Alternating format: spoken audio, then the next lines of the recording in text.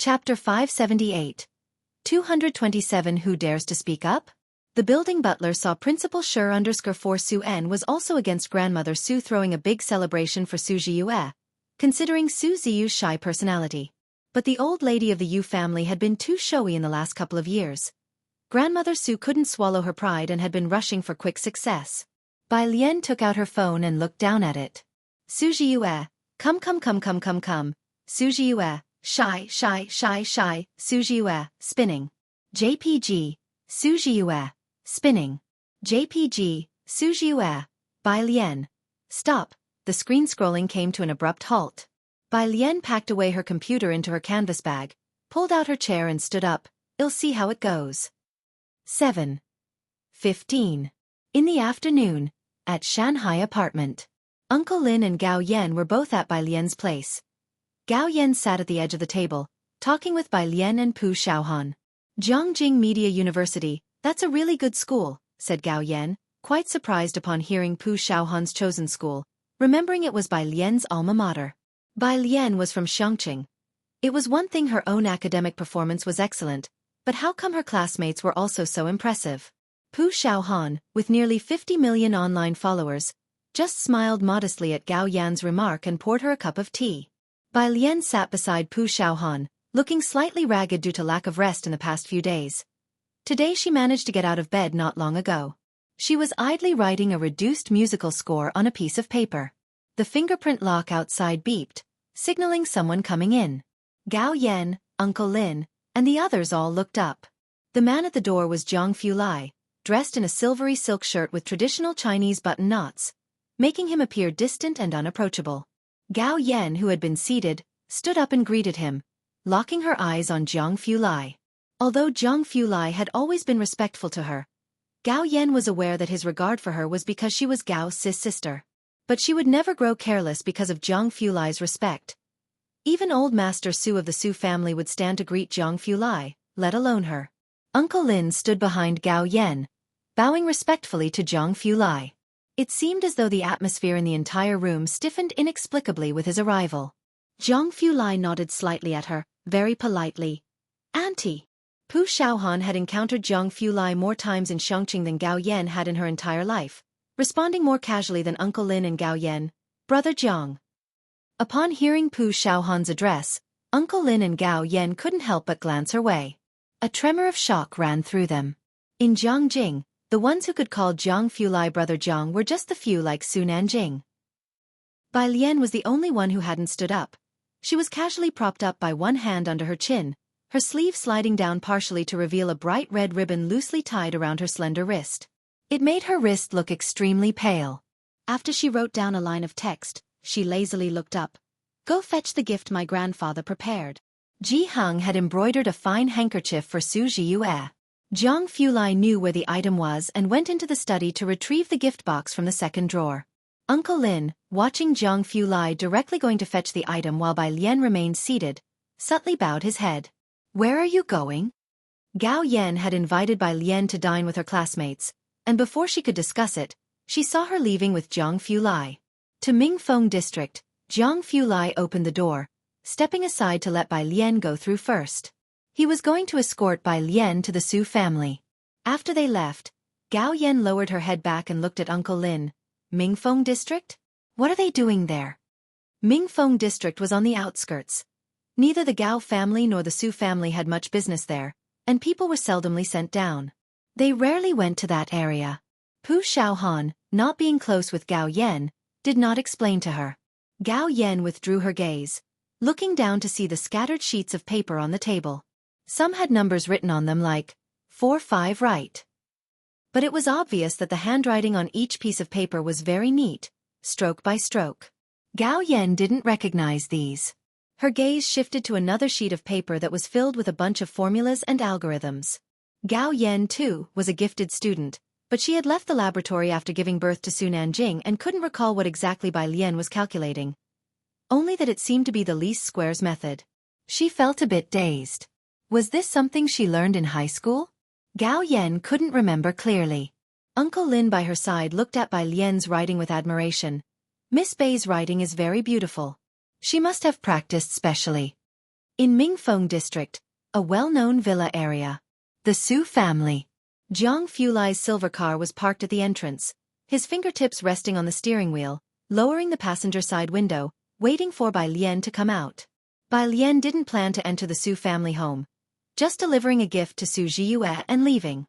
She had sent a message to Su Zhiyue from the car, and Su Zhiyue was waiting for her at the iron gate.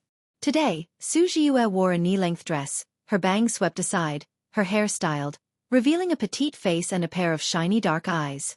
When Bai Lian saw her, she was standing by the iron gate with a flushed face, her fingers unconsciously pinching the hem of her dress.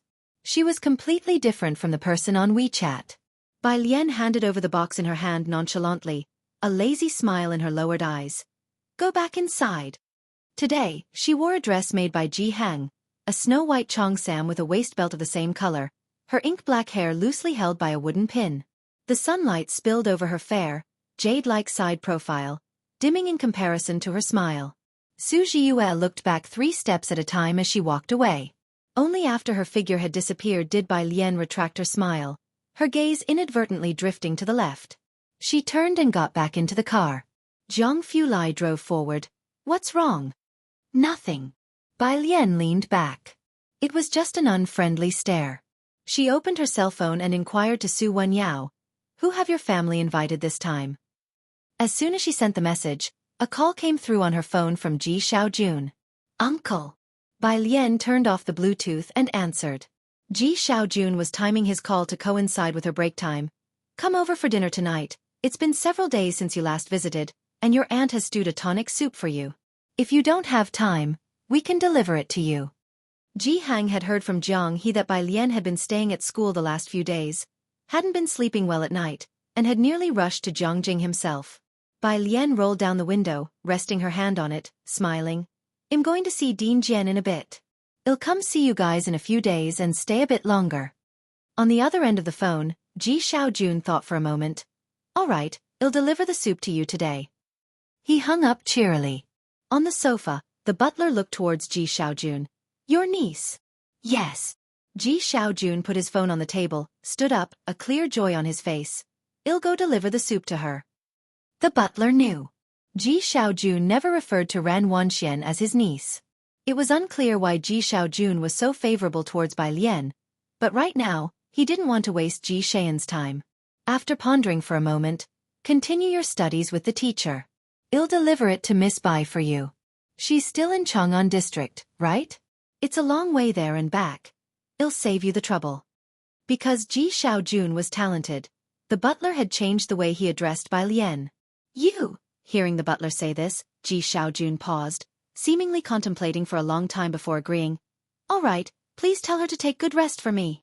That evening, Xiaojie parked the car in front of Building 11 of Shanghai apartment. The butler got out of the back seat, and Xiaojie emerged from the driver's side, eyeing the building number. It should be this place, right? The butler took out his phone, squinted at it for a while, confirmed it was correct, and then the two of them entered together. On the 3rd floor. They had no intention of taking the stairs and waited for the elevator to come down at the elevator lobby. The elevator was descending from the 3rd floor.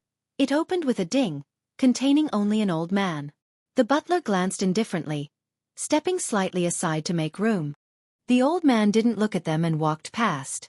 As the old man passed him by, the butler suddenly paused, turned to look at the receding figure. You are? Principal Shi? If you find any errors, ads pop up, ads redirect, broken links, non-standard content, etc. Please let us know report so we can fix it as soon as possible. Chapter 579, The Mu Family's Hope. The arrogant offspring of Chen Yi under Wan Xiu stopped when he heard the voice. He was still wearing his glasses and turned around at the door to look at the butler, unable to remember him. You are? The butler's hair was speckled with white, his skin loose and wrinkled, and his pair of eyes cloudy and unfocused, revealing no particular sense of vitality. Our young master used to be your student. Xiu didn't remember his own butler, which wasn't a surprise to the butler. His attitude respectful. I have met you before. Xiu had encountered numerous students and parents, so naturally, he didn't remember people he had met over a decade ago who were not significant. Upon hearing this, he merely nodded slightly toward the butler, then immediately took a call and left. The butler stood at the elevator for a long time before finally lowering his gaze and entering. "Do you know him?" In the elevator, Xueqi curiously looked at the butler. "Yes," the butler responded indifferently, without much interest. "The principal of Zhongjing University." Butler had met Principal Shi. Back when Mu Qiong was still around, Shiyu was the vice principal of Zhongjing and had visited the Mu family. The butler had been with Mu Qiong since she was small and had met Shiyu. There wasn't a tradition of promoting from another location at Zhong University, so after all these years, Principal Shi must have been confirmed in his position. The principal of Zhong University? Xiaojie regretted not having taken a better look earlier. How come he is here? The butler was lost in memories and did not reply. At 3:03, the door was opened by Pu Xiaohan, who was still holding a black chess piece in her hand. She took the thermos from the butler. "Bai Lian has gone out. Would you like to come in for some tea?" "No need." The butler shook his head, vaguely seeing what seemed to be a boy in the living room. He turned and took Xiaojie away. When they got on the elevator, Xiaojie pressed the elevator button, and suddenly recalled that Principal Shi had just come down from the 3rd floor, right? Zhongyin Art Building. Bai Shaoqi was learning in the office with her teacher, who mostly gave one-on-one private lessons. Shaoqi. The handsome young man outside came very early today. The girl next to Bai Shaoqi stood up and whispered in her ear. Bai Shaoqi turned her head and saw Song Min waiting at the door, wearing a white t-shirt, casually scrolling on his phone with downcast eyes. He was always aloof and rarely spoke. Especially recently, his gaze seemed colder, making him even more unapproachable. And his interactions with Bai Shaoqi had become even less frequent. It had only been a couple of days since Song Min arrived in Zhongjing. He had a driver's license, so Mrs. Song let him come to pick her up. Bai Shaoqi and the girl left the room, and the three of them entered the elevator together. Many Zhongyin students had gone abroad for study during summer vacation, so the art building was empty. The elevator had only them. As the doors closed, Bai Shaoqi, standing by the door, pressed for the 1st floor. The art building had 7 floors, and they were on the 6th floor. Her glance fell on the middle button for the 3rd floor, which sported a forbidden sign, making her wonder. "Oh, that," the girl next to Bai Shaoqi answered with a smile. "The 3rd and 4th floors are recording studios. The 3rd floor studio must be used by some big shot. Usually, you can't go in there during such times. How I wish I could go in and record on my own someday." The girl's voice was filled with longing. Zhongyin boasted the best recording studios in all of Asia and was also well known internationally. Not to mention domestically, a bunch of people from overseas came to Zhongyin for these studios. Both Bai Shaoqi and Song Min glanced at the 3rd floor, which was marked with no entry. 3rd floor. Recording studio. Dean Jian's right hand played 4 notes all on one string to the right, the melody flowing naturally like echoes from a distant mountain. Bai Lian stood beside him, slowly and meticulously fitting her tortoiseshell artificial nails on her fingers while bowing her head. After playing that segment, Dean Jian stood up and moved aside. "It's roughly this tune, try it for yourself." Bai Lian sat down, lifted her hands, and replicated the segment Dean Jian had just adjusted. As she raised her arm, her strength flowed to her fingertips. Although it was the same tone, it always sounded more resonant when she played. Dean Jian retreated next door, listening to the playback recorded by the staff. "Dean Jian, is this your disciple?" The recording engineer hadn't seen Dean Jian's students before and was just amazed at Bai Lian's musical ear. "Why haven't I heard of her previously?" There were many who studied the guzheng at the school. Naturally, the most outstanding was Dean Jian, and next were his 3 disciples. Leng Shuhe was the only female among them and was quite famous in Zhongjing. Naturally, the recording engineer thought of her. Upon hearing this, Dean Jian looked up at the girl still working the guzheng in the footage. Bai Lian had always said she wasn't as good at playing the guzheng as her teacher or her mysterious senior sister. With her already profound musical sense, who exactly were the other 2? He had scoured the guzheng players and hadn't found a teacher from the same faction as Bai Lian. If you find any errors, ads pop up, ads redirect, broken links, non-standard content, etc., please let us know report so we can fix it as soon as possible. Chapter 580, The Mu Family's Hope, the Arrogant Offspring of Chen Yi and Hu. "It's not her, Shu's sense of music isn't as good as hers," Dean Jian replied to him. "Such a musical sense is a real pity not to be involved in music. How big is the likelihood of snatching her from Zhong University?" Dean Jian pondered this at the bottom of his heart. Meanwhile, the recording engineer was surprised. If it wasn't Leng Shuhe, then who was this girl? He watched through the camera as Bai Lian gently placed her hands on the strings and looked up to speak with the man beside her. The boy was dressed in a crisp white shirt, and seemed to have felt the gaze, as he glanced indifferently towards the camera. The recording engineer immediately lowered his head as his gaze met those pale, faint eyes. After listening to all the recordings, Dean Jian said, "It's about there, Teacher Zhao, thank you for your hard work." With headphones on, the recording engineer enjoyed a feast for the ears in the top-notch recording studio combined with Bai Lian's and Dean Jian's collaboration. "Miss Bai," the recording engineer said after listening to the recording. As Bai Lian was taking off her artificial nails, braving Zhang Fulai's chilly aura, he took out his phone to add Bai Lian on WeChat. "If you want to record anything in the future, just come directly to me." Bai Lian took out her phone and allowed him to scan the QR code. Soon, she received an ad request notification. Zhao Jianxin. Bai Lian accepted it. Only after Bai Lian and the other two left did Zhao Jianxin finally breathe a sigh of relief, looking at the tall and cool silhouette beside Bai Lian. After they left, a staff member approached Zhao Jianxin. "Mr. Zhao, the principal is still waiting for you." "Yeah," Zhao Jianxin packed up his things to leave. "Your school's equipment is really good. When can you lend it to our music station to use?" Around 8 in the evening. Dean Jian led Bai Lian and Zhang Fulai through Pomegranate Grove to an octagonal two-story loft to the south, surrounded by a circular colonnade. By this time, the sky had darkened, and the street lights on either side were on. The security guard in the booth at the front of the small building stood up quickly when he saw Dean Jian. "Dean Jian." "Open the door," Dean Jian said, looking at the wooden door that were shut, his hands hanging by his sides. "We're here to pay respects to our ancestors." The guard had already taken out an old-fashioned long key to unlock the door. Dean Jian led the way up the steps inside.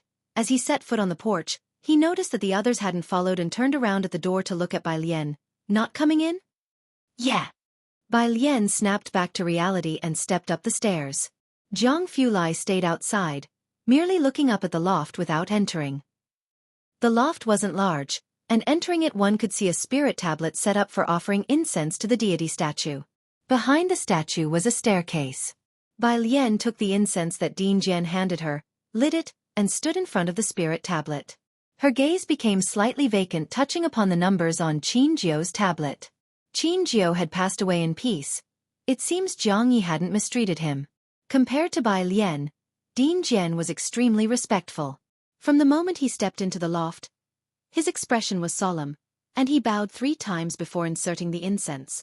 Qin Jiu is the belief of Jianjian's zither masters and disciples. Whether for exams or work changes, these people would come to pay respects to the ancestor. With the zither, this huge sect, Qin Jiu occupied half of the territory. After he finished offering incense, he noticed Bai Lian was still fixedly looking at the tablet without moving. Her dark eyes were cast upon the tablet, but her gaze seemed a bit distracted. Several minutes later, Bai Lian came back to her senses and inserted the partially burned incense into place. Shanghai apartment. In 303, when Zhang Fulai and Bai Lian returned, Pu Shaohan and Zhang He were playing Go in the living room. Zhang He was sitting cross-legged on the carpet, holding a white stone across from Pu Shaohan. Seeing Pu Shaohan place a stone, he unthinkingly placed his white stone on a spot. "Wait!" Pu Shaohan picked up the white stone he had just placed and returned it to him, also retrieving her own black stone. "Birdie, give me another chance, I placed it wrong just now." She put her black stone where Zhang He had just placed his. Zhang He. No one touched the piece of paper Bai Lian left on the table. Pu Shaohan couldn't understand any of it. In 303, except for Zhang Fulai, no one dared to tidy up Bai Lian's stuff, fearing they might carelessly lose her important data. "Right," Pu Shaohan retracted another stone then looked up at Bai Lian. "Previously, Principal Shi came looking for you, and also, an elderly person delivered soup for you." She pointed to the thermos on the table. Bai Lian was aware, but she wondered what Principal Shi wanted with her. She bowed her head to take out her phone, and sent a message to Principal Shi. Shan Yu replied quickly. "The dean of the Chinese department is looking for you. When can you come to the university? He waited for you all afternoon today and has an academic conference tomorrow. He'll return the day after tomorrow. If you find any errors, ads pop up, ads redirect, broken links, non-standard content, etc., Please let us know report so we can fix it as soon as possible. Chapter 581. The Mu Family's Hope. The arrogant offspring of Chen Yi under 3 by Lian didn't understand why someone from the Department of Chinese Language and Literature was looking for her. I'm going to my uncle's the day after tomorrow. Shen Yu felt gloomy on the other end. How could it be the uncle again? Let's meet up another time then. She happened to see Su Wenyo's message, which he replied to the group that went to the Su family today. Aside from them, there were also people from the Yu family. The Yu family? Bai Lian tapped her fingertips on the screen, thoughtfully pondering the uncomfortable gaze she felt at the door that afternoon, wondering who it was. Next to her, Jiang Fulai glanced at the thermos and sent a message to Ming Dongheng to take it back to room 301 to reheat. Oh no! Pu Xiaohan stood up, having been tormented by Jiang He all night. Lian, you must avenge me. Bai Lian raised her eyebrows. She casually crossed her legs and sat down. Her pale fingertips picked up a black ghost stone, and she gave Jiang He a nonchalant glance. With that look, Jiang He knew he was in trouble. Pu Xiaohan was beside Bai Lian, massaging her shoulders. Go Lian. 1 minute later. The black stones lost. 30 seconds later. The black stones lost. The black stones lost again. Pu Xiaohan hammered her back even more vigorously. Lian is so powerful. Jiang He. He couldn't help it and looked up at Jiang Fulai, who was sitting off to the side with his legs crossed, watching the excitement. Jiang Fulai was holding a teacup, gently blowing on the tea foam before taking a sip, then glanced at Jiang He slowly and indifferently with an air of laziness and nobility. But Jiang He saw clearly the undisguised mockery in his eyes. Not only did he not help, but he also ridiculed him. On the 17th, Bai Lian went to Ji Shayan's home. You haven't lost weight. Shen Qing bought a bunch of groceries and kept them at home. As soon as Bai Lian arrived, she examined her from head to toe, nodding. You also look well. This physical condition clearly surpasses Tang Ming and Ning Xiao by a great deal. Those two guys couldn't handle a single all-nighter at Boyuan before. Shen Qing was relieved. Bai Lian stayed here for 1 night and didn't leave the next day either. Afternoon. Xiao Jie brought Ji Xiaojun back. After getting out of the car, Ji Xiaojun looked at the butler inside. Would you like to come up for a meal? Alien came yesterday. He and Shen Qing usually eat quite casually, but when Bai Lian came, both of them became excellent chefs. No, I'll just go up for a visit. The butler's face was full of exhaustion. Whenever he met Principal Shi, he inevitably remembered Master Mu Qiong. The butler had been assigned to him since Mu Qiong was born. After Mu Qiong passed away, the old Mr. Mu was deeply affected, and the butler was no less so. You should get ready for the banquet at the end of the month. The butler got out of the car and walked with Ji Xiaojun toward the elevator. The young miss will take you. Ji Xiaojun had only met Mu Yining a few times. The two of them talked all the way up about company and banquet matters until Ji Xiaojun opened the door. It was then that the butler stopped. Inside the apartment, Bai Lian was sitting on the couch. She was dressed in casual clothing, her eyes slightly downcast, playing with her phone and swiping through the Zhongjing app problems. When she saw Ji Xiaojun return, she lazily greeted him. Then she continued calmly tapping through the questions. A WeChat message flashed across her phone's banner. Su Jiyue, as 5 slok. Bai Lian didn't understand and clicked to take a look. The other side didn't reply, and just as she was about to, her phone rang. It was Principal Shi's call. Next to her, the butler was still chatting with Ji Xiaojun. The butler glanced at Bai Lian, and seeing that she was going to the balcony to answer the call, he didn't ask more. The dean of the Chinese department has some free time to come back. Are you home? In order to avoid missing Bai Lian again, Shen Yu had learned to call Bai Lian in advance. Uncle's place. Bai Lian rested her hand on the balcony railing, concise and to the point. On the other end of the phone, Shen Yu paused, looking at the people in his office. Do you have time to come to the school? Bai Lian tapped her fingers on the railing, pondering for a moment. Then I'll head back to school first. Great. Shen Yu was very excited. Bai Lian hung up the phone, pushed open the balcony door to come out, and bid farewell to Ji Xiaojun. Leaving now. Hearing Bai Lian was about to leave, Ji Xiaojun quickly stood up. It was rather abrupt. Yes, Bai Lian bowed slightly, picked up a book from the side, stood up and said softly. Something came up, and Xiaohan is also still at my place. The butler held his teacup and glanced at the book. It was just 2 basic music theory books, and with disinterest, he retracted his gaze and took a sip of tea. With that sip, the butler paused involuntarily. He naturally could tell the quality of the tea, and Ji Xiaojun didn't care much for tea. The tea he had previously at Ji Xian's place was common market fare. This tea seemed a bit like the one he had tasted before at Ji Heng's, and the butler found it strange. Ji Xiaojun knew Xiaohan was staying with Bai Lian. You even bring her with you for meals. Her parents visit your grandfather every week. If you find any errors, ads pop up, ads redirect, broken links, non-standard content, etc., please let us know report so we can fix it as soon as possible.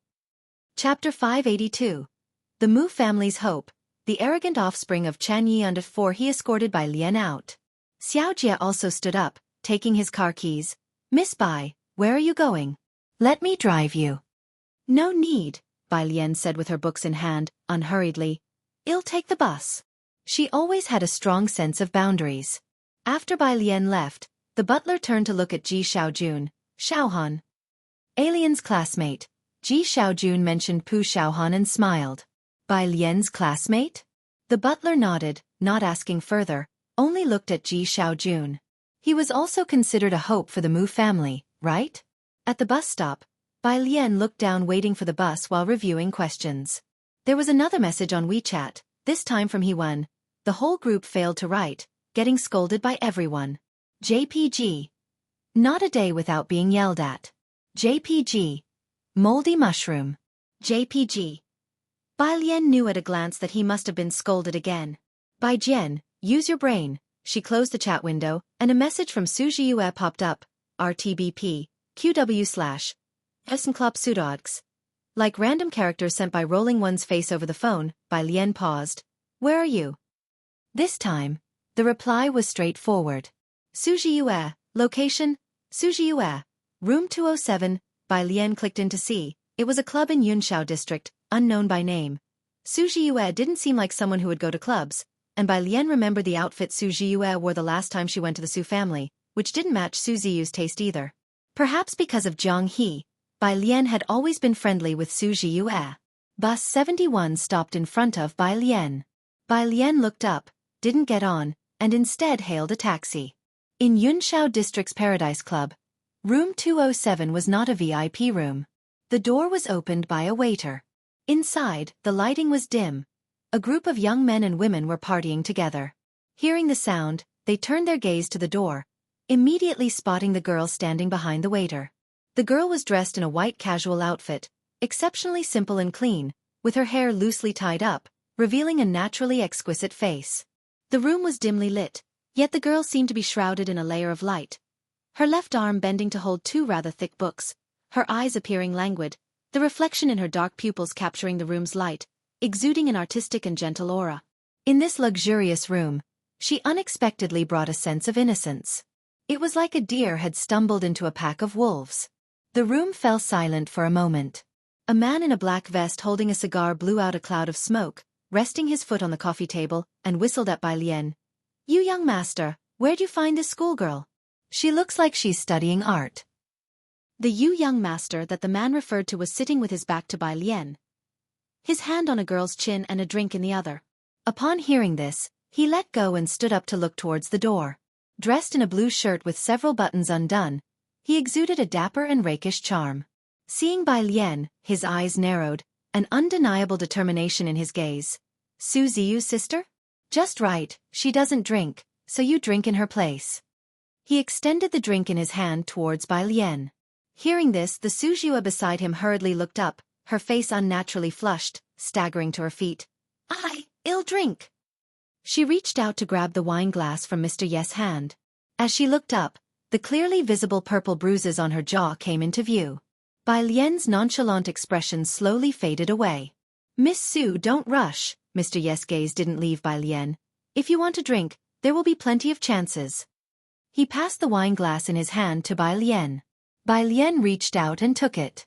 The others in the private room laughed, not surprised at all. Mr. Yu fixed his gaze on Bai Lian, unbuttoning another button and licked his lips. You're much more sensible than your sister. Don't drink it. Su Jiyue didn't expect Bai Lian to take the wine. She clutched Bai Lian's arm, her dark eyes filled with terror. How did you get here? She tried to grab the wine in Bai Lian's right hand, holding the base of the tall glass, but the glass wouldn't budge. Su Jiue blinked in confusion. Bai Lian noticed her mind didn't seem quite clear, and then casually tossed a book with her left hand onto the coffee table. Bending down, she seemed to sniff the fragrance of the wine, and as expected, it was spiked. She looked up, took 2 steps forward, and under the heavy shadow, poured the entire glass of wine over Mr. Ye's head, splashing some on her own hand. She frowned and reached for a tissue. Calmly wiping the back of her hand, she stared at Mr. Yu and coolly asked, "Would you like another drink?" In the private room, no one had anticipated someone would dare to mess with Mr. Yu to such an extent. The lively room instantly fell silent enough to hear a pin drop. Mr. Yu wiped the wine off his face, accustomed to being flattered by others. It was the first time he'd been publicly shamed, and his complexion was exceedingly ugly. "Good, very good." A few lackeys immediately brought over 3 bottles of wine and tried to help capture Bai Lian, to forcibly pour the liquor into her. They hadn't even touched Bai Lian's collar before she kicked them aside. The loud noise momentarily startled Su Jiue into clarity, and she frantically shook her head at Bai Lian, her voice tinged with sobs. "You should go, don't worry about me. This is Yu Hongjing. His sister Yu Hongyi is a favorite of the Chen family. He's Yu Hongyi's only brother." "Tsh," Yu Hongjing wiped his face, fixating his stare on Bai Lian's face. "Now you're scared, eh? I'm telling you, it's no use, get her for me." Before he could finish his sentence, he was kicked over onto the coffee table behind him. Bang! Wine glasses and bottles scattered all over the table. In an instant, Yu Hongjing spat out a mouthful of fresh blood. He hadn't expected someone to still dare to attack him after hearing his name. You really are." Yu Hongjing felt his ribs break as he propped himself up with his hands and involuntarily took 2 steps back. Today there was only a wooden hairpin in her hair, which was a bit disheveled from the scuffle. Bai Lian removed the hairpin, leisurely and methodically wrapping her hair up again. Her head bowed slightly, her ink-black hair loosely hanging down, the hem of her white pants now stained with a droplet of Yu Hongjing's blood. Apart from Su Jiue, most around her were sprawled chaotically on the ground, and yet there she was, casually redoing her hair in such a place. Those who came here were either rich or noble, guests that regular members couldn't afford to offend, and the moment they sensed trouble, they called the police. The bar was just down the street, where, to prevent incidents, an outpost had been set up. In less than 5 minutes, the sound of police sirens could be heard outside. Yu Hongjing glared at her fiercely, and upon hearing the siren he staggered to his feet. "It's over, no matter who you are, let me tell you, you're finished." Bai Lian's eyelashes carelessly drooped as she finished arranging her hair, toying with a lighter in her hand, her fingers pressing the lighter, causing a ghostly blue flame to emerge. Jiangjing, someone Su Jiue would call a person of the Chen family. Listening to the sound of the sirens, Bai Lian glanced down at Yu Hongjing. A person of the Chen family? A descendant of Chen Yi? What Chen Yi? Yu Hongjing had completely different associations in mind. He thought Bai Lian was referring to Chen Yi as an honorific. He scoffed. "It's no use even if you find Chen Yi." Jiangjing University. Shan Yu sat in his office, and the middle-aged man next to him paced back and forth, glancing at his wristwatch. "Principal, she should have arrived by now, right?" Having met Bai Lian twice, he knew her as an extremely polite person. Shan Yu looked at the darkening sky and also found it strange. Picking up the microphone on his desk, he said, "I'll give her a call. If you find any errors, ads pop up, ads redirect, broken links, non-standard content, etc. please let us know report so we can fix it as soon as possible." Chapter 583. 229 Detained an ancestor under 1. Shan Yu held the receiver in his left hand and dialed a string of numbers directly with his right. Although he had only seen it once, he remembered Bai Lian's number and didn't need to look it up deliberately. The phone rang several times, but no one answered. Beside him, the dean of the Chinese department sat back down, picked up his now cold tea, and stared at Shan Yu without blinking. The call disconnected automatically. If Bai Lian were in the library, Shan Yu could understand an automatic disconnect due to silence mode, but she had already said she was coming to the university, so he put the receiver back on the cradle. It was a bit strange. Guessing that Bai Lian might be close to arriving, Shan Yu waited for a while before looking up at the dean of the Chinese department. "Dean Xu, Bai Lian wants to test into the Tongfeng class." Dean Xu had very short hair and sat there exuding a scholarly elegance that seemed to calm the passage of time. Upon hearing Shen Ye's words, he put down his teacup and said, "I know." The dean did not say anything else. Shen Yu had communicated with Bai Lian's homeroom teacher, and knew that Bai Lian was an extremely studious and respectful student after interacting with her twice. Speaking with Bai Lian was truly comfortable, with a gentlemanly demeanor and a humility that was self-cultivating. Shen Yu felt that she must have been influenced by great literary figures in her childhood, as this kind of cultural sophistication wasn't possessed by just anyone. However, he also wondered which reclusive literary figure from Xiangqing was responsible for it. Dean Xu looking for Bai Lian did not surprise Shen Yu. There was only one perfect score essay this year, and he was sure the dean knew who wrote it. Unfortunately, it was Bai Lian who wrote that essay. If it had been any other student with average grades, Dean Xu would have gone out of his way to admit the student to Jiang University's Chinese department. Concerned about Bai Lian, Shen Yu reached out to redial her number. This time, after 2 rings, the call was hung up. His usual impassive expression vanished, and he looked down at the phone for several seconds before pressing the redial. "Hello, the number you have dialed is now switched off." This time it went straight to voicemail. Shen Yu stood up and put the receiver down. "What's wrong?" Dean Xu saw his uneasy expression. "Her phone has been switched off by someone," Shen Yu said, his face growing dark as he took out his own phone. It had been switched off by someone, not her. In Yunshao district, at the police station. The man in charge of the case turned off the continuously ringing mobile phone, resting his hand on the table. "I wouldn't have guessed. You really hit hard." He had already ascertained that this girl was not from Zhongjing, and that she had only a single grandparent at home. Bai Lian glanced at him and ignored his comment, just looking at the turned-off mobile phone. The internal line rang, and he stood up to answer it outside.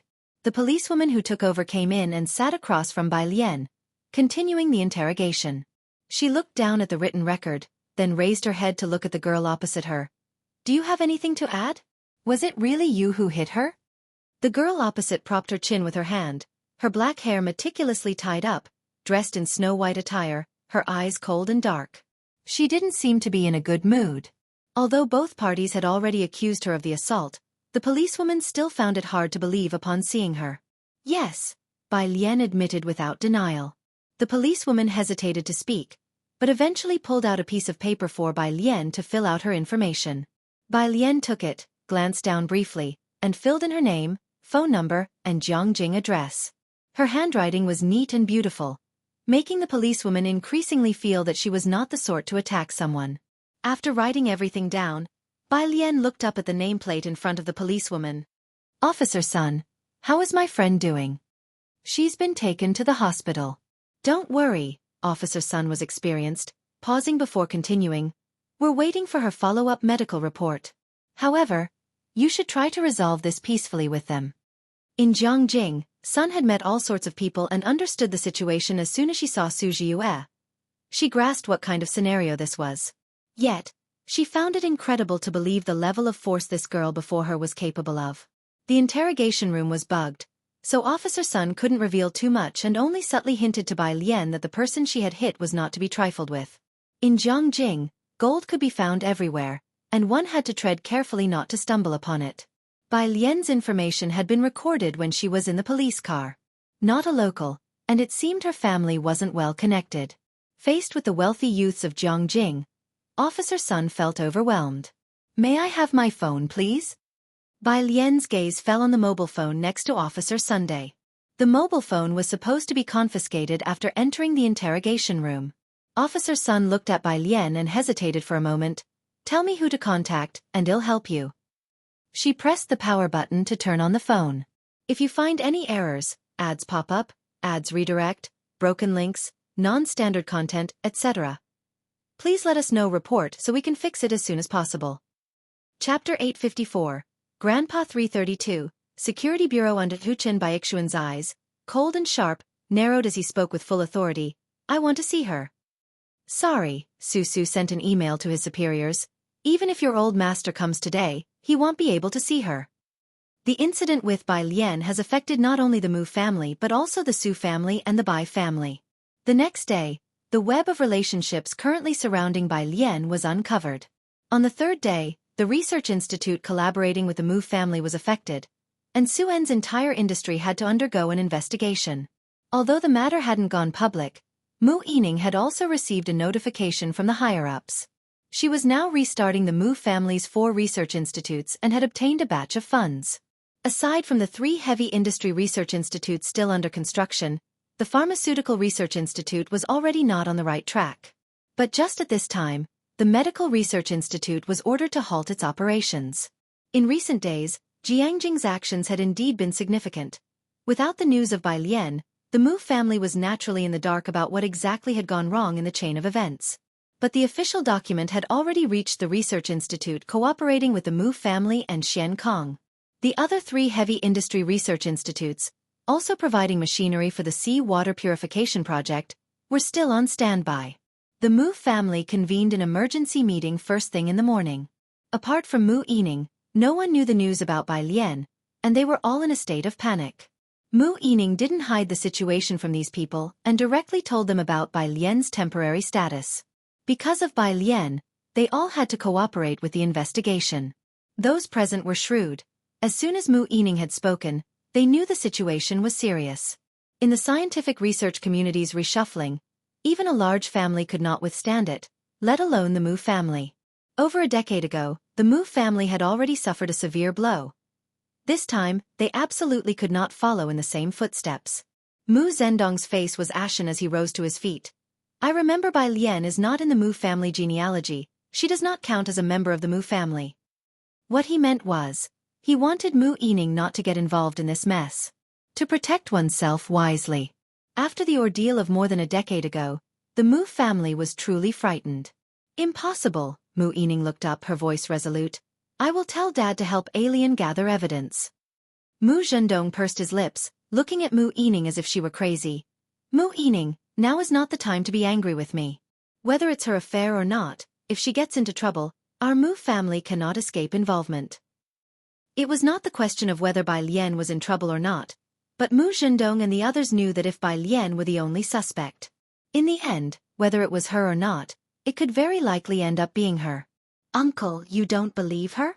Mu Yining remained silent, but Mu Zhao, standing behind her, looked up. Do you believe him? Mu Zhendong asked Mu Zhao, somewhat incredulously. Mu Yining lowered her eyes to sip her tea, signaling her position. After muttering to himself for a while, Mu Zhendong left with a sweep of his sleeve. I see you really are crazy. Upon leaving, he immediately instructed someone to buy him a plane ticket and started to tally his assets. Mu Yining turned to the others present and restated her stance. She is a descendant of the Mu family, I believe in her. Those who are afraid of being implicated are free to terminate their contracts with us ahead of time. Aside. The butler looked at Mu Yining without interrupting, only asking Mu Zhao, do you really believe in Miss Bai that much? Sister Bai, she scored full marks on her college entrance examination, Mu Zhao simply stated. The butler did not understand why Mu Zhao would bring this up out of nowhere. What did Bai Lian's full score in the college entrance exam have to do with this? Her essay also received full marks. Mu Zhao turned his head, looking at the butler. An essay full of power that trended online. One cannot write such an essay without sentiment. If you think she is problematic, you might as well believe I'm Emperor Jiangwu. The butler. What kind of statement was Mu Zhao making? Meanwhile, the Bai family was facing a similar situation. Bai Qiming had not received news from Bai Lian for a long time. Lately, Bai Xueqi's collaboration with Song Min had been going well, though Bai Shu's apprenticeship process had been somewhat affected. The official document had been delivered to the Bai family. Bai Qiming was shocked. They had not been in contact with Bai Lian and did not know the current situation in Jiangjing. He only called Bai Xueqi. Bai Xueqi was also unclear about Bai Lian's situation. But since it involved an academy, he had heard some rumors in the laboratory. Over the phone, he spoke somberly. I've also been sent out of the laboratory by the professor. It seems her component is problematic. Dad, you should prepare early. This news startled Bai Qiming. The entire Bai family had never encountered such a situation, and the wish of Bai Lian's great-uncle to bring her back into the Bai family tree had never been revoked. Suddenly facing this issue, he was so shocked that he didn't know what to do.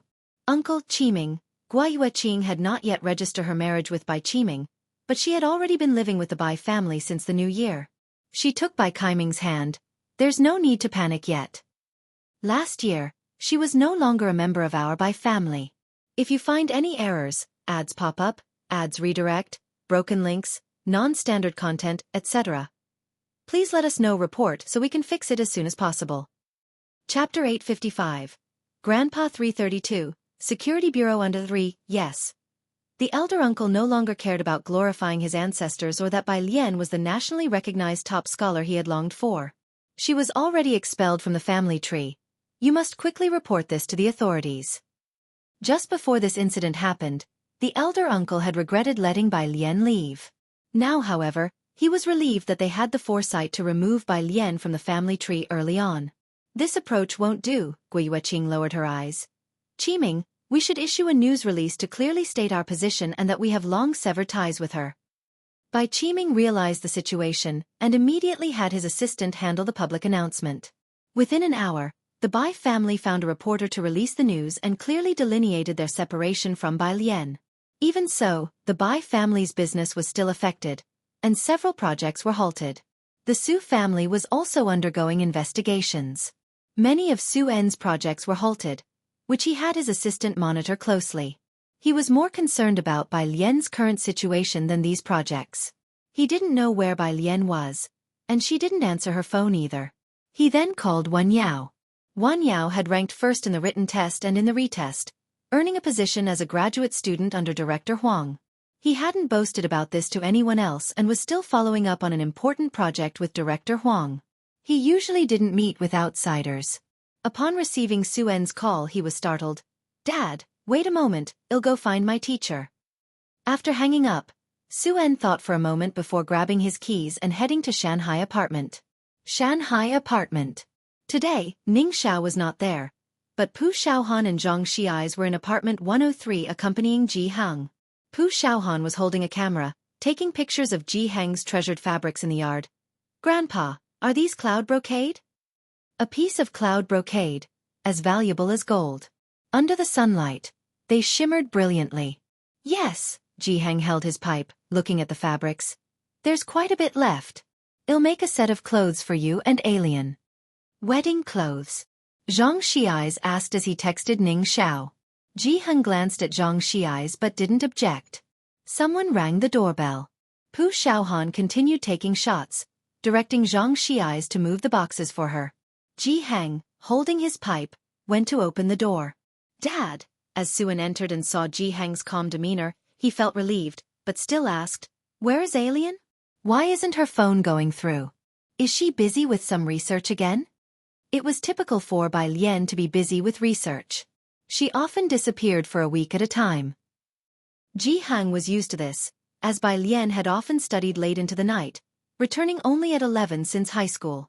Even before college, she worked on research with Wan Yao and then went abroad for further studies, sometimes gone for over a month.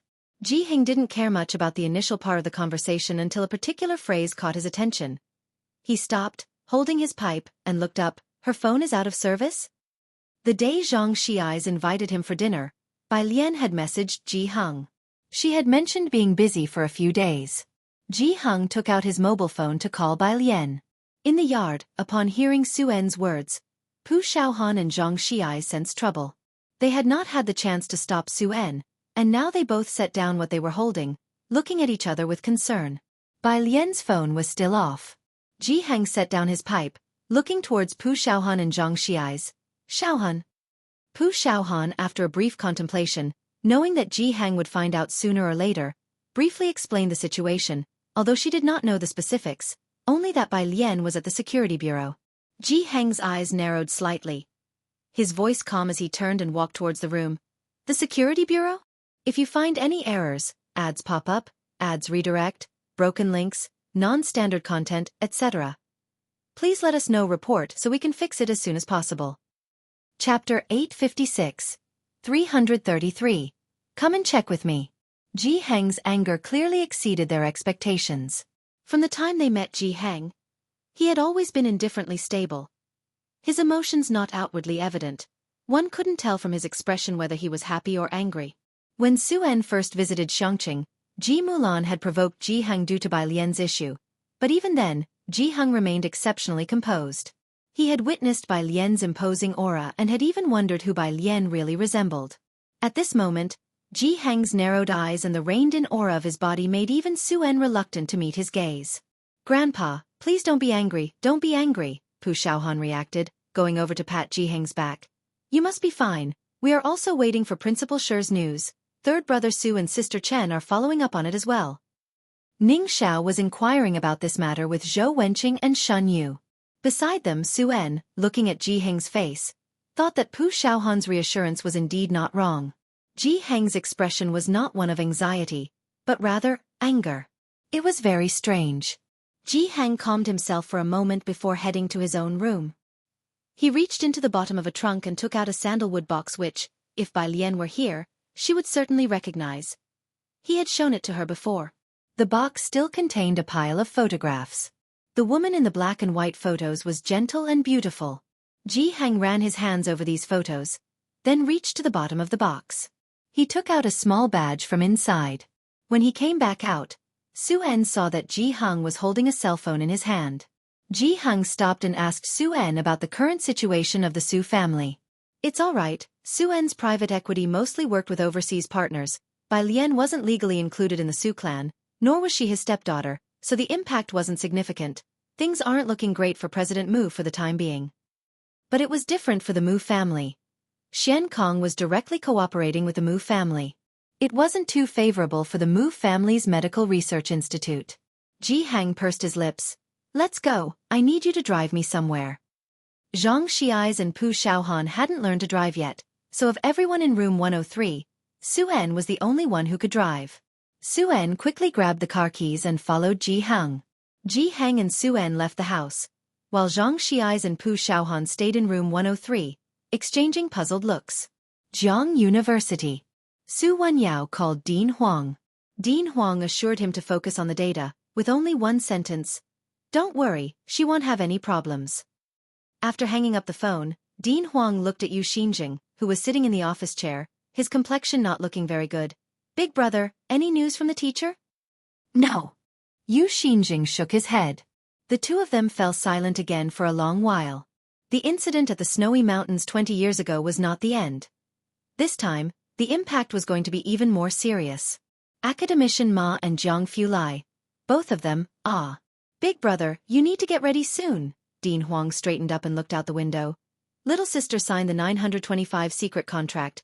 We have to prepare for her to move to the front and start accepting disciples on behalf of the teacher." The two of them knew that Bai Lian's research direction was the same as their teacher's. If Ma Tongfeng really didn't return this time, they had to be prepared to let her step into the limelight. Not many people knew about Bai Lian's situation. The Wen family. Right after Wen Jixia finished discussing the promotion project with Uncle Wen, she received a WeChat message from her former classmate at Beiqing High School, with a link. "I remember last year, the Bai family was saying that Bai Lian, the national top scorer, was part of their Bai family, so why are they now releasing news to dissociate themselves from her?" Last year, the Bai clan had made several trips to Xiangqing but failed to bring Bai Lian back. Wen Jixia had heard about it too. But she had not given it much thought. Until now. When Jixia opened the news link, which was very straightforward, Bai Qiming publicly dissociated himself from Bai Lian, stating that as early as last year Bai Lian was no longer listed in the Bai family household register. Based on Wen Zixia's understanding of the Bai family, Bai Qiming would never release this news for no reason.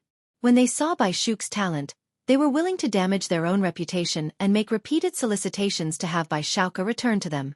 Now Bai Lian had demonstrated potential far exceeding Bai Shu's, and Wen Jixia did not believe the Bai family would give up on Bai Lian so easily. She pressed her phone, sending the news to Bai Lian and adding a question mark. Bai Lian did not reply directly. Wen Jixia was not surprised. Sometimes Bai Lian was too busy with experiments to carry her phone. She would reply when she saw it. But this time, until 11 o'clock at night, Bai Lian still had not responded. When Jixia frowned, having just finished showering. While drying her hair, she called Bai Lian's phone, only to find it turned off. The hand that was drying her hair paused, and she turned to send a message to Pu Xiaohan. Of the friends Bai Lian made in Xiangqing, she was more familiar with Pu Xiaohan than others. If you find any errors, ads pop up, ads redirect, broken links, non-standard content, etc., please let us know report so we can fix it as soon as possible. Chapter 587. Even your family's old man stepping in was useless under one. The operator on the other end of the phone recognized Lu Shaming's voice immediately and began to feel nervous. Today, Officer Zhang is on duty, and there's just one case of a brawl. Zhang Iliang. As soon as Lu Xiaoming heard mention of Officer Zhang, he knew who it was. Zhang Iliang was his go-to person. Most of the leaders in the department had high hopes for him and were preparing to promote him to inspector this year. Everything had been going smoothly, and Lu Xiaoming was happy to groom him. But he hadn't expected such a slip-up from him today. Lu Xiaoming directed his car onto the main road. Under normal circumstances, posting bail was enough to be released from detention, and nothing unusual would happen. But having heard what Principal Shi said, Lu Xiaoming knew that Zhang Iliang had screwed up today, detaining someone without offering the chance to post bail. Lu Xiaoming felt a cold sweat break out on his back when he heard the operator's report. He knew that if this situation wasn't handled properly, their whole station, from top to bottom, would face a major reshuffle. At the station, Zhang Iliang was negotiating with two young masters in the break room. The man in the blue-black shirt with his legs crossed dictated his statement to Zhang Iliang. "We just invited these two classmates to have a couple of drinks. She refused to drink and even beat us up like this." Zhang Iliang nodded while jotting down notes. "Looking for trouble, endangering public safety." Sun Fei poured a cup of water and headed to the detention room. "Sun Fei," the elder by her side said, noting the direction she was headed, and knew she was going to see the girl. "Officer Zhang hasn't left yet. Don't be too obvious. It's not entirely bad for her to be in detention. Otherwise, falling into the hands of those young masters, who knows what would have happened." Sun Fei pushed the door and entered. The female student was still sitting on the chair, although her posture was no longer as straight as before. She leaned against the back of the chair, her eyelashes lowered like a small animal basking in the sun's rays, looking particularly relaxed. She appeared calm and composed, as if she had no idea what had just happened. "Have some water," Sun Fei said, placing the teacup on the table. Bai Lian opened her eyes and saw the white porcelain mug on the table. She picked it up. "Did you send the message for me?" she asked. "Yes," Sun Fei recalled the last message Bai Lian had sent, which was to Xueqi. "I told him to go to Yunshao Hospital, but I don't know which ward your friend is in." Sun Fei had not been dispatched elsewhere and only knew that all the individuals involved tonight were at Yunshao Hospital. "No problem," Bai Lian tapped her fingers lightly on the cup.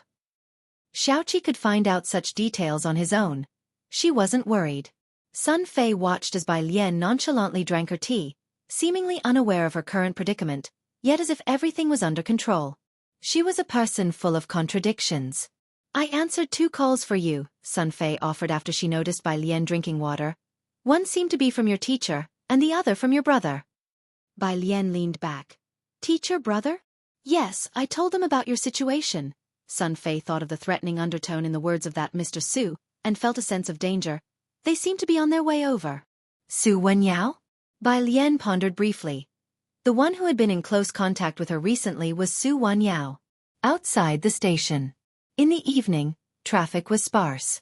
Lu Xiaoming was in Yunshao district, and he was the closest to the station. It took him less than 10 minutes to get to the station. People here recognized his car, and as soon as he parked, someone came over to receive him. "Chief Lu, what brings you here now?" Lu Xiaoming's expression was grim. "Who was detained tonight?" "A female student. Sun Fei is guarding her." "Take me to see her," Lu Xiaoming said and headed straight for the detention room, his urgency palpable. "Bring me the interrogation record and her files." The Su family lived in Xinjiang district, which was probably not a 10-minute drive away. Soon after, someone handed over Bai Lian's interrogation record and files to Lu Xiaoming. Lu Xiaoming walked while looking down, seeking trouble, intentional injury. These terms were unrelated to the brawl and seemed to be judged from the perspective of the other party. His frown deepened as he flipped further to Bai Lian's personal information. Bai Lian, female, not from Zhongjing, current address at Shanghai apartment. Data that could easily be overlooked. He closed the file just as someone opened the door to the detention room. The girl probably didn't expect anyone else to come in. She looked up unhurriedly, her dark pupils slightly surprised. Seeing she was unharmed, Lu Xiaoming breathed a sigh of relief. "Miss Bai, please come with me to the office first." Sun Fei herself was standing at the door. She turned her head in surprise when she saw Lu Xiaoming asking Bai Lian to his office. "Why is Chief Li here?" "If you find any errors, ads pop up, ads redirect, broken links, non-standard content, etc. Please let us know report so we can fix it as soon as possible. Chapter 588. Even your family's old man stepping in was useless. Understood. The precinct was indeed large, and aside from major criminal cases, Sun Fei rarely saw Le Xiaoming in person. Today's incident involved the Yu family, which certainly had some background, but they only contacted Chief Zhang. So, how did Lu Xiaoming come and take away Bai Lian? Lu Xiaoming brought Bai Lian to his office and made her a cup of tea. Please take a seat, Miss Bai. He didn't know what Bai Lian's relationship was with the Su family, but Shunyu himself had said she was a good classmate from Jiang University, and just on that basis alone, it was enough to make Lu Xiaoming treat her cautiously.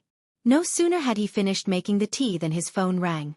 Lu Xiaoming glanced at it and felt a tightness in his chest, hurrying out the door. Chief Lu, why did you release that Bai Lian? Zhang Ilyang had just finished interrogating the people involved with Yu Hongjing and heard that Lu Xiaoming had come and released Bai Lian. He was about to ask Lu Xiaoming if he knew Bai Lian. But to his surprise, Lu Xiaoming didn't look at him, and walked straight past him towards the main entrance. Faced with Lu Xiaoming's coldness, Zhang Ilyang felt something was amiss, and quickly followed him. Just as they reached the door, a fiery red convertible screeched to a halt right at the entrance. The overhead lights by the door were on. Underneath the light, the red car body reflected a chilling gleam. In Jiangjing, luxury cars were commonplace, and all eyes were fixed on the license plate. The plate bore only two characters, A and 8. Such special license plates were unique to the big shots of Xinjiang district. Su Nanjing stepped out of the car, his glasses hanging from the neck of his t-shirt, keys still in the ignition, walking straight inside with a handsome and gentle appearance, but his sharp eyes made it hard to meet his gaze. Lu Xiaoming quickly followed, not daring to slack off in the slightest. Third young master, she's in my office. Su Nanjing didn't look at anyone else, just glanced at Lu Xiaoming. Take me there. Lu Xiaoming led him to the office. After the two left, the others finally exhaled, their eyes fixed on Su Nanjing. Chief Zhang, who is that guy? His 8 on the license plate is worth more than my life. Most people in the Yunshao district precinct had never had the chance to even meet third young master Su. I don't know. Zhang Ilyang naturally had not seen him either, but felt uneasy and followed them directly. In the office. When Su Nanjing entered, Bai Lian was sitting in the chair next to her, playing with her phone as the air conditioning hummed in the room. She was dressed in snowy white clothes, her delicate features framed by gently fanned eyelashes, her fingertips idly tapping the screen of her phone. Despite hearing that she had been involved in a fight, her hair and clothes were exceedingly tidy, not a wrinkle in sight. Only specks of red dotted her white pants, like tiny plum blossoms fallen upon the crisp white snow. Xueqi had sent her a photo. Bai Lian opened it and saw it was a blood test for Su Jiyue. Upon hearing someone enter, she glanced up and saw Su Nanjing, leaning back in her chair, her eyes lazy. Why are you here? Seeing that Bai Lian was unharmed, Su Nanjing breathed a sigh of relief, and his heart, which had been in his throat, finally settled. He slumped into the seat next to her. I called you, heard you got into a fight, that you're in police custody, under mandatory detention. What's the panic? Bai Lian began pouring him a cup of tea, her tone languid but her words arrogant. I never lose fights. Her white attire and her dignified posture as she poured the tea. Her graceful movements revealed a light-colored infusion gently filling the cup. Her actions were unhurried and elegant. Su Nanjing watched her pour the tea, just as serene and composed as in his memories, unable to imagine her engaging in a fight. She was much like Zhang Fulai, always maintaining her poise. She might be downcast, but never discomposed. After confirming she was all right, Su Nanjing finally took a sip of his tea. He pulled out his phone and opened WeChat to send a message to Zhang Fulai, assuring him all was well. The second he received the call, Su Nanjing had driven over immediately and notified Zhang Fulai. Meanwhile, Lu Xiaoming didn't dare to sit, only watching the interaction between Bai Lian and Su Nanjing, feeling even more shocked inside. In Jiangjing, everyone in the circles knew the weight of the 3 young masters of Jiangjing. Lu Xiaoming was able to keep his cool when he received the call from Shunyu, but the call from the Su family had him all out of sorts. Especially now. In the face of Su Nanjing, Bai Lian remained unperturbed. From their conversation, one could tell that not only were they very familiar with each other, but Su Nanjing appeared to be at a disadvantage. The cold sweat that had barely dissipated from Lu Xiaoming's back reappeared. Who exactly was this girl? When had such a person appeared in Jiangjing? If you find any errors, ads pop up, ads redirect, broken links, non-standard content, etc., please let us know report so we can fix it as soon as possible. Chapter 589. Even your family's old man stepping in was useless under 3. Fine. Su Nanjing stood up and fished out a cigarette from his pocket, biting down on it. I'll take her back first, there are people waiting for her at home. Can I leave now? Bai Lian looked up. Lu Xiaoming almost had a myocardial infarction from her single remark. Of course, Miss Bai, you can leave whenever you wish. Not detaining the parties involved in the brawl and forcefully detaining others was unreasonable to begin with. He truly feared that if Bai Lian said one more word, his position might be at risk. Fortunately, Bai Lian didn't say more, only standing up. I still have 2 books. Books? Lu Xiaoming hurriedly opened the door of the office, glancing at Sun Fei standing outside. Where are Miss Bai's books? His Miss Bai was very polite. Sun Fei was startled too, and hurriedly said, in the meeting room, I'll fetch them. She quickly brought over Bai Lian's 2 books. They were both stained with blood, which had dried. Lu Xiaoming saw the bright red blood and knew the fight had been intense. Associating it with Bai Lian's clean and neat white clothes, he couldn't help but gasp in shock. But he dared not ponder more and went in to give Bai Lian her books.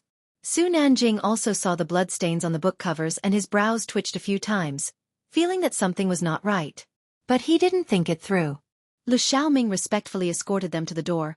Third young master, rest assured, I will investigate this matter thoroughly and will not bend the law for personal gain.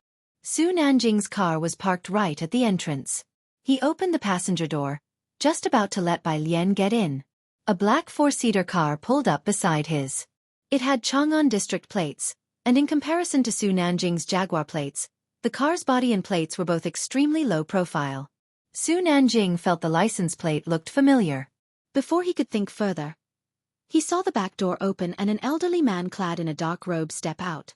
The moment he saw that face, Su Nanjing's mouth fell open. As a former student of the management department at Jiangjing University, Su Nanjing naturally recognized Principal Shi, but since he was only an average talent, he didn't see Principal Shi often. The ability to speak with Principal Shi was entirely because Principal Shi used to seek out Jiang Fulai often. He was just included by chance. Not expecting to see Shunyu here, Su Nanjing couldn't hide his surprise. Principal Shi, what brings you here? The high-caliber students of Jiangjing University were united externally despite internal strife, and Principal Shi, beloved by many, would even be treated respectfully by Old Master Su himself. Shunyu maintained a clear conscience and did not get involved with their several families. Although Old Master Su had invited him several times, he always declined. All the way here, Shunyu was on edge. Recalling Bai Lian's face, he realized it was indeed likely to provoke trouble. He had the driver speed all the way here. He opened the car door before the car even stopped fully, not looking at Su Nanjing, but casting his gaze on Bai Lian standing behind Su Nanjing, and his hanging heart finally settled. Principal Shi, Bai Lian placed the books on Su Nanjing's passenger seat, lifting her brows slightly. An unexpected incident occurred today, and I didn't manage to find you. The brother and teacher that Sun Fei mentioned were likely Su Nanjing and Shunyu. No problem, I heard you got into a fight, Shunyu nodded, his gaze falling on the Xiaoming and the others. That's sheer nonsense. How could you possibly get into a fight? Are you all right? Bai Lian didn't feel the least bit guilty. I'm fine. After a brief exchange at the entrance, Shunyu turned his attention to Su Nanjing, whom he recognized, if only as an afterthought, Su Nanjing. The way he said, Su Nanjing, the 3 words were obviously much more perfunctory. And not nearly as amiable. Su Nanjing wasn't surprised by Shunyu's attitude. After all, Shunyu still remembered his name, unlike academician Ma who would say, if you invest in the new equipment today, you are Su Nanjing, the 3rd young master. Without investment. Friend, who are you? What Su Nanjing found surprising was that Shunyu and Bai Lian knew each other, and not only that, but why was Shunyu speaking to her so kindly? Su Nanjing didn't think it was because of Jiang Fulai's relationship. Shunyu was not only Jiang Fulai's good friend but also the 3rd young master of the Su family. Yet look how perfunctorily Principal Shi treated him. As for Bai Lian knowing Su Nanjing, Shunyu casually observed them, then noticed Su Nanjing standing half a step behind Bai Lian. It suddenly dawned on him that Bai Lian came from Xiangqing. Previously, the fact that Bai Lian was from Xueqi merely made him feel contemplative, but seeing Su Nanjing today, Xuanyu paused. He remembered someone was in Xueqi and had recently returned to Jiangjing, stirring excitement in the academic circles. Glad you're fine, Xuanyu thought while he spoke with Bai Lian. No rush with Dean Shu, he isn't busy in the next few days. Just let me know when you have time. If you find any errors, ads pop up, ads redirect, broken links, non-standard content, etc. Please let us know report so we can fix it as soon as possible. Chapter 590. Even your family's old man stepping in was useless under 4.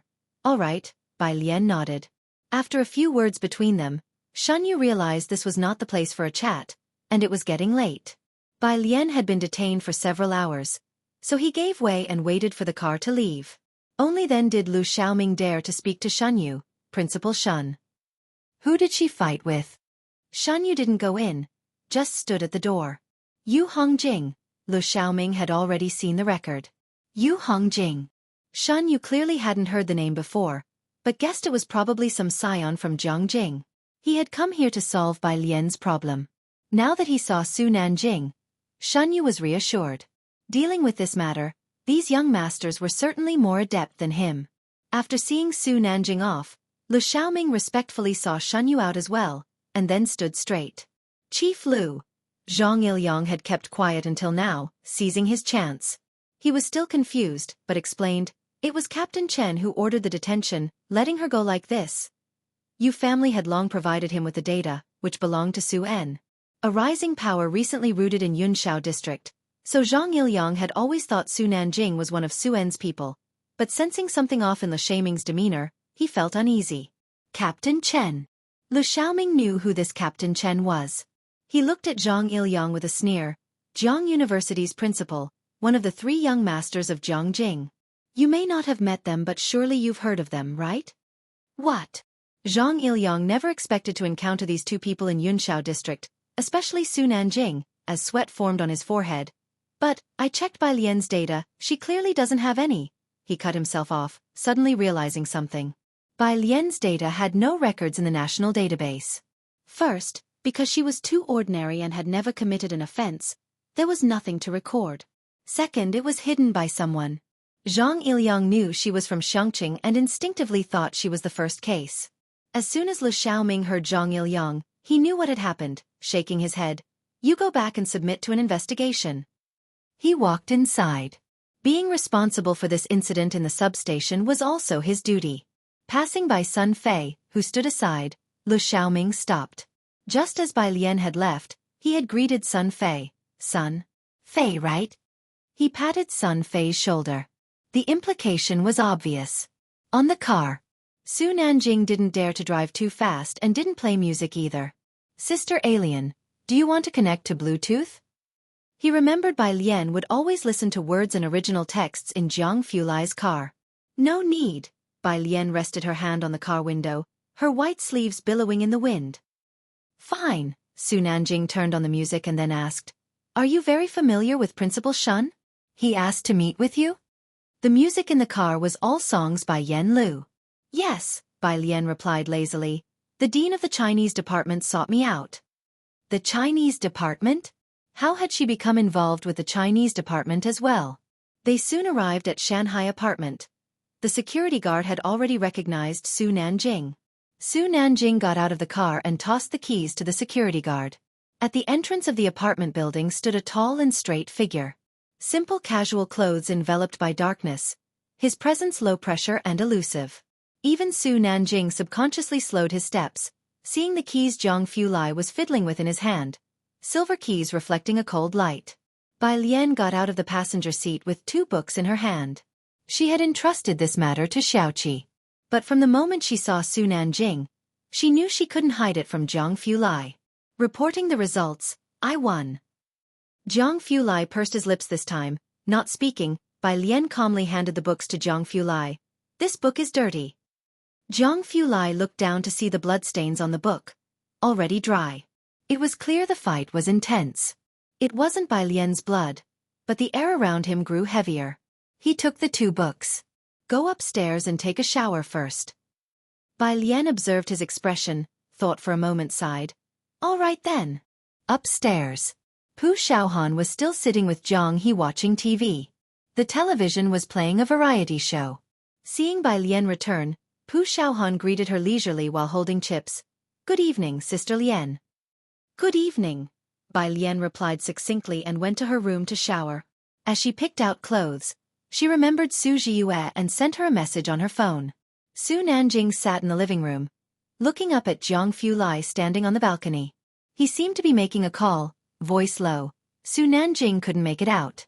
His phone vibrated in his pocket. Su Nanjing glanced at it. It was a message from Lu Xiaoming. It was about the case investigation.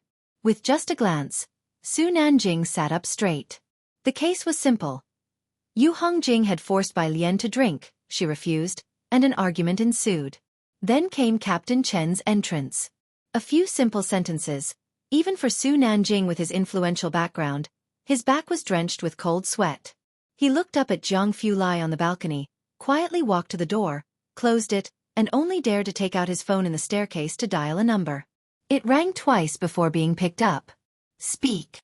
The voice on the phone, a woman's, was crisp and decisive.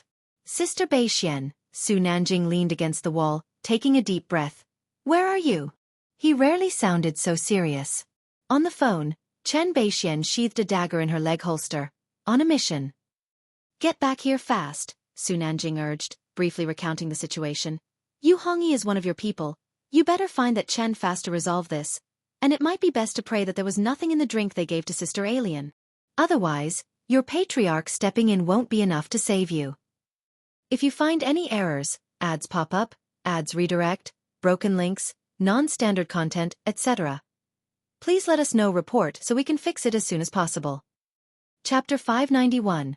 231 Gathering at Jiangjing. Major shuffle under one in Bai Lian's room. She had just finished showering. She changed into her lounge clothes and was now toweling her hair dry, not liking to use a hairdryer. Xueqi's call came in just then. Sis, have you come out?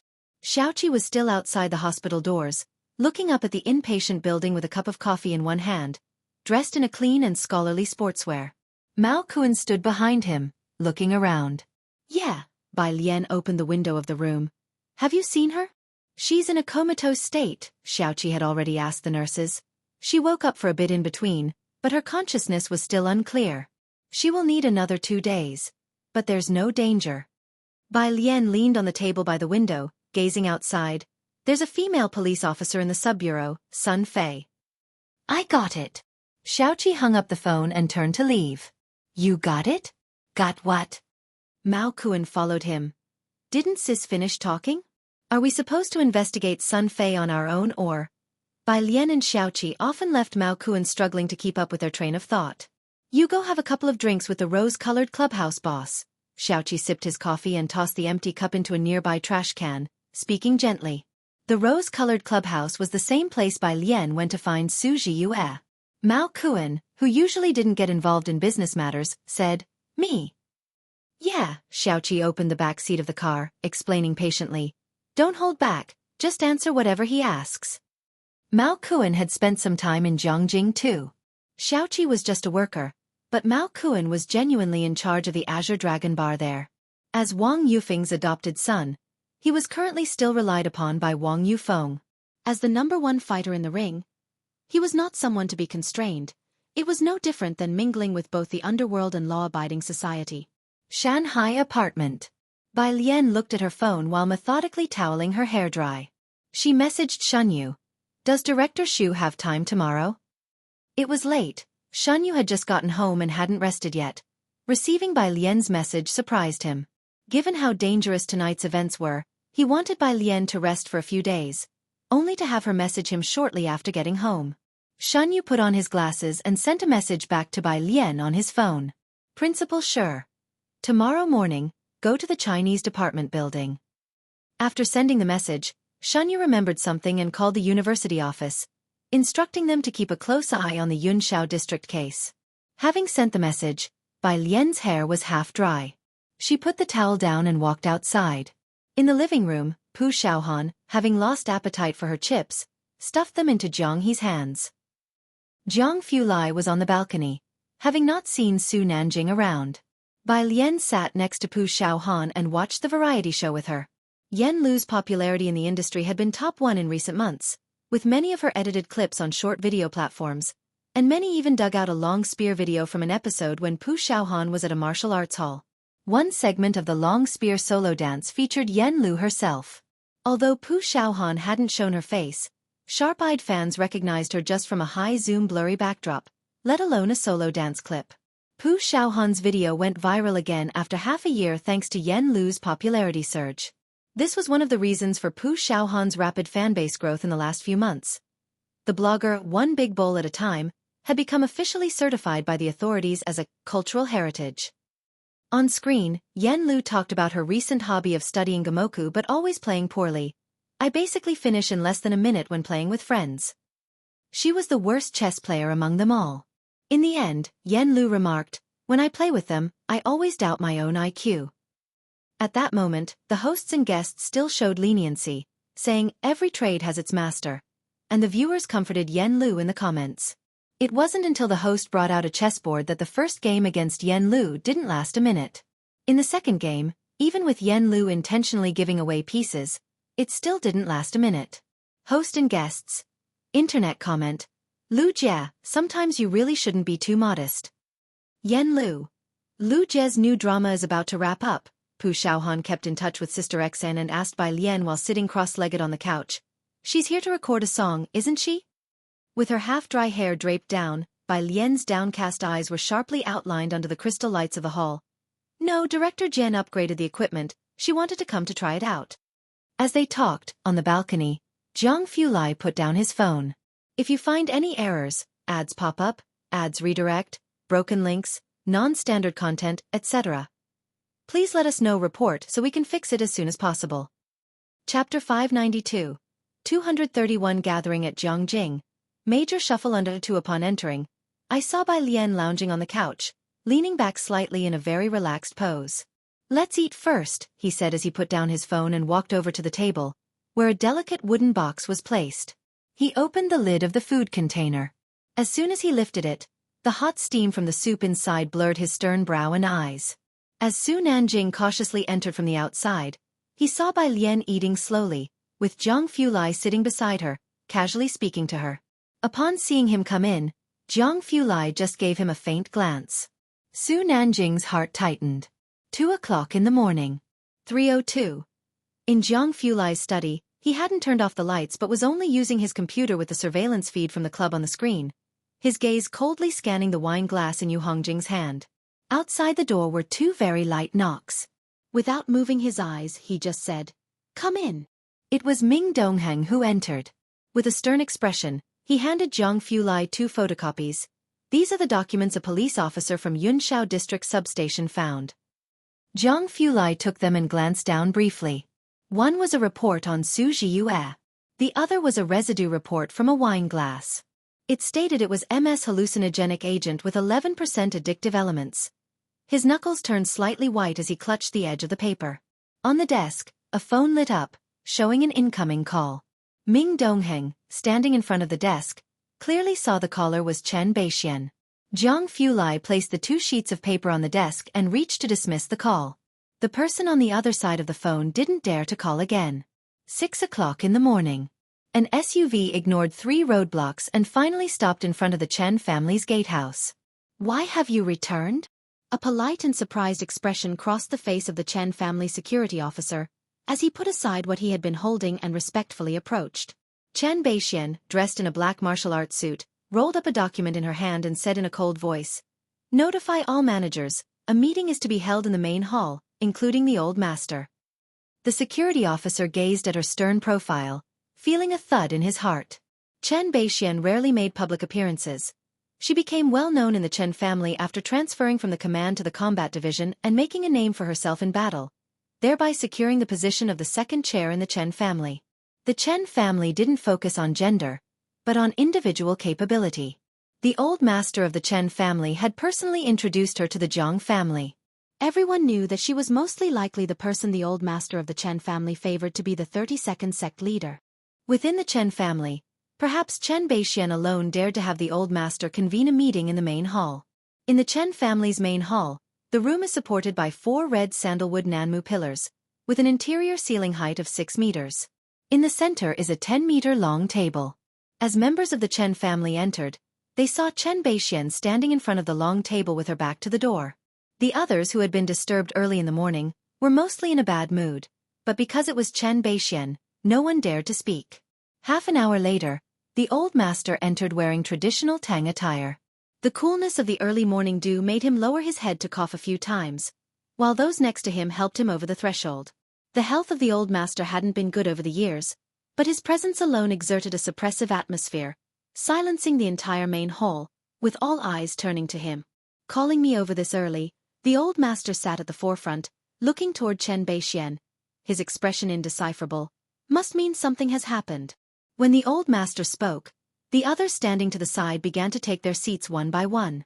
Who oversees Folt Road in Yunshao district? Chen Beixian swept her gaze around the room, finally resting it on the old master. A middle-aged man stood up. Miss Beixian, that would be me. Chen Beixian tossed the document she was holding in front of him. Chen Lupeng glanced down. It was a file on a minor case. He didn't recognize the name Yu Hongjing, but since it was similar to his subordinate Yu Hongyi, it struck a chord. The next page contained information on the hallucinogenic agent, a substance itself prohibited and associated with drugs, not circulating on the market. Chen Lupeng's complexion darkened as the appearance of such a thing within his jurisdiction dawned on him. He couldn't help but look toward the old master. The old master wasn't looking at him, instead resting with closed eyes, waiting for Chen Beixian to finish before opening them. Is that all? The Shun family, the Su family, and the Zhang family, they are all watching this matter, replied Chen Beixian, meeting the old master's gaze. With each name Chen Beixian mentioned, Chen Lupeng's complexion turned one shade paler, breaking out into a cold sweat by the last name. The old master, whose expression had remained calm and inscrutable, finally showed some agitation. Chen Lupeng stood up, wiping sweat from his forehead. We'll start an immediate investigation. After he left, the old master turned to look at Chen Beixian. What exactly is going on? If you find any errors, ads pop up, ads redirect, broken links, non-standard content, etc., please let us know. Report so we can fix it as soon as possible.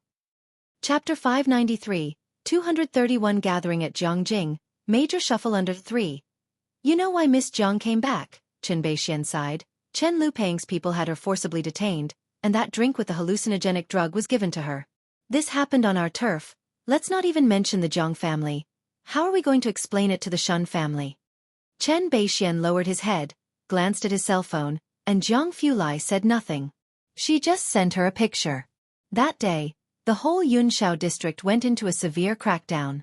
The next day, just after 7 in the morning, in the office of the dean of the Chinese department at Jiang University.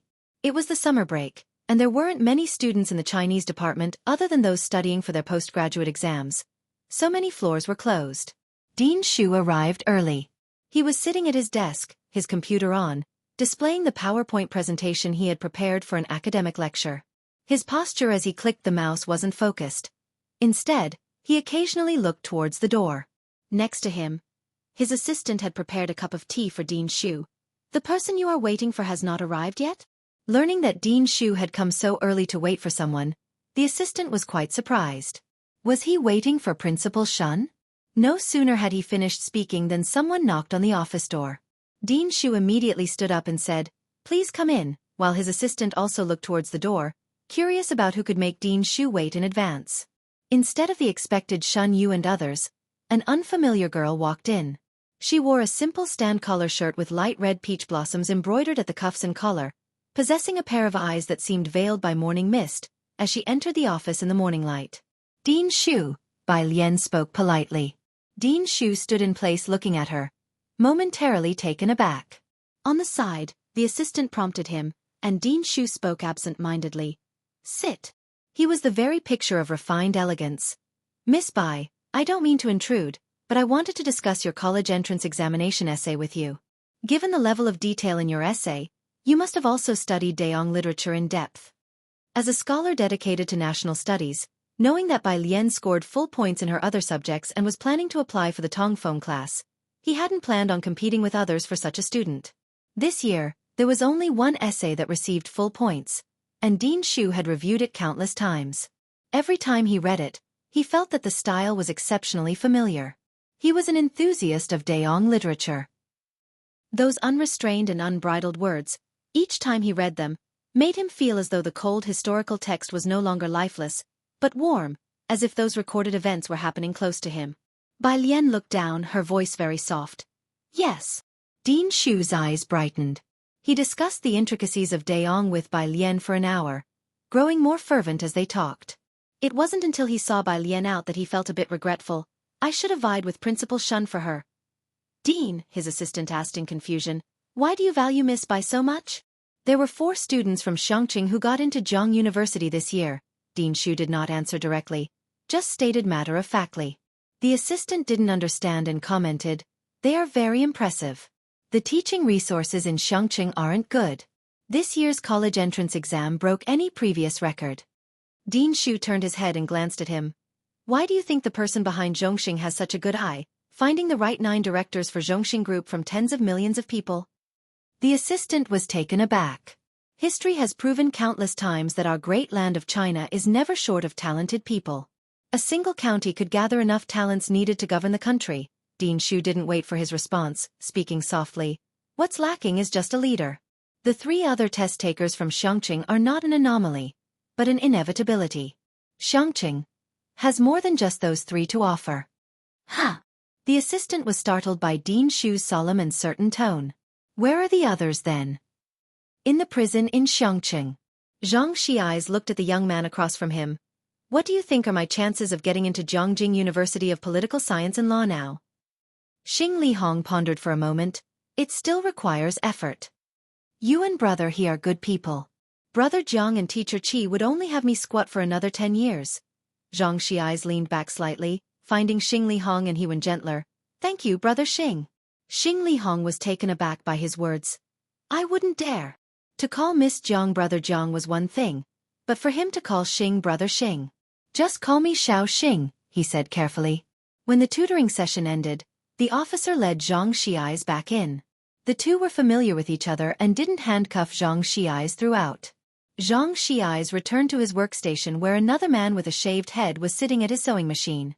As soon as he saw Zhang Xi's coming, he hurriedly stood up, stepping aside. Brother Zhang, have you finished your studies? If you find any errors, ads pop up, ads redirect, broken links, non-standard content, etc., please let us know report so we can fix it as soon as possible. Chapter 594, 231 Gathering at Jiangjing, Major Shuffle Under 4. This is 0147, Bald, Li Shang, fought with a good person. Aren't you supposed to be released from prison today?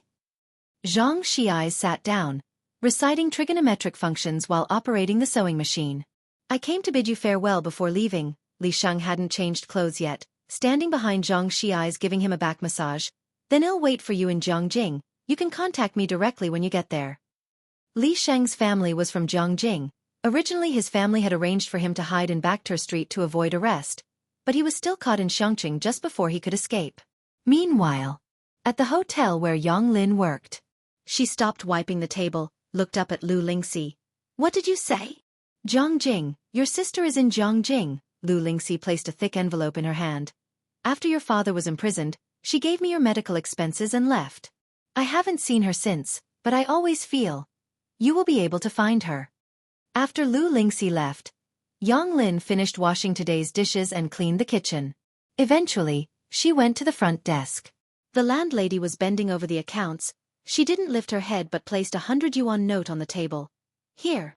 Landlady, Yang Lin didn't take the money. I won't be coming in tomorrow.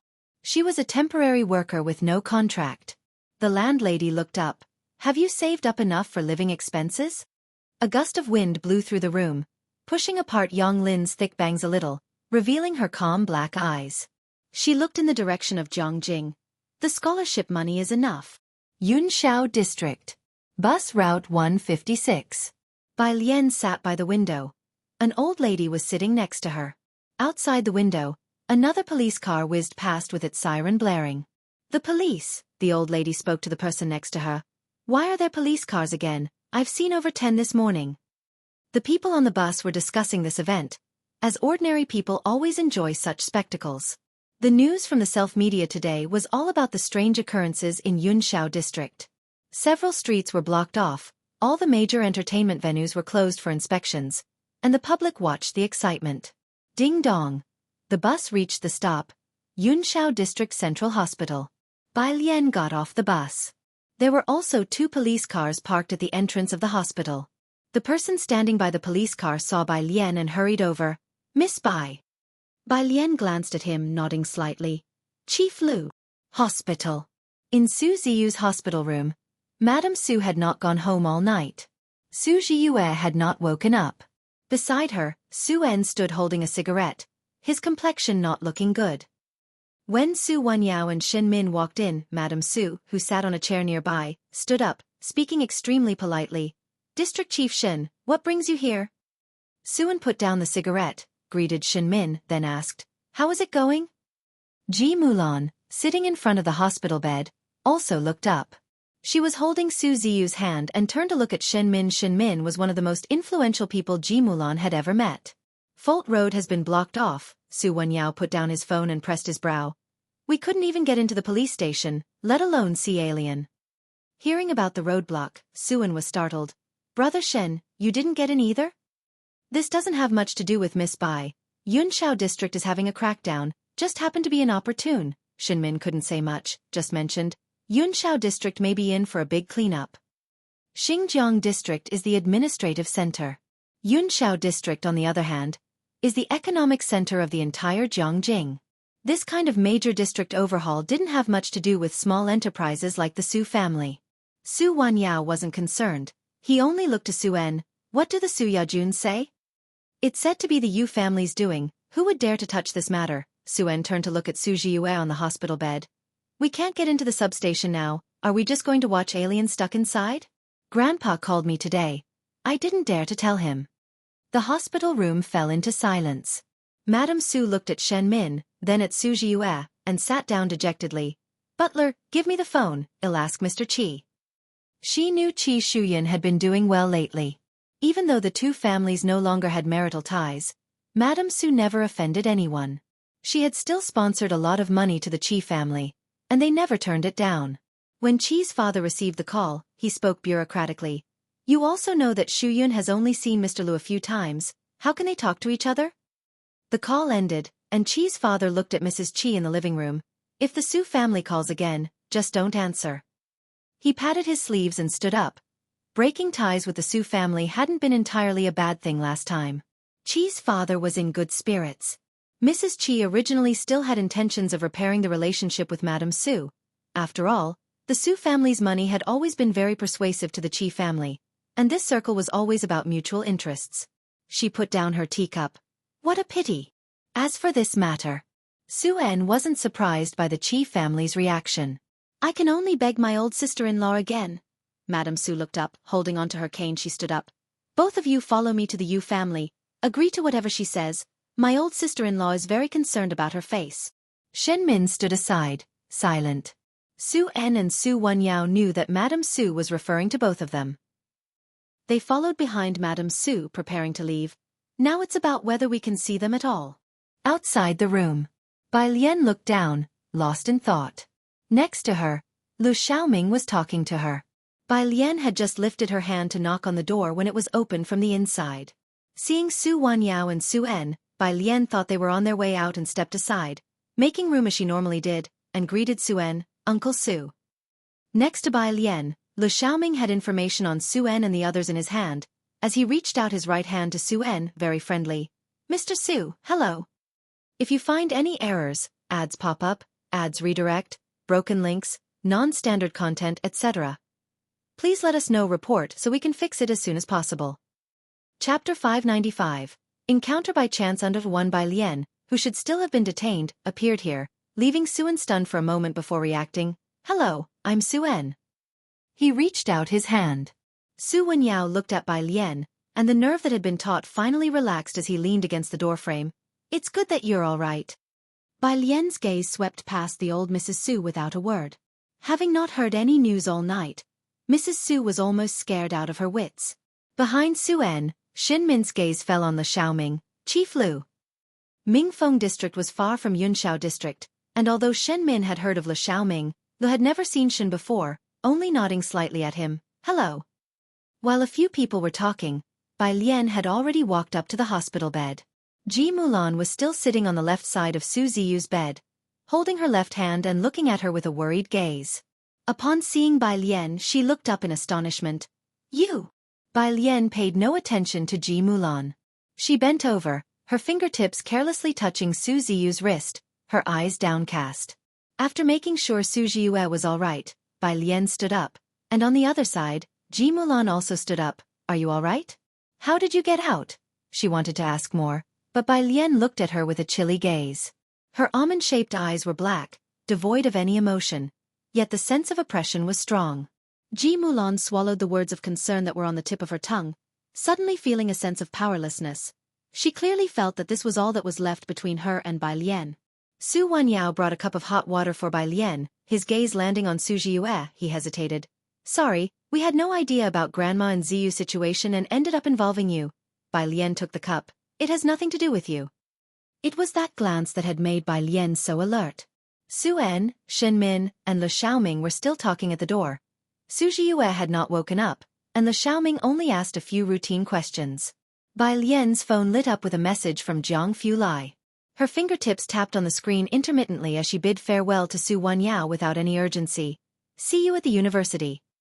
Lu Xiaoming had come with Bai Lian, and when she left, he followed. Miss Bai, wait for me. The two figures quickly disappeared towards the elevator.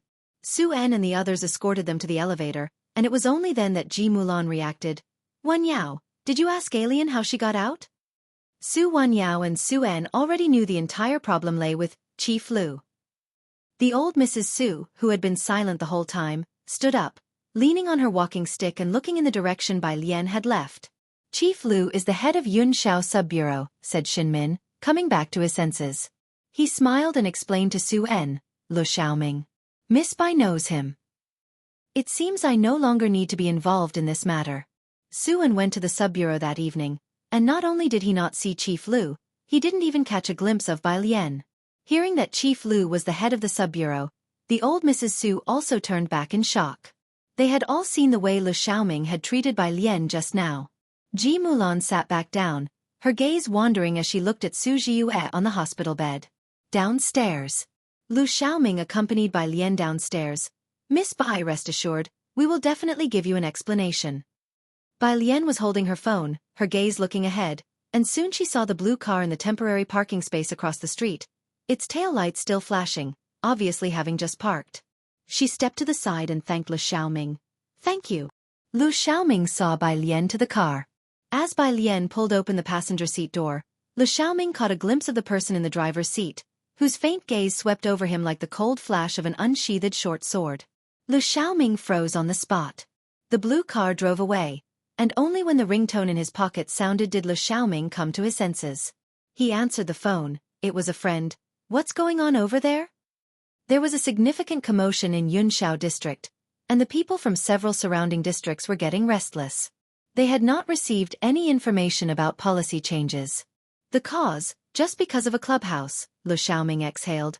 Let me give you a heads up about this year's freshman at Zhongjing University. The night before, Sun Fei had turned up with 2 reports, and he knew things might get complicated. But he never guessed it would escalate like this, a harsh crackdown throughout Yunshao district, top-to-bottom closure of all clubhouses for a search for hallucinatory drugs, and all related personnel suspended and cooperating with the investigation. Up until just now, Lu Xiaoming finally understood why Su Nanjing had appeared that night. In the car, Bai Lian's phone automatically connected to the Bluetooth, resuming the English reading that had been interrupted. Jiang Fulai drove onto the main road, tapping her white fingertips on the steering wheel and glancing over slightly. Didn't you have Ming Dongheng to be your driver? If you find any errors, ads pop up, ads redirect, broken links, non-standard content, etc., please let us know report so we can fix it as soon as possible. Chapter 596. Encounter by chance _2. I'm not used to it, Bai Lian said, looking down at WeChat. Lu Lingxi had sent her a message that Yang Lin would be coming to Zhongjing in a couple of days. Without asking how Lu Lingxi found out, Bai Lian immediately sent a message to Yang Lin, asking when she would arrive. Jiang Fulai drove onto the main road, and after seeing her finish replying to the message, he hesitated before speaking. You should probably get your driver's license. Never mind. Having seen her drive rashly, Jiang Fulai had never suggested she get a driver's license. He was afraid that, once Bai Lian finished learning, the points they all had combined wouldn't be enough for the ones she'd have deducted. What do you think of Chen Yongkuan? Jiang Fulai changed the subject. Bai Lian wasn't much interested in modern cars either. She just propped her phone under her chin, speaking in a languid tone. He used to be also, but now he is quite good. Everyone could see how rapidly Xueqi had developed this year. And all these were the achievements of Chen Yongkuan's hard work. Around the corner, yellow roadblocks were placed at the intersection, and a bunch of police cars were parked ahead. That road had been temporarily closed. Many private cars and taxi drivers stopped to join the crowd of onlookers smoking cigarettes. Jiang Fulai calmly made a U-turn and selected a new route. Shanghai apartment. The security guard at the entrance had already grown accustomed to the luxury cars that frequently came in and out of the complex. No one was in 303. Pu Shaohan had taken Jiang He out to play, with Ming Dongheng acting as the driver for the two of them. Bai Lian didn't go in and went straight to the piano room in 302. Jiang Fulai stood at the door for a while before gently closing it behind her. He went to the study next door and took out his cell phone to call Director Chen first. These 2 months. Director Chen had nothing particular going on today and was fishing with Ji Hang. Director Chen had counted on being demoted to Xueqi, expecting to stay for at least 2 years. So why the sudden possible return to Zhongjing? Yes, Jiang Fulai obviously had little patience with Director Chen. Come back first. There will be several positions open in Yunshao district for a re-election, and you should participate in the general election. Director Chen didn't doubt the information given by Jiang Fulai. He looked to his right where Ji Hang had moved to a different spot to bait, and Director Chen lowered his voice. What about Uncle Ji?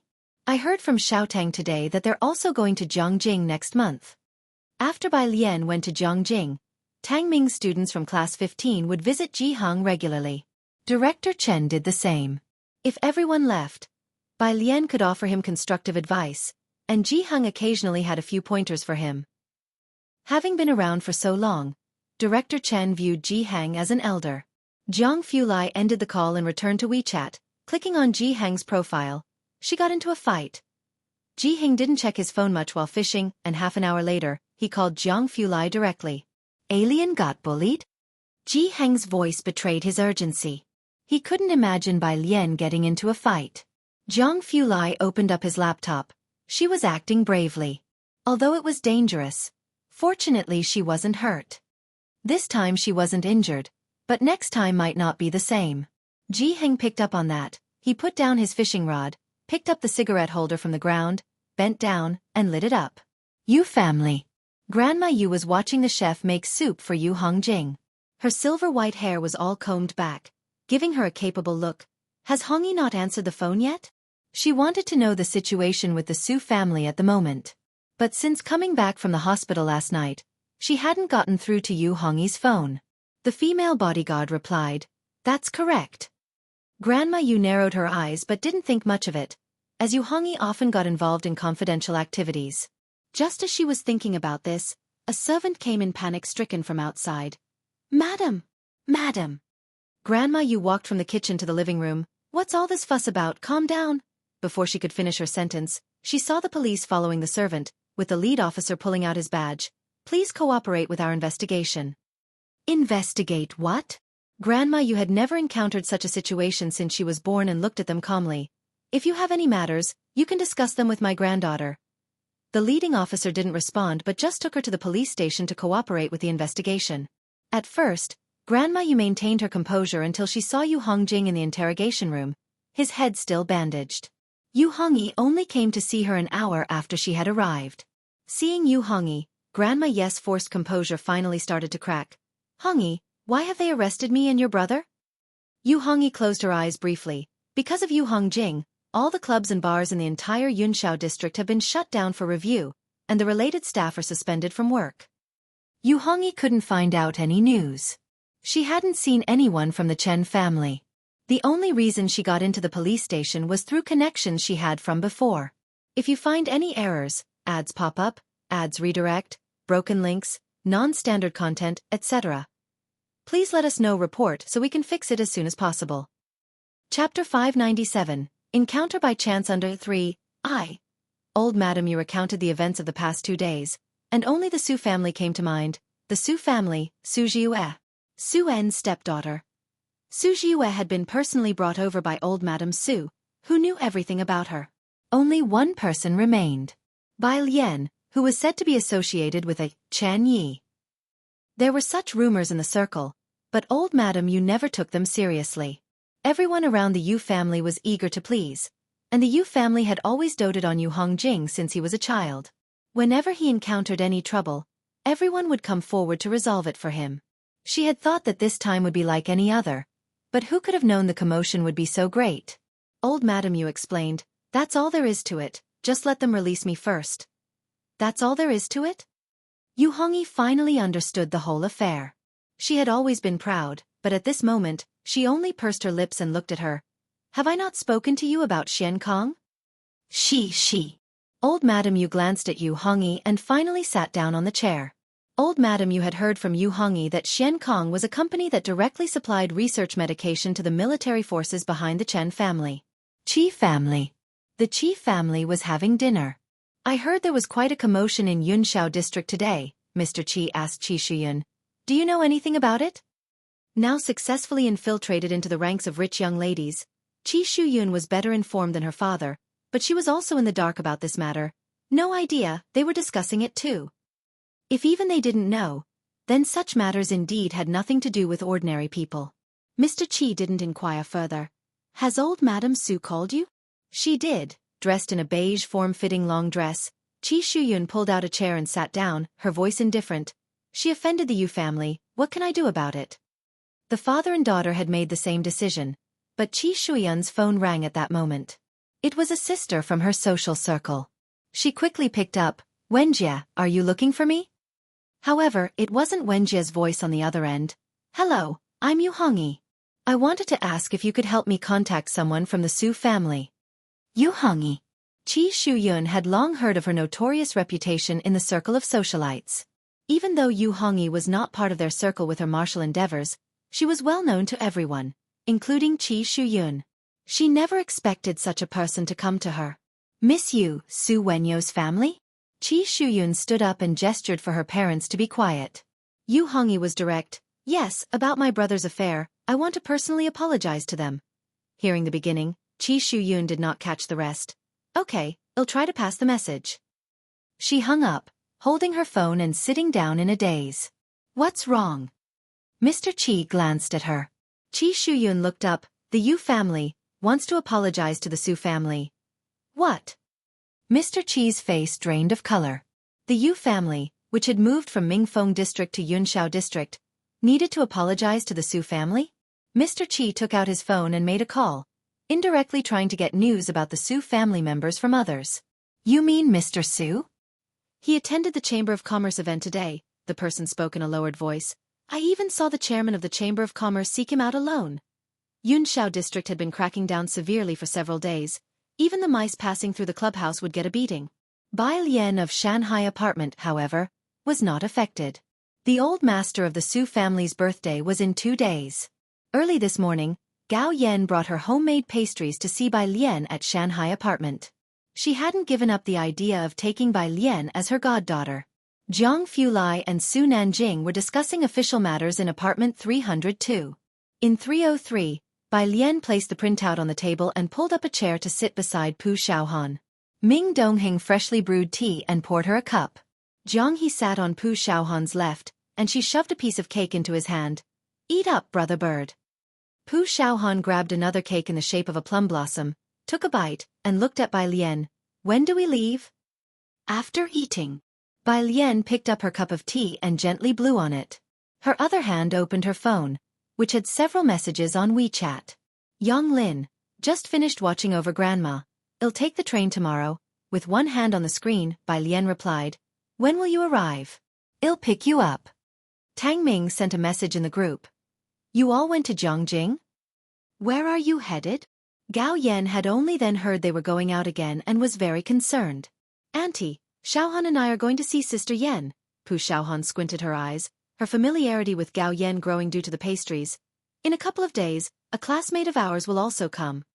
Yan Lu had arrived in Jiangjing at 6 in the morning and had already gone ahead to Jiangyin. They hadn't seen each other for a long time, and since Pu Xiaohan had not yet visited Principal Jian since she came to Jiangjing, the two planned to first go to Jiangyin. If you find any errors, ads pop up, ads redirect, broken links, non-standard content, etc., please let us know report so we can fix it as soon as possible. Chapter 598. Encounter by chance under 4 after finishing their meal, Bai Lian and Pu Xiaohan left the house. Next door, in room 302. Zhang Fulai had just grabbed the car keys and was slowly opening the door, with Su Nanjing following behind him. Seeing Gao Yan, Zhang Fulai politely nodded his head and greeted her. Upon seeing Zhang Fulai holding the keys, Gao Yan knew he was going to drive Bai Lian out. Only after everyone had left did Su Nanjing tilt his head and ask, "So, did she agree to go?" "No," Gao Yan glanced at Su Nanjing. "How does Lian have so many friends in Jiangjing? No wonder you're of little use." There were many people coming for the old man's birthday, and Gao Yan wanted to introduce Bai Lian to a few of them. That Bai Lian wasn't going didn't surprise Su Nanjing. He started heading upstairs. Even if she had no friends, she'd still be busy. That guy Zhang Shijue hasn't even seen her yet. Gao Yan thought this made sense and followed him upstairs. "Is your upstairs finished yet?" "Not even close. Zhang he is home every day. When do I have time to set things up?" Su Nanjing was also worried that the renovations would disturb Bai Lian and the others. "Gao Yan, how did rooms 302 and 301 finish so quickly?" If Zhang brother wanted to, he could get Zhongxing to build him a mobile living room in 2 days and move it to 302. Su Nanjing looked at the 3 apartments upstairs. "Mom, please don't mention it." Meanwhile, Bai Xueqi was also rushing to Chang'an District early in the morning. The Yin family was in Beihong District, which is quite far from Chang'an District.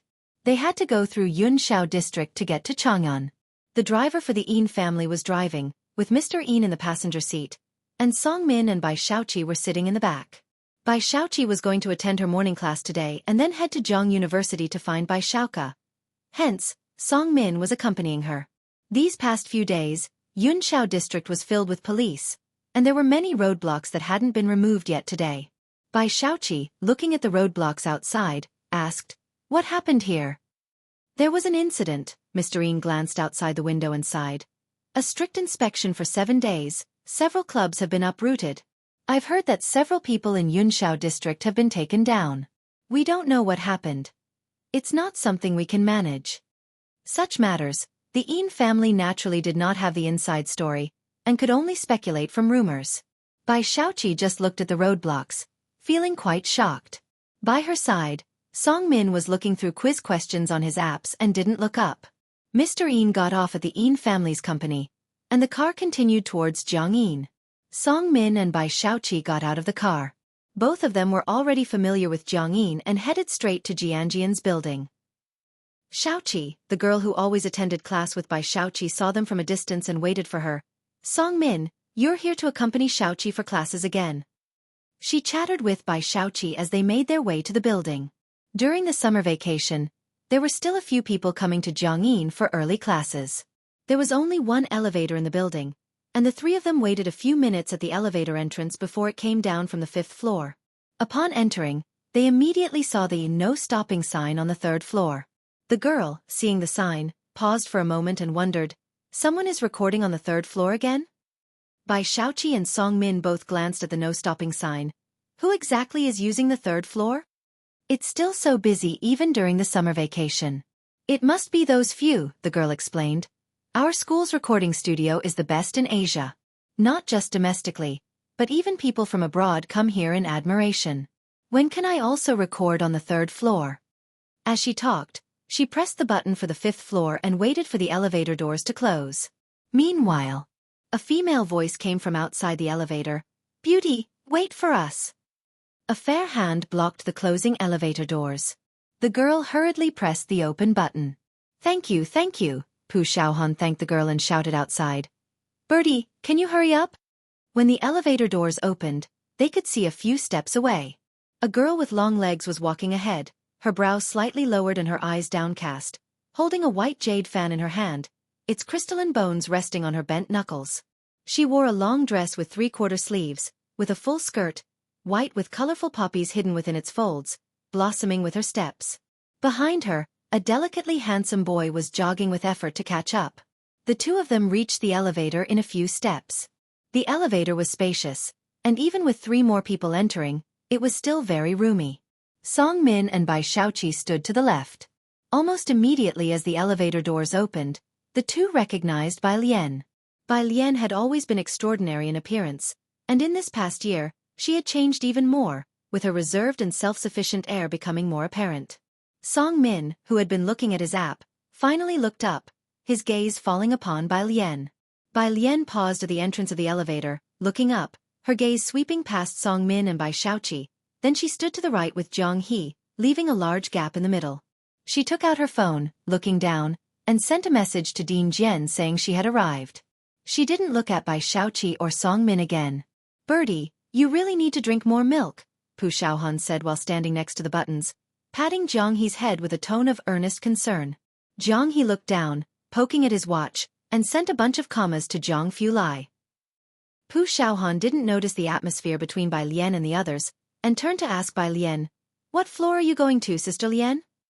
"3rd floor." Bai Lian leaned against the elevator wall, unfolding her fan, and spoke casually.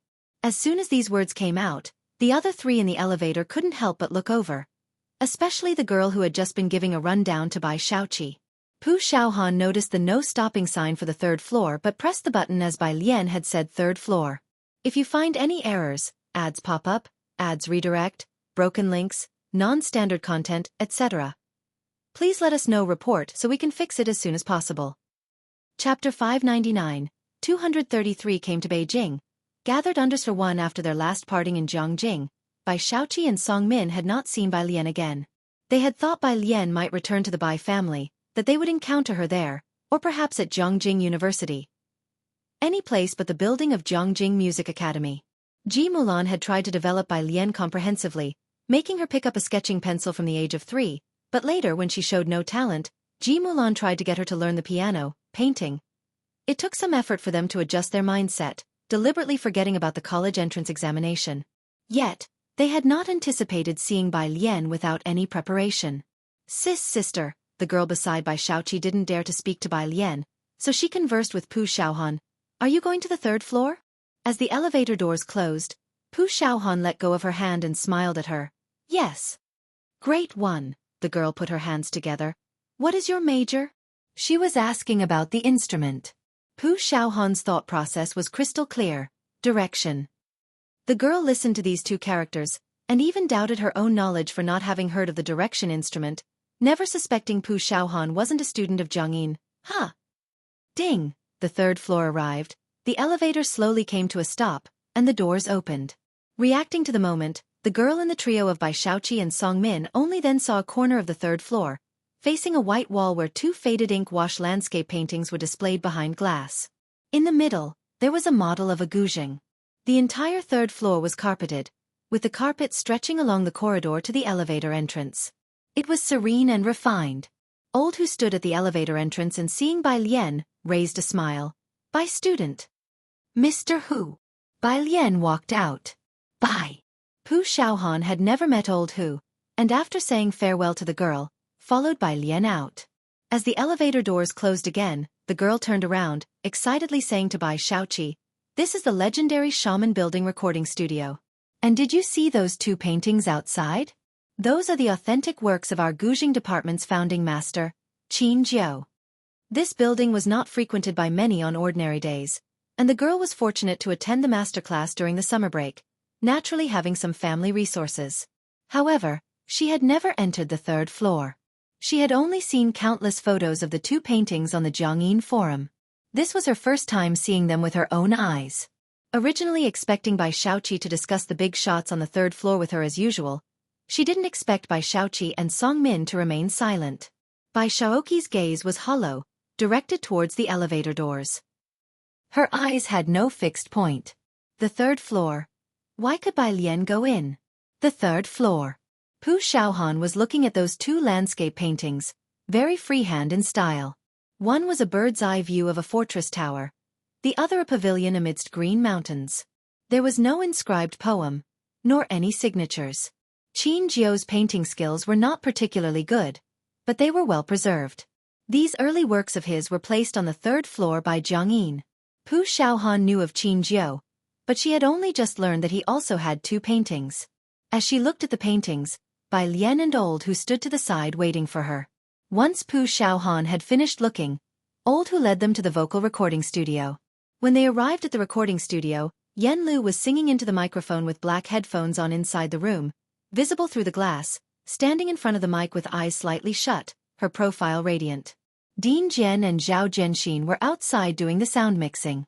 Having just finished a section, Yen Lu was listening to the playback through her headphones. Ding Jian raised his hand to greet Pu Shaohan and then spoke to Bai Lian. He held a black pen in his right hand, casually sketching a segment on the notebook. You'll need to re-record this part later. Bai Lian glanced at it and nodded. Have you had any new song ideas lately? Ding Jian closed the notebook. To Ding Jian, ensuring Yen Lu's new songs were in progress was more vital than anything. It's coming along, said Bai Lian, although she hadn't really done much. Once they finished speaking, Pu Shaohan held up her phone. Ding Jian, can I post this? Ding Jian looked at it. It was a photo of the 2 paintings at the elevator entrance. Sure, post it quickly. You haven't posted a video for over half a month now. Because the 3rd floor was not open to the general public, there were few images of the paintings available. The last time Pu Shaohan posted a video was the last time. Her posting frequency was low, yet each video was around 10 minutes of high-quality content, the last being a 4-month detailed traditional-style graduation photo shoot, all major works. The audience was left wanting more. Ding Jian was among them, though he always urged her in person.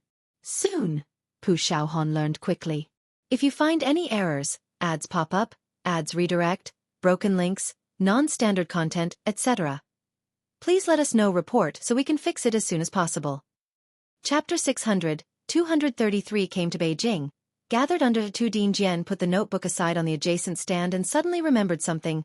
Do you want to shoot some Jiangyin content? Jiangyin? Pu Shaohan paused. The moment she saw those 2 paintings coming out of the elevator, a special idea had occurred to her. Jiangyin was already a school with a rich history. The 2 were talking. Old Hu, who had just handed a bottle of milk to the only child on set, trembled at his hand. He could understand Bai Lian. After all, he had guessed Bai Lian's identity back then. But who was the girl that called Jian Zhongyo Grandpa Jian as soon as they met? He unconsciously tightened his grip on the milk bottle, watching Pu Shaohan's retreating figure. Pu Shaohan was pondering the possibilities for a new video when she turned around to see Old Hu and Jiang He each holding the top and the bottom half of a milk carton. She was puzzled. Was this a gesture of giving or not? Following Pu Shaohan's gaze, Old Hu realized he was still holding the milk and quickly let go. Kid, you drink. Bai Lian and Yen Lu also hadn't seen each other in a long while. After recording, they ate lunch at a private restaurant next to Jiangyin. Yen Lu could be recognized on the streets at any time now, making it less convenient for her to get around. Xinjie didn't disturb the small gathering, waiting outside for Yen Lu to finish eating. When they came out, Xinjie greeted Bai Lian and the others before driving Yen Lu back to the hotel. Yen Lu had to attend a gala that evening and was in a rush to get there.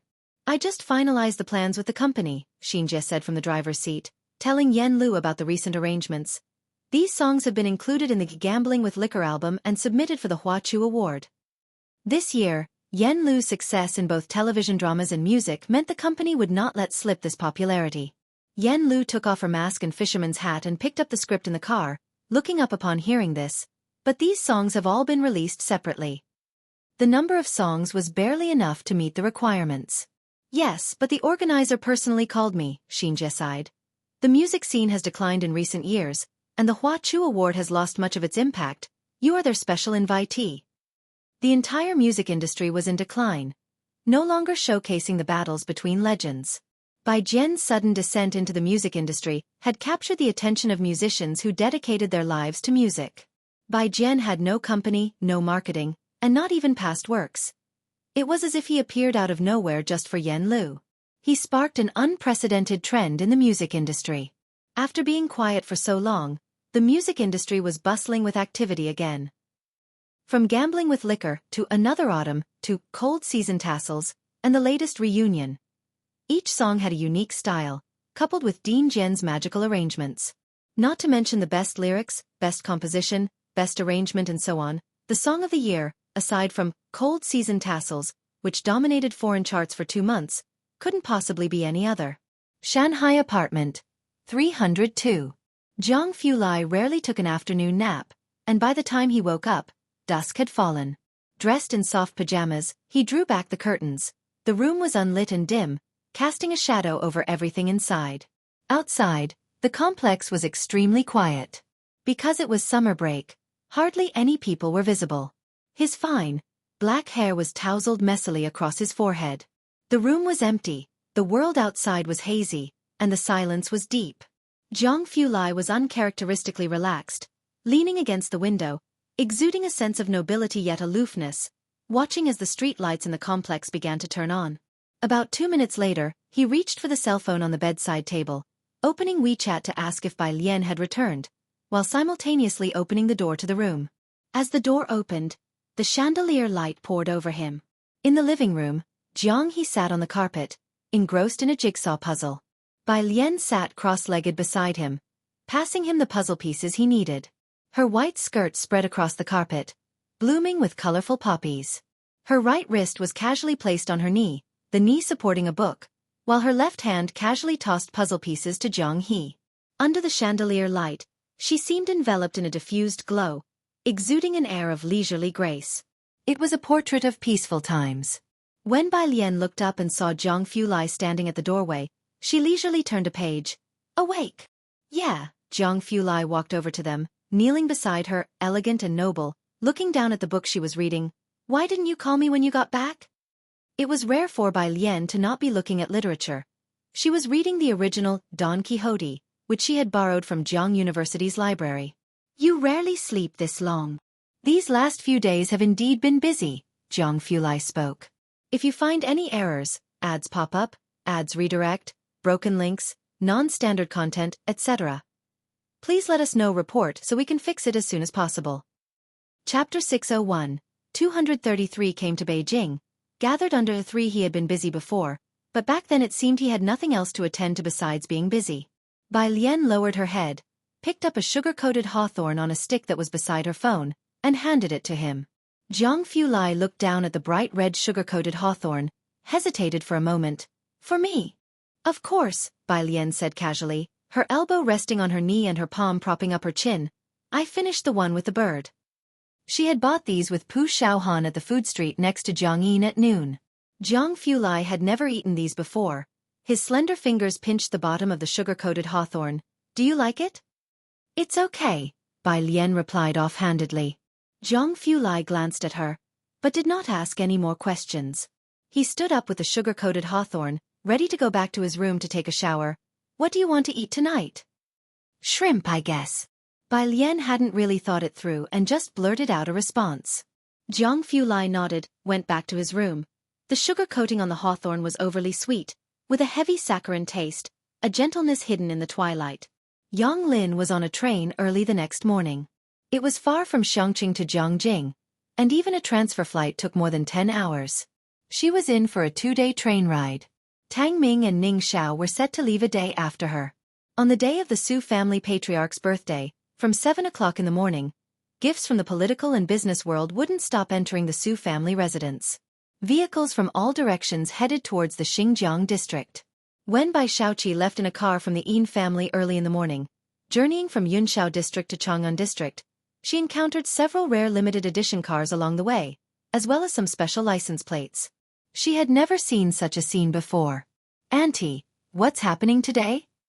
Today, without Song Min, only the Yin family driver and Mrs. Song were in the car.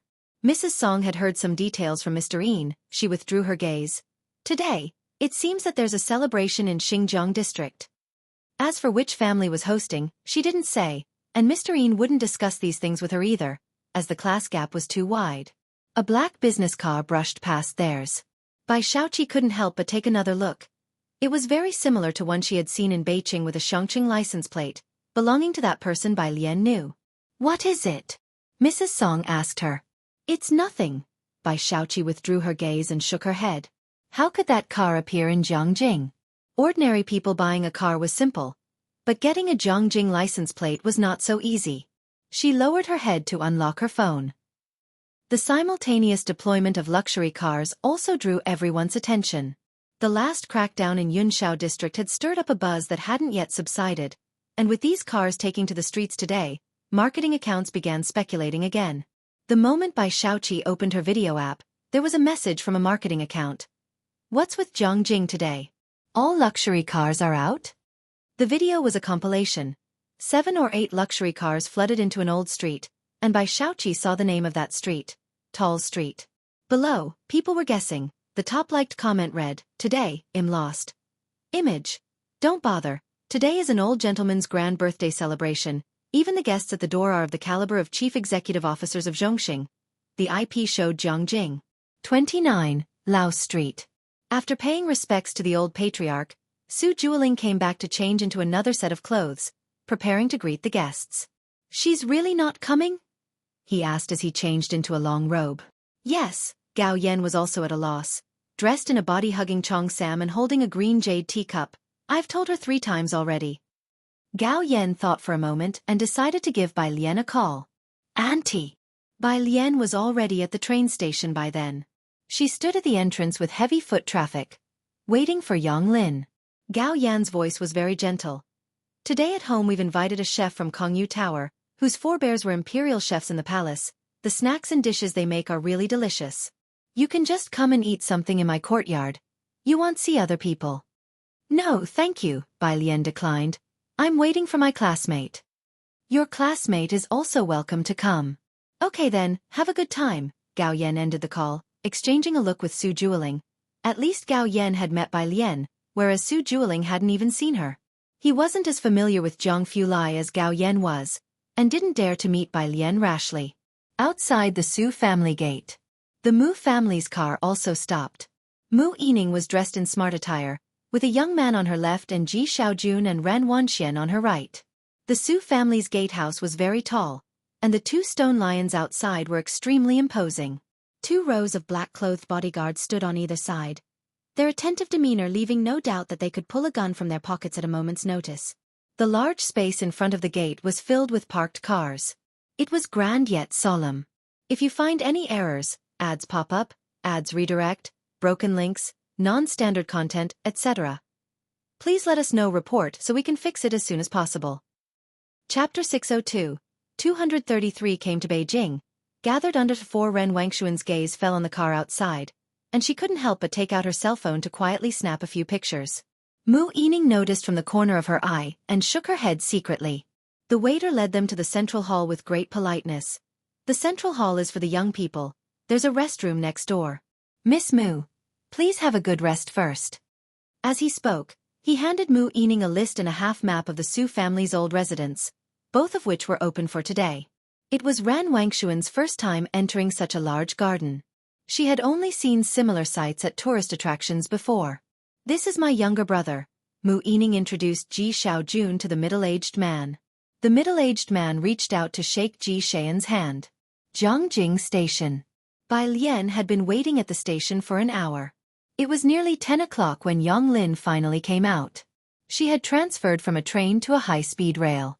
Yang Lin usually only wore school uniforms, and her old-fashioned black suitcase was filled mostly with books. She still wore a long t-shirt, habitually covering her wrists and arms, with thick bangs that shielded her dark eyes. Standing amidst the crowd, she was almost invisible. This seemed to be a talent she was born with, to erase her presence to the greatest extent. Let's go, Bai Lian said, taking her suitcase. She was always straightforward. Yang Lin had already chosen a place and would stay in the Mingfeng district before school started. Bai Lian put the suitcase in the trunk of the taxi and gestured for Yang Lin to get in the car. The taxi driver was very enthusiastic. Where are you young ladies headed? Jiang University, Bai Lian replied as she and Yang Lin sat in the back seat. You're here for a tour, right? The taxi driver thought they were going to Jiang University to check it out and started introducing the delicacies of Jiangjing to Bai Lian.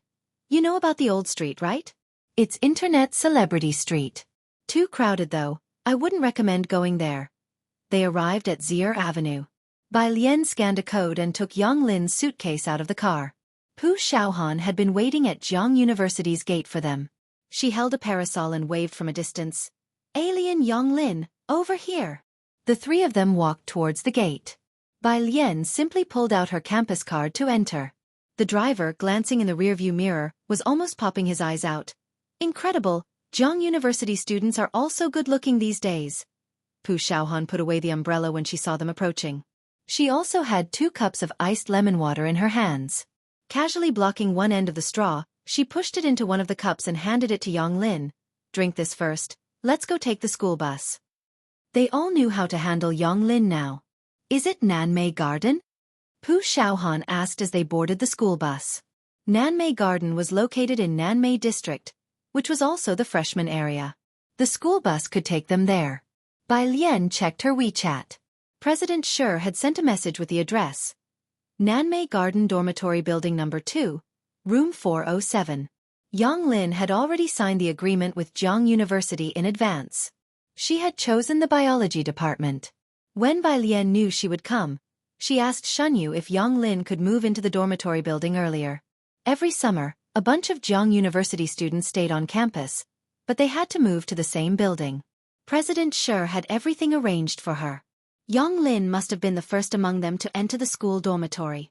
Still bewildered, she saw Bai Lian asking her to take out her ID card, register at the academic affairs office, and then go to collect the bedding provided by the school.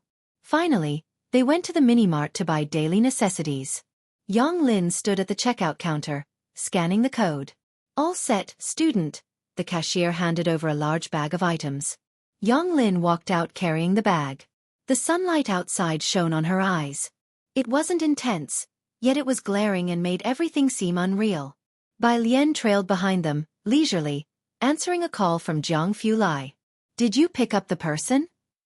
Jiang Fulai's voice was low, and the sound of equipment could be heard in the background. Ming Dongheng had wanted to stay today, but Bai Lian had refused. With one hand, Bai Lian opened a folding fan and placed it against her forehead to block the sun. She's in the dorm now. Why are you still busy? Haven't left yet? She knew there was a family banquet at the Su family today. Don't worry, Jiang Fulai's tone was relaxed. He set aside the things in his hands. I don't really want to go. Bai Lian followed behind Yang Lin and Pu Xiaohan with a smile. How can you not go, but you can come back early in the evening? Jiang Fulai sounded reluctant. That works too. After hanging up the phone, Bai Lian took a picture of the school and opened WeChat to send it to him. On WeChat, Tang Ming posted a message in the Xiangqing small squad group chat. I'm getting on the plane with Ning Xiao, turning off my phone first. The few people from Xiangqing First Middle School were about to arrive. Evening. One after another, cars left from the main entrance of the Su family, changing over to the evening banquet venue. The Mu family had 2 cars out today, and Mu Yining was talking to a man in a suit, calling him President Xiao, with Ji Xiaojun standing right beside her. Mr. Chen is coming back, President Xiao said to her. If you want to find him, you should do it as soon as possible. Mu Yining thanked him. Thank you. President Xiao nodded, smiling. Mu Zhao has been helping Bin Gwen, it's only right. But what about this younger brother of yours? What are you planning to do with him? First, a ceremony, and I'll directly give him the Yun Xiao branch. Mu Yining had already been planning, but things seemed to be quite difficult now. Ji Xiaojun had just arrived and was appearing for the first time today. You must come by all means when it's time. Mu Yining hoped that the Mu family would work together and get better and better. Old Master Mu hadn't conducted a proper ancestry acknowledgement ceremony for Ji Xiaojun, simply having written down his name perfunctorily. Mu Yining planned to officially organize one for him. She intended to formally introduce Ji Xiaojun to others, and having a few important figures attend would be beneficial for both Ji Xiaojun and the Mu family. Certainly, President Xiao nodded his agreement. What was the matter with Yun Xiao district the other day? While still planning things about Ji Xiaojun, Mu Yining changed the subject. Upon hearing this, President Xiao lowered his voice. It's related to both the Chen and Su families. Mu Yining was astonished inside. What could possibly involve both of these families at the same time? She glanced toward the main entrance of the Su family. Not far away. The butler and Xiaojia were waiting next to the car for a few people to come over. It was then that the Su family's main entrance thronged with people, with a young man whose face couldn't be made out clearly in the middle, standing next to a middle-aged man who was patting his shoulder. President Xiao's gaze shifted toward the main gate. Seeing the young man, he looked somewhat emotional. "That's the Liang family person I mentioned to you, but it seems like there's another dark horse this year." Mu Yining looked in that direction too, feeling a stir in her heart. "So it's him." Liang Wuyu. The two of them continued talking as they walked toward the car. Mu Yining had heard of him very early on. In his first year of high school, he was already in the laboratory ahead of time. Mu Zhao had always been in the same class as Liang Wuyu, and back then people had compared him with Mu Qiong, so she remembered him clearly. The butler stood behind the two, overhearing their conversation, and couldn't help but look over with a rare eagerness. "I've heard of him in the past 2 years." Ji Xiaojun wasn't listening to their talk in detail. He was messaging Bai Lian. Bai Lian's birthday was approaching. Mu Yining and President Xiao still had things to talk about. Ji Xiaojun waited for them to finish before speaking softly to Mu Yining. "I won't be going with you, I'm going to see Alien." Taking the rare opportunity to be out today, he was also planning to see her. "Not attending the banquet?" Mu Yining asked him. Ji Xiaojun felt a bit tired and after a pause, still declined. Knowing today that Mu Yining intended to introduce him to the Xiao family, and understanding that he wasn't comfortable with such settings, she didn't persuade him to stay. "All right, then have Xiaojie take you over." Ji Xiaojun got into the car. Xiaojie knew Bai Lian was in the Shanghai residential complex, so he drove directly to Zier Avenue. Upon seeing Jiangjing University, he didn't slow down. Ji Xiaojun looked at the address Bai Lian had sent on his phone, then raised his head to signal Xiaojie that there was no need to go further. "Stop here is fine. If you find any errors, ads pop up, ads redirect, broken links, non-standard content, etc., please let us know report so we can fix it as soon as possible." Chapter 603, 234 Fermentation, Top Secret, First Update, _1, here. Xiaojie expressed surprise but still pulled over to stop. Ji Xiaojun got out of the car and thanked Xiaojie. "You can go back, no need to wait for me." He wasn't used to wearing formal attire and also took off his suit jacket, loosened his tie, and walked toward the gate wearing only his shirt. Ji Xiaojun had been to Jiang University with Shen Qing before. At the time, it was the Office of School Affairs that had personally made the call. It had only been a little over 2 months, and although the security guard felt Ji Xian's temperament had changed somewhat, he still recognized him. "It's you," he said, giving Ji Xiaojun the green light to go in. "Thank you." Ji Xiaojun was about to send a message to Bai Lian, but when he saw the security guard open the school gate, he took out a pack of cigarettes from his pocket, pulled one out, and offered it to him. "I'm here to see my niece." He explained the reason to the guard, said a few words, and then went inside. Bai Lian had said she was at the Statue Plaza, so Ji Xiaojun went straight there to find them. Xiaojie drove away, and in the rearview mirror, he saw Ji Xiaojun chatting happily with the security guard and then handing the guard at Jiang University a cigarette before going in. Since when was Ji Xiaojun so close to the guards at Jiang University? Meanwhile, at Yonghui Garden, the venue for the Su family dinner. Not just anyone could go to 29 Tall Street. Those who could deliver gifts to the Su family in person today had at least some political and business dealings with them. Many others only received the address for Yonghui Garden. A middle-aged man was greeting Mrs. Su and several others. "Wan Yao," Mrs. Su said with a smile, introducing him to Su Wan Yao. "You can just call him second uncle." Su Zhengfei looked at Su Wan Yao and nodded slightly, his tone friendly. "Wan Yao, right? I heard from your grandmother you're applying for postgraduate studies. Not bad." He spoke a couple of words with Su Wan Yao, then looked towards Mrs. Zusbach. "Didn't you say that both kids in the family did well on the exams? One of them is this year's top scholar?" Suan took another look at Mrs. Su when he heard her mention Bai Lian. "Well," Mrs. Su sighed, "the children have encountered some troubles recently." Su Zhiyue had been discharged from the hospital 2 days earlier. Suan had arranged for her to see a psychologist, and although this was an occasion Mrs. Su would have wanted her to attend, there were too many people, so Suan did not let Su Zhiyue come. "I see, let's go inside." Su Zhengfei was a bit disappointed. Su Zhengfei led the Su family group into Yonghui Garden. Ji Mulan clutched Suan's hand nervously as she recognized several of the passers-by who she had seen in the news. Yonghui Garden was vast. After crossing nearly 200 meters of the avenue, one could see the resplendent banquet hall ahead, with a large artificial lake nearby. There was a pavilion in the center of the artificial lake with lights glowing inside. As Ji Mulan approached, she saw a black motorbike parked in front of the banquet hall doors, its streamlined model with a helmet hanging on the left side, reflecting a cold gleam under the lights, like a fierce beast lying at the entrance. Su Zhengfei, seeing Ji Mulan and her group looking at the motorbike, whispered, "That should be the third young master's ride." Everyone familiar with Su Nanjing knew of the third young master's fondness for bikes. The third young master? Su En and Su Wanyao, uninterested in the motorbike, took a closer look when they heard it belonged to the third young master of the Su family. Besides him, who else would dare to park their motorbike here? Su Zhengfei also gazed at the vehicle. He took Su Wanyao and Su En inside. Many had already arrived in the resting area, most of the familiar faces sitting together talking, and they would nod in friendly recognition when they met others. At a grand feast like today's, anyone who could gain access was no ordinary person. Su Zhengfei led Su En's group to the second floor, respectfully knocked on the first door, and bowed slightly. "Uncle Lin."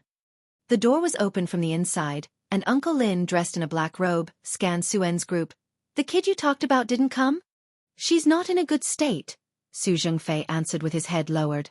Uncle Lin nodded slightly, didn't ask further, just reminded Su Zhengfei, "The old man is upstairs on the third floor with some important guests. Don't go up." After paying respects to Uncle Lin, Su Zhengfei went back down. The Su family group had no chance to talk and only glanced at the stairs to the third floor as they left. There were a bunch of people guarding the stairway entrance. On the third floor, in the lounge. Inside the thick, heavy door. When Elder Chen entered, the Su family's direct lineage was already present. Old Master Su was shaking hands with Chen family's patriarch, Chen Xiao.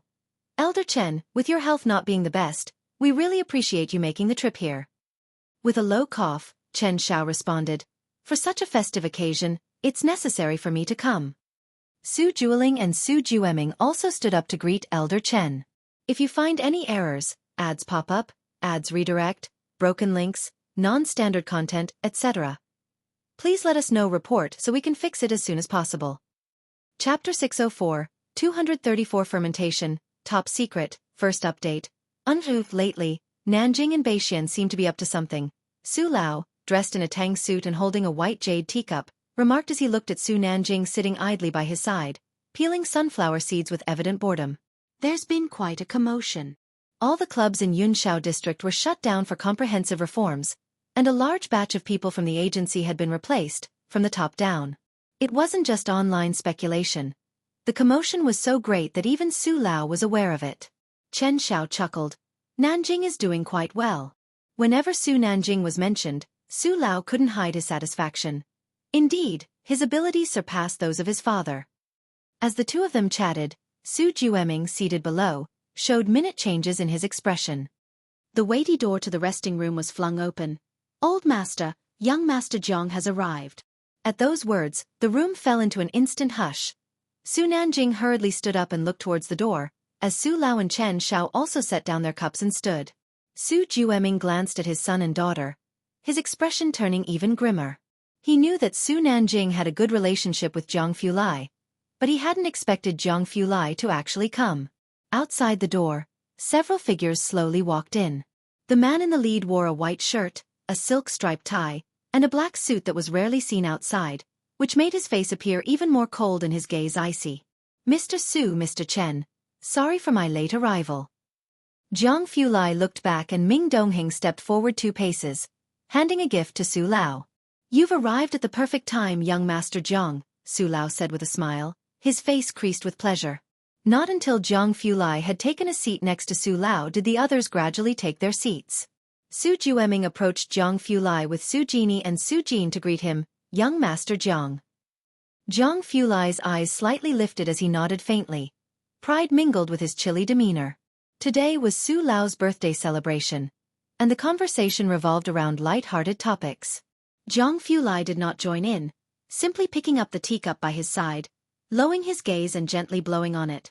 His appearance was cold and distant, capable of chilling you from several meters away, deterring anyone from asking him anything.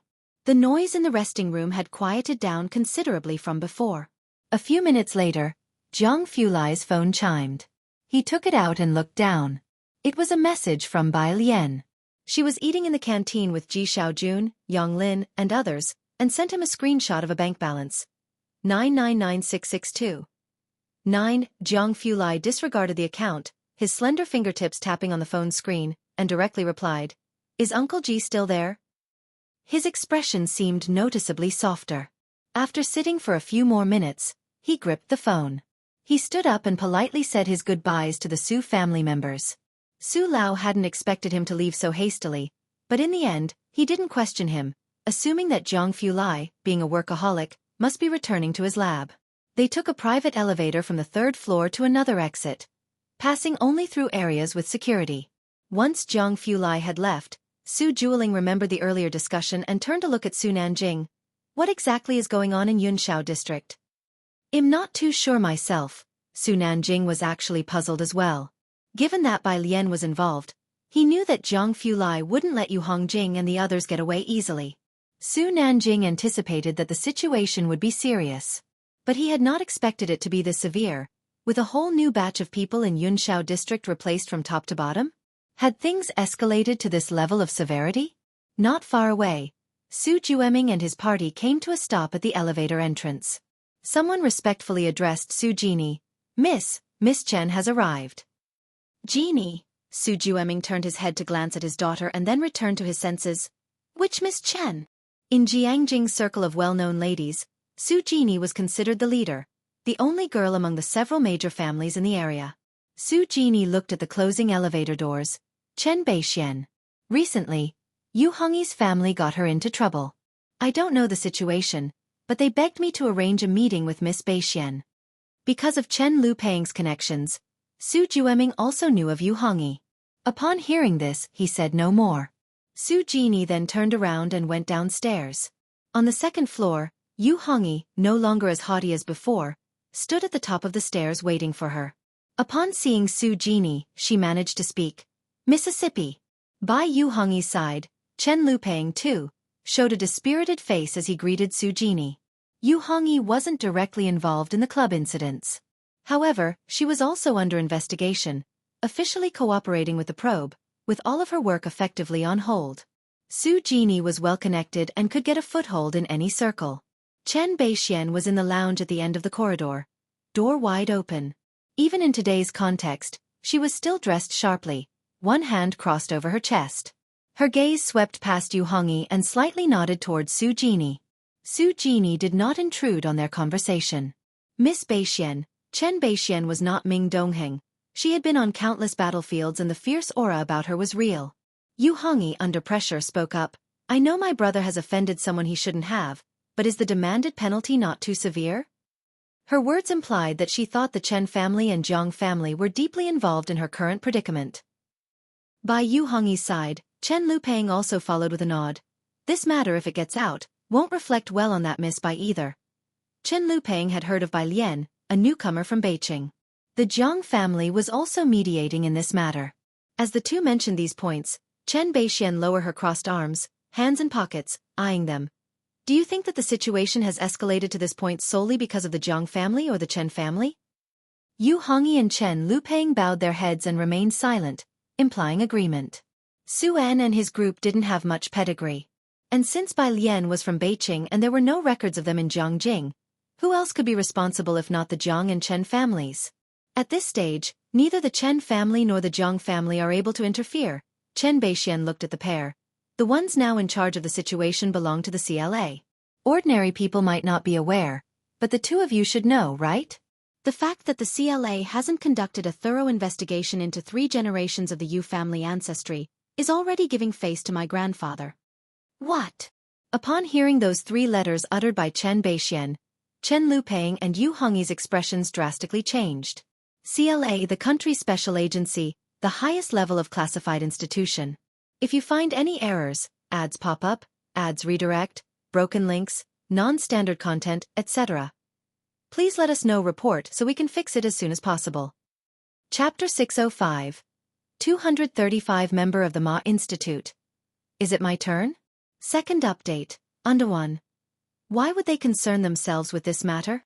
Chen Lupang's hands were already trembling as he looked at Chen Beixian. It wasn't Zhang Fulai who had an issue, was it? Let alone them. Chen Beixian herself was startled when she found out who took over the case after learning about the incident.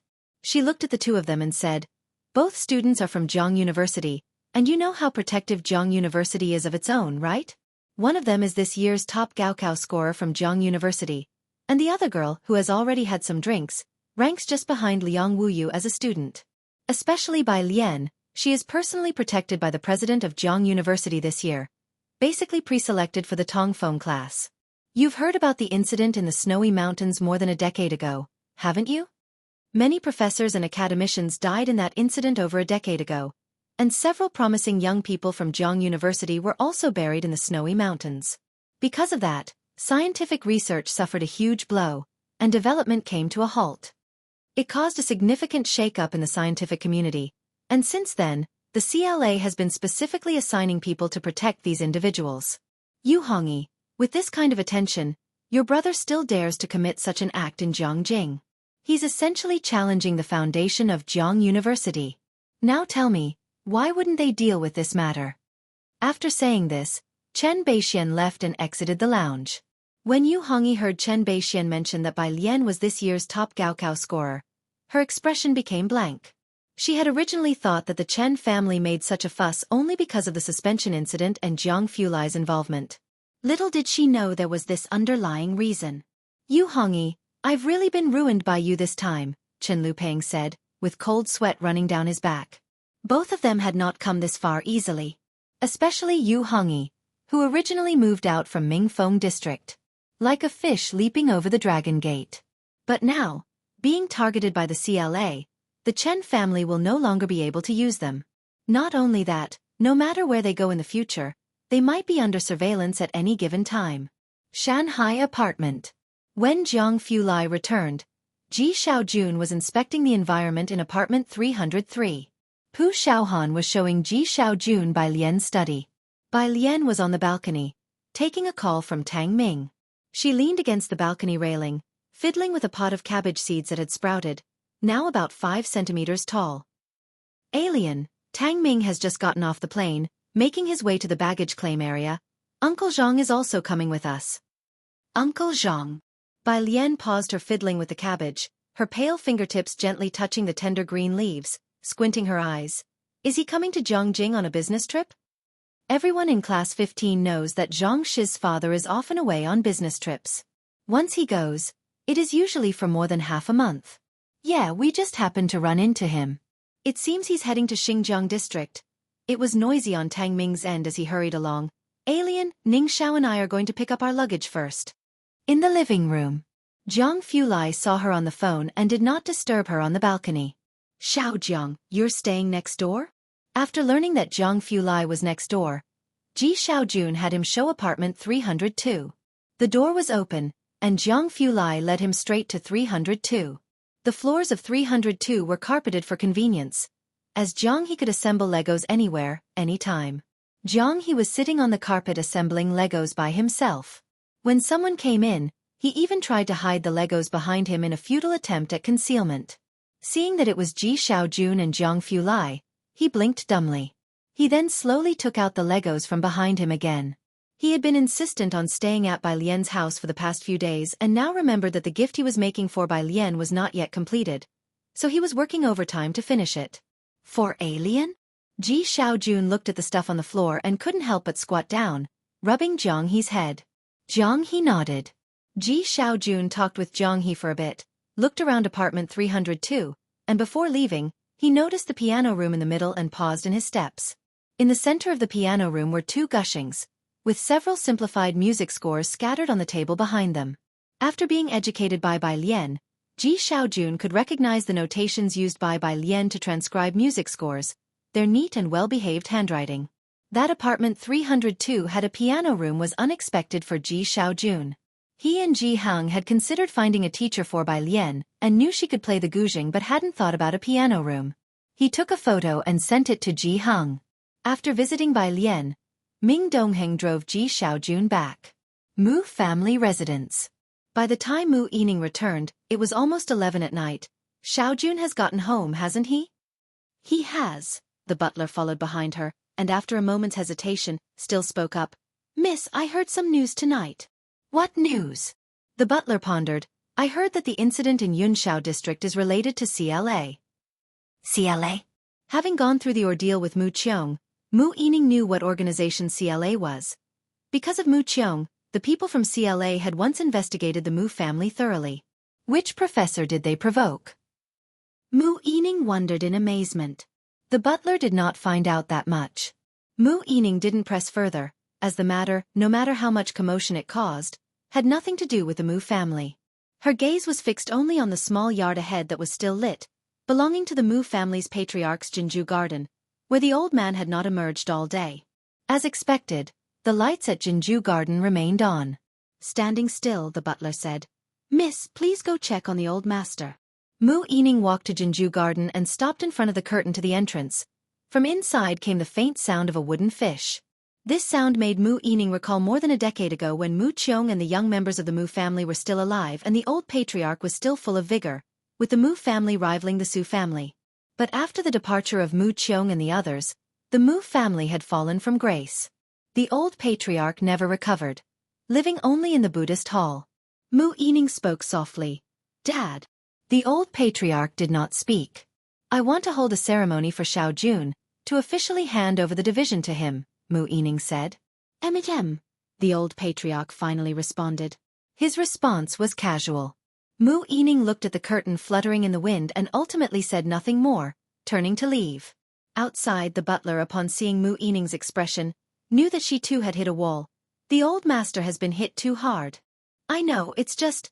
Mu Yining looked towards Jinju garden, her mind going back to the old patriarch's previous strategic prowess. Now that the Mu family is struggling to survive in the gap, and even Xiao Jun has come back, won't he emerge from seclusion? The old patriarch had once been a figure similar to old Master Chen. If the old master took up his spirit again, the butler looked back and muttered, "Our Mu family at least should have someone like young Master Mu Qiong." Alas, to wait for such a person to emerge would take no less than a century. Forget it, Mu Yining no longer wanted to talk about these things.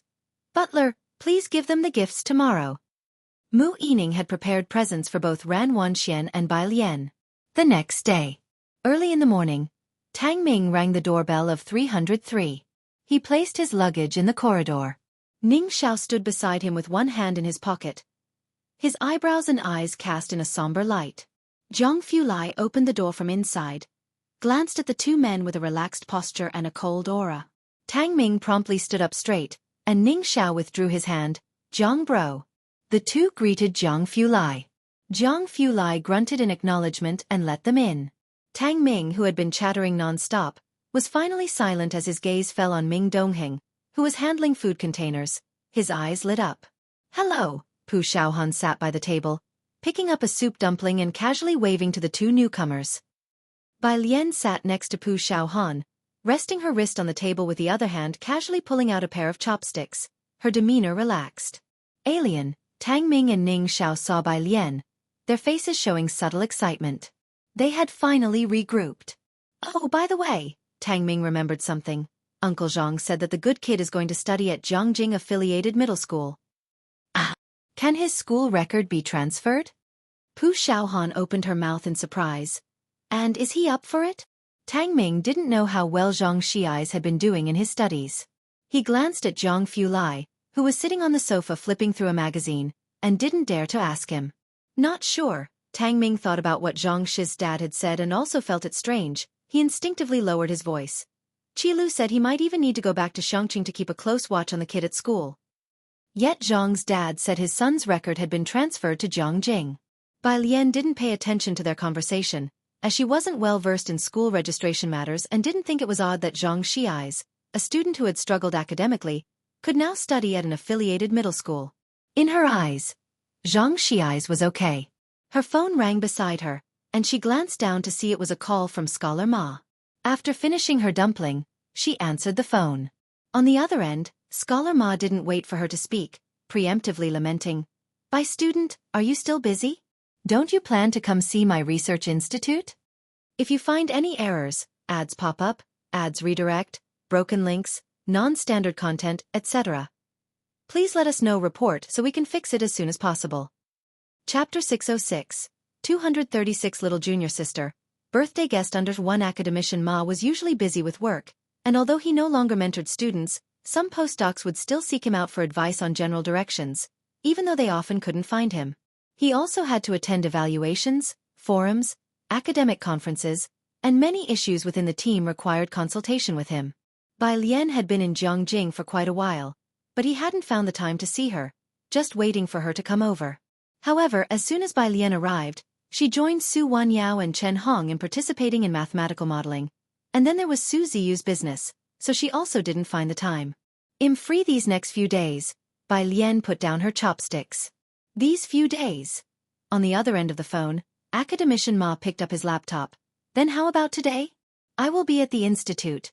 Just come here, I will give you the address. The two hung up the phone, and academician Ma sent the address to Bai Lian. Bai Lian looked down at the address, the Quantum Information Research Institute. After eating, Pu Xiaohan asked Tang Ming and the other, "Where do you guys live?" When she came to Jiangjing, Pu's mother also wanted to come with her, but after learning from Ji Hang that Pu Xiaohan was living with Bai Lian, Pu's father and mother were no longer worried. Their family inexplicably trusted Bai Lian. Ning Xiao put down his book, always one to get straight to the point. Upstairs. Upstairs. Pu Xiaohan looked up. On the 5th floor. His uncle seems to have given him an apartment, 501. Tang Ming only found out about this when he got up from the hotel this morning. Pu Xiaohan was surprised. The entire class 15 were ordinary students, and Ning Xiao was usually not much of a talker. His clothing, just like Yang Lin's, was always just the school uniform, and everyone thought his family was not very well off. Now his uncle had given Ning Xiao an apartment? Bai Lian was just renting. Ning Xiao, a gift? While everyone was talking, Ming Dongheng couldn't help but glance at Ning Xiao. He lived in 301, which was given to him by Jiang Fulai. Shanghai apartment wasn't a high-end complex, but it was still a school district house, and the price was not low. Ming Dongheng couldn't afford it for the time being. That was fine. Did he pay for Social Security? Ming Dongheng looked at Ning Xiao, falling into doubt. The Quantum Information Research Institute was close to the Science Museum. It was a bit far from Jiang University. In the 11th floor conference room, academician Ma, who was sitting in the front listening to a report, glanced at his phone. It was almost time. He stood up, pressing down on the table. That will be all for today's morning meeting. He was wearing a checked t-shirt, his hair not neatly combed, and a pair of large glasses sat on his nose. He stood up, holding the report. The young teachers in the team gathered their belongings. Noticing that academician Ma had left early, some hurriedly followed. Researchers and professors met along the way were particularly excited to greet academician Ma. Academician Ma mostly conducted research with his own team and now didn't mentor students. He had almost vanished from sight, mostly seen in news ceremonies for some awards. Academician Ma, the assistant caught up with him. Director Huang asked me to inquire if you would be taking the undergraduate course this year. The assistant professor wondered internally as he spoke. Academician Ma rarely taught undergraduate courses, only when he was covering for other professors. What was Professor Huang thinking? No. Academician Ma stretched out his hand to open the door to his office, stopped mid-sentence, and suddenly remembered something, the large class in Tongfeng, topological quantum computing. The assistant followed behind academician Ma. You're taking topological quantum computing? It's not certain yet. Academician Ma stood at the door, not going in, but tilted his head slightly. Go to the entrance and fetch someone for me, a girl, her name is Bai Lian. As he spoke, academician Ma gave out a number. The assistant took note and, seeing there were no further instructions from academician Ma, went down to meet the person. As soon as he reached the ground floor, he dialed Bai Lian's number. The number displayed was not from Jiangjing, but from Xiangqing. Hello, Miss Bai, where have you reached? Academician Ma asked me to wait for you at the entrance. The assistant spoke while looking toward the door. From the phone, a girl's voice responded. I'll be there in a minute. A lazy and clear voice. She sounded young, perhaps around the age of a first-year university student. The assistant initially thought the person academician Ma asked him to meet would be a professor around his age. He did not expect her voice to sound so young. All right, I'm in a black tracksuit, waiting for you at the entrance. The assistant hung up and started to ponder the identity of this young woman. Before the minute was up, He saw a girl in a tie-dyed off-white linen dress, loose and lazy, with a belt in the same color casually tied around her waist. If you find any errors, ads pop up, ads redirect, broken links, non-standard content, etc., please let us know. Report so we can fix it as soon as possible. Chapter 607, 236. Little junior sister. Birthday guest. Under two atop her head was a simple and old-fashioned wooden hairpin. Her fair skin was bathed in sunlight, creating a distinctly luminous effect. Both her temperament and appearance stood out notably. Just when the assistant was wondering if she might be a celebrity, the girl stopped in front of him. With her long eyelashes casting a shadow, she politely asked, "Are you the assistant to Academician Ma?" Yes I am." The sunlight was blinding, and the assistant, overwhelmed by her stunning face, came back to his senses and turned to lead Bai Lian upstairs. "Academician Ma is waiting for you on the 11th floor. The 11th floor.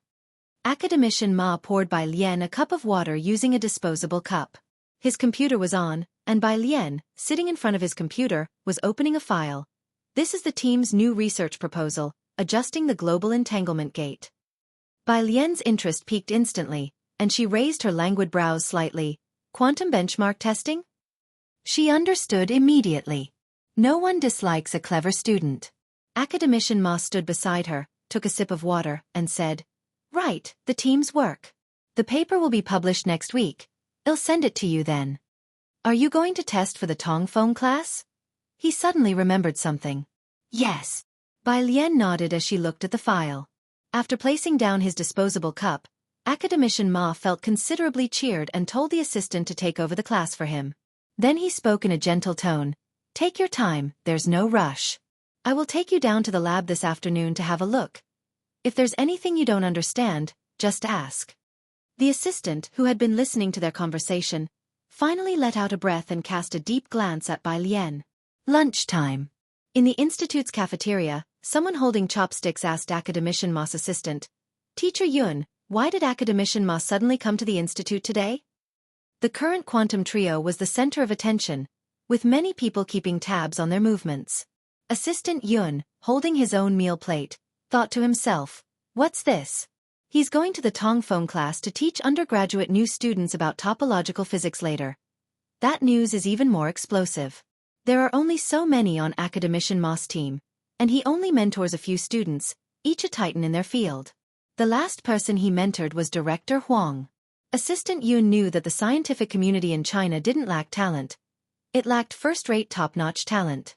Academician Ma had always preferred to lack for quality rather than compromise for quantity. He hadn't taken on any students in recent years, leading most to assume he wouldn't take on any more disciples. If he really were to take on another student at this time, that would mean a little junior sister to a group of titans. He could already feel the immense pressure in advance. August 7th. Jiangjing Mingfeng Airport. The flight from Beijing landed, and Director Chen, along with Ji Hang, got off the plane. He took Ji Hang to the baggage claim area and, while waiting for Ji Hang's luggage, asked, "Uncle Ji, are you going fishing tomorrow? I haven't seen Brother Ji in a long time, and I wonder if he's been busy lately." Director Chen had been busy with the handover in Xiangqing and preparing election materials in Jiangjing. He hardly had any spare time. Thus, his fishing outings with Ji Hang were scarce. Now that he had just returned to Jiangjing and was not busy, he planned to invite Ji Xiaojun and Ji Hang to go fishing. Ji Hang still had his tobacco pipe in hand. He had a strong addiction to smoking but refrained from lighting up in the airport, as he didn't have a lighter on him. His gaze was fixed on the luggage carousel. "I can't tomorrow, it's Alien's birthday. Let's go in a couple of days." Ji Hang had timed his visit to arrive in Jiangjing the day before Bai Lian's birthday. "Bai Miss has a birthday tomorrow?" Director Chen just learned about this. He pondered what gift to prepare for Bai Lian, considering the tight schedule. Ji Hang hadn't told Bai Lian about his trip to Jiangjing. In the parking lot, Ji Xiaojun and Shin Qing came to pick up Ji Hang. In the car, Ji Xiaojun discussed with Ji Hang about Bai Lian's birthday. "Xiaohan is also in Jiangjing now. I'll be lively with classmates around." This was also the first time for Ji Xiaojun and the others to celebrate Bai Lian's birthday. Ji Xian's apartment complex. The building's butler came looking for Ji Xiaojun and Shin Qing but came up empty-handed. Inside the house, Ran Wanxian received the gift. What Mu Yining had given her was a bag, and even without unwrapping it, she knew it was a limited edition that couldn't be ordered without being a premium member. Ran Wanxian hugged the gift box and honestly said, "Auntie and the others went to book a hotel." Hotel. The butler looked over with interest. Ren Wanxian said, "It's by Lian's birthday, isn't it?" She barely spoke with Ji Xiaojun, and Ji Xiaojun rarely initiated conversations with her, so she didn't know much. Hearing this, the butler didn't ask further, just shook his head. When he comes back, tell him to hand over the documents to the young lady as soon as possible. He still needs to be serious during this time." "Okay." Ran Wanxian saw the butler out. Ran Wanxian lived upstairs. Since coming to Zhongjing, she had made a wide circle of friends and was hardly ever seen. Only after Ji Xiaojun returned did she go downstairs to convey the butler's message. The moment she opened the door and saw Ji Heng sitting on the sofa, Ran Wanxian was stunned. She had no idea that Ji Heng was going to be there today. She lowered her eyes and approached. "Grandpa." Ji Heng placed his tobacco pipe on the coffee table and grunted a response, not one for many words. Ran Wanxian saw Ji Xiaojun and Shen Qing cooking in the kitchen.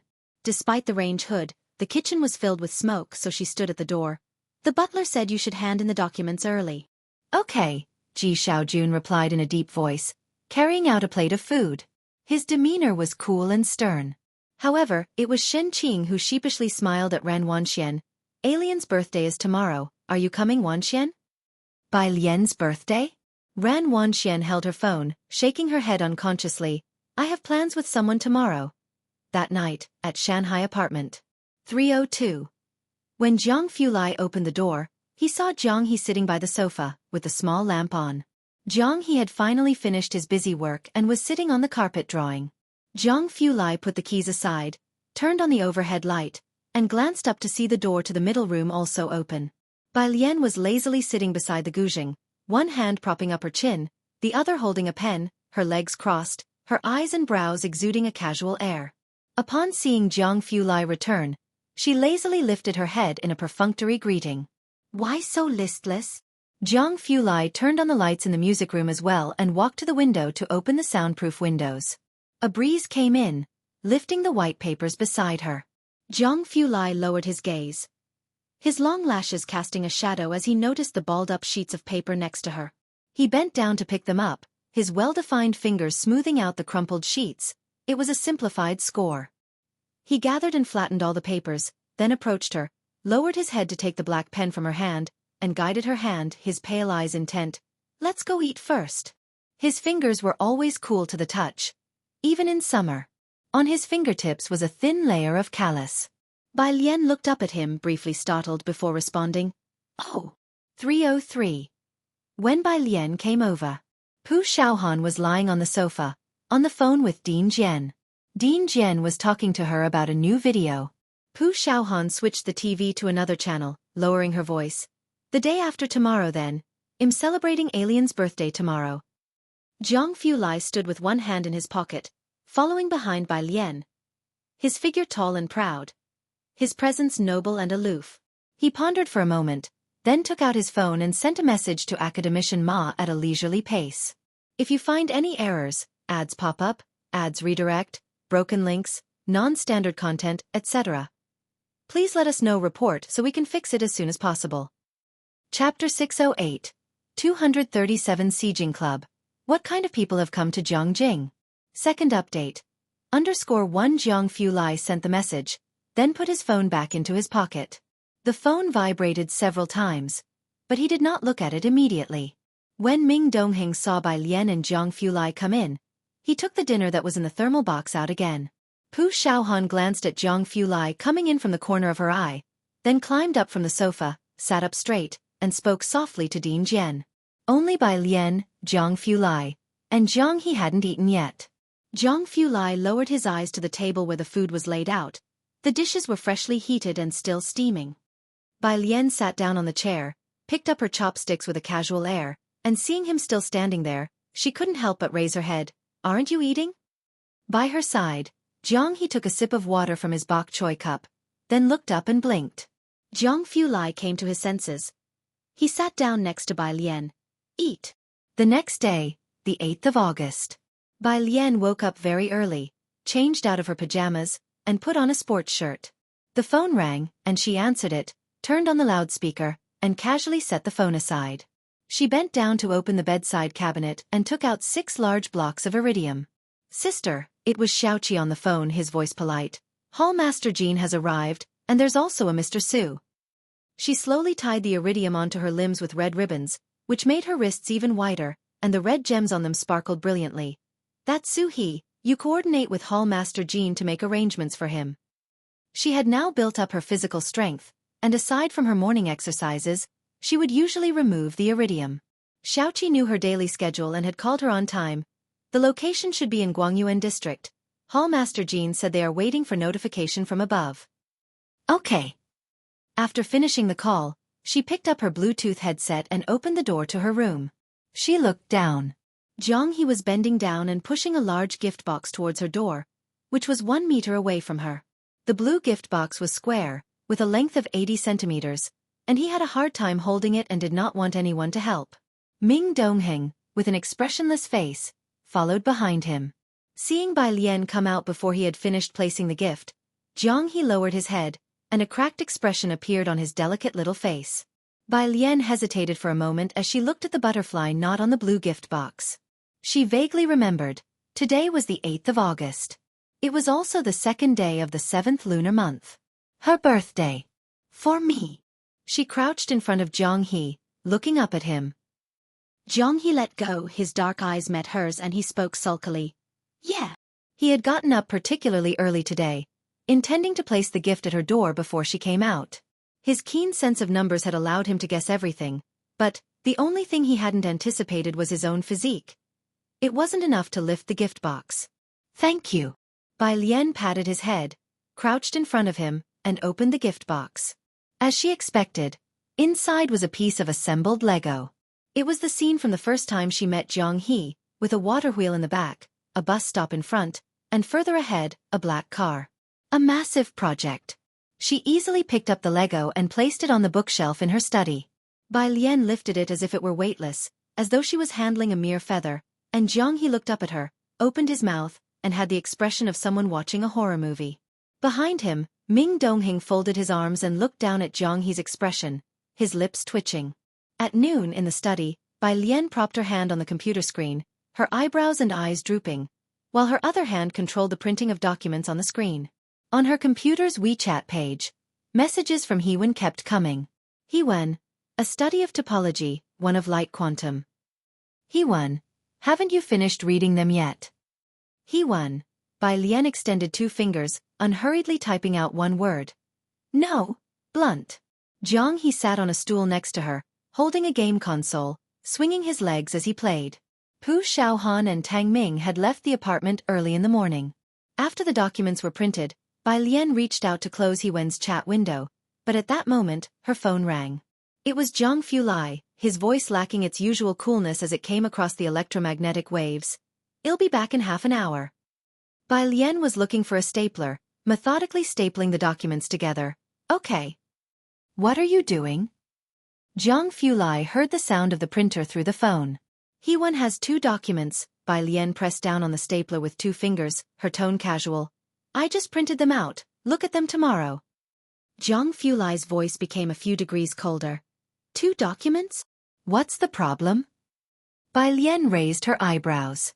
Nothing. On the other end of the phone, Zhang Fulai tapped the wooden box in his hand with an air of nonchalance, his face cool and detached. He didn't continue to discuss the issue of the 2 documents with her.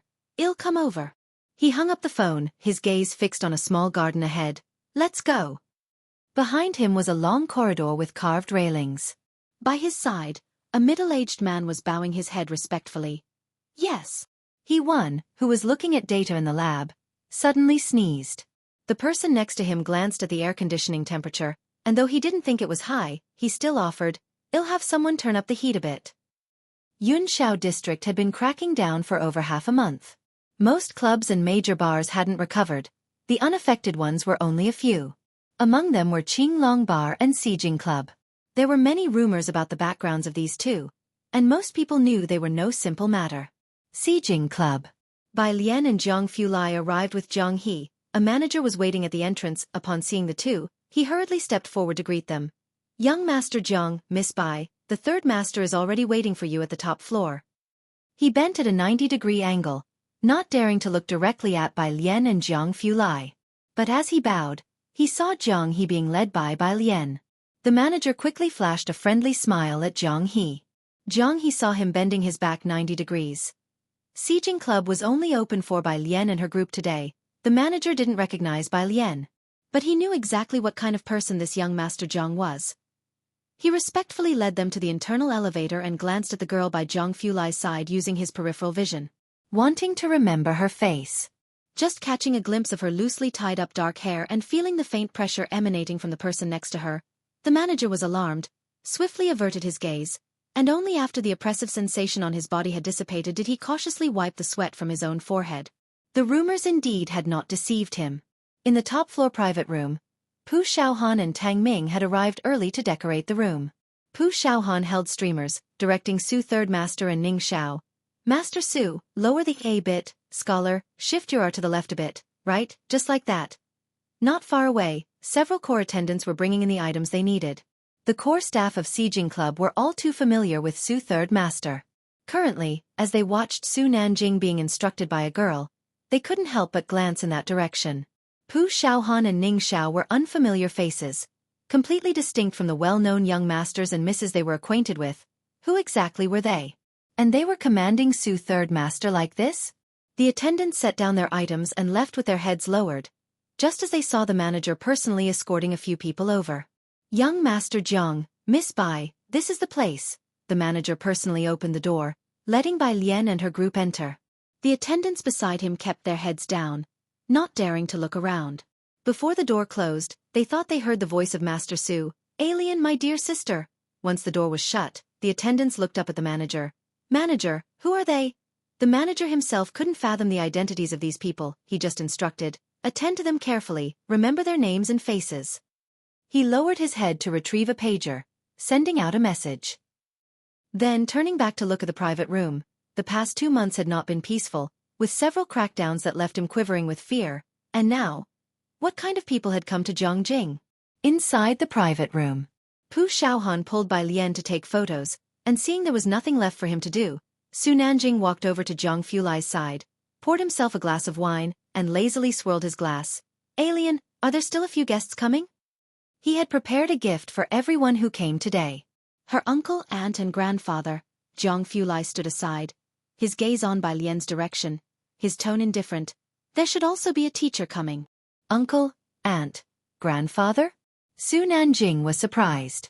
He knew Bai Lian's grandfather, who lived on Purist Street, but now he had come to Zhongjing? "Xueqi and brother Mao haven't arrived yet," Tang Ming added as he moved a stool over. Xueqi. Brother Mao? Su Nanjing had thought Bai Lian only had a few friends like Tang Ming in Zhongjing. But now who were these two, Xueqi and brother Mao? He was pondering this when the door to the private room was again respectfully opened by the manager. "If you find any errors, ads pop up, ads redirect, broken links, non-standard content, etc., please let us know report so we can fix it as soon as possible." Chapter 609, Ji Heng arrived in 238, a gift from the Ma Institute scholar, first update. _1 The manager respectfully led Xiao Bingwen inside. He had just gone downstairs to prepare the cake and, upon entering, immediately saw Jiang Fulai's face, blurred by the lighting. The relaxed smile on his face vanished. "Mr. Jiang." He greeted Jiang Fulai. Jiang Fulai lazily tilted his head, displaying an air of indolence. His pale eyes briefly swept over Xiao Bingwen. The usually imposing phoenix eyes were much softer today. He gave a slight nod to Xiao Bingwen and then continued to watch Bai Lian being photographed. Xiao Bingwen tensed up, not daring to look around anymore. He just sat next to Su Nanjing and asked in a low voice, "Why are they all in Zhongjing?" Xiao Bingwen was asking about Pu Xiaohan and her friends. "They all got into schools in Zhongjing," Su Nanjing heard from Pu Xiaohan, who said she was accepted into Media University. "How come they all study so well?" Xiao Bingwen was astonished. The Su family had recently been busy with the old master's birthday. Xiao Bingwen hadn't had a break with all the recent collaborative cases. He was only able to take some time off today to help plan for Bai Lian's birthday. The two were still talking. Jiang Fulai glanced at his phone beside them. Ji Xiaojun texted that they had arrived. He switched off his phone and opened the door to go out. Su Nanjing also stood up and said quietly, "It seems Alien's grandfather has arrived." As soon as Jiang Fulai stepped out, Xiao Bingwen let out a sigh of relief and also stood up, looking toward the door of the private room. "Miss Bei's grandfather, huh?" It wasn't long before the door to the private room opened again. A group of people came in from outside. Leading the way were two elderly men, one with a hand behind his back, the other carrying a smoking pipe, chatting together as they walked in. Behind them followed the composed Ji Xiaojun, as well as Shen Qing, who barely dared look around. Jiang Fulai was speaking to the manager with his head down. Su Nanjing watched Ji Hang, then turned his eyes to Ding Jian, who seemed to be having a delightful conversation with Ji Hang. It took him a moment to recognize them. He knew Ding Jian. His mother had barely managed to set it up through old Master Chen, and eventually, Bai Lian knew him personally. A representative of traditional Chinese music. So the man next to him must be Bai Lian's grandfather, right? How come he seemed so familiar with Ding Jian? The two chatted and laughed as if they were kindred spirits, resonating like a high mountain stream meets an understanding friend. It was not until they approached that Su Nanjing came to his senses. He set down his wine glass. "Ding Jian, Grandfather Ji, Uncle Ji, Auntie, hello, I'm Su Nanjing." The lights in the private room were bright enough. Bai Lian, who had been coordinating with Jiang He for Pu Xiaohan to take pictures, also seemed to notice something and looked over, immediately spotting Ji Hang and Shen Qing among the group. She had left Xiangqing at the end of June and hadn't seen Ji Hang for a month and a half. Their communication was mostly through video calls. They had a call just the night before, and Ji Hang was still at the familiar courtyard. She didn't expect to see him in Jiangjing today. Bai Lian stood up. "Grandfather?" At her call of grandfather, Pu Xiaohan turned around in surprise, and upon seeing Ji Hang, she immediately dropped her camera and ran over excitedly. "Grandfather, grandfather, how come you're here?" "Yes." Ji Hang, always serious, allowed a rare smile to cross his face. He greeted Pu Xiaohan and then turned to look at Bai Lian. She hadn't lost weight, and she looked well. He nodded his head. Lastly, he looked down at Jiang He beside Bai Lian and smiled again. "You've grown taller." Tang Ming and Ning Xiao, after not seeing Ding Jian and Ji Hang for some time, greeted, "Grandfather, Ding Jian." Compared to the more reserved Bai Lian, the sunny and outspoken Pu Xiaohan hugged Ji Hang's unoccupied arm. "Grandfather, how long will you stay this time? Do I have a chance to get the Warring States robe now?" "The Warring States robe?" Ji Hang looked at her with some interest. "I want to make a video with Ding Jian, and we need the Warring States robe," Pu Xiaohan explained. "I've been unable to find what I want online." As she spoke, Ding Jian added from the side, "That's right." The group gathered and casually started chatting. Next to Su Nanjing, Xiao Bingwen finally snapped out of it. He didn't recognize Ji Hang, but, "Nanjing," he said, looking at the senior whose back was to him, with a dignified stance and an artistic aura about him, commanding respect without anger. "That's Ding Jian, right?" He was acquainted with Lang Shuhe, and naturally, he knew of Ding Jian. His impression was that even Lang Shuhe faced a strict attitude from Ding Jian. Ding Jian had very high expectations for his students, and although the 3 students were carefully selected by him, he was not entirely satisfied and remained impartial. Aside from attending classes, his disciples could not dream of inviting Ding Jian to a meal. What was he doing here today? Yes, Su Nanjing had met Ding Jian before and was not surprised. What puzzled him was why people like Ji Hang and Pu Xiaohan seemed to be so familiar with Ding Jian. Alien plays the Guzheng well. She and Ding Jian have a friendship transcending age differences. If you find any errors, ads pop up, ads redirect, broken links, non-standard content, etc., please let us know report so we can fix it as soon as possible. Chapter 610. Ji Hang arrived in 238, a gift from the Ma Institute scholar. First update. _2 Xiao Bingwen was truly astonished now, an intergenerational friendship? Does Bai Lian play the Guzheng that well? He couldn't resist looking toward Bai Lian, as well as the few people beside her. Pu Xiaohan put down the camera and brought up the fact that Ji Hang was going to stay here for a long time. "So you're going to be residing here frequently?" "I'll be living here for a while." Ji Hang set down the pipe in his hand. Several people sat down around the coffee table.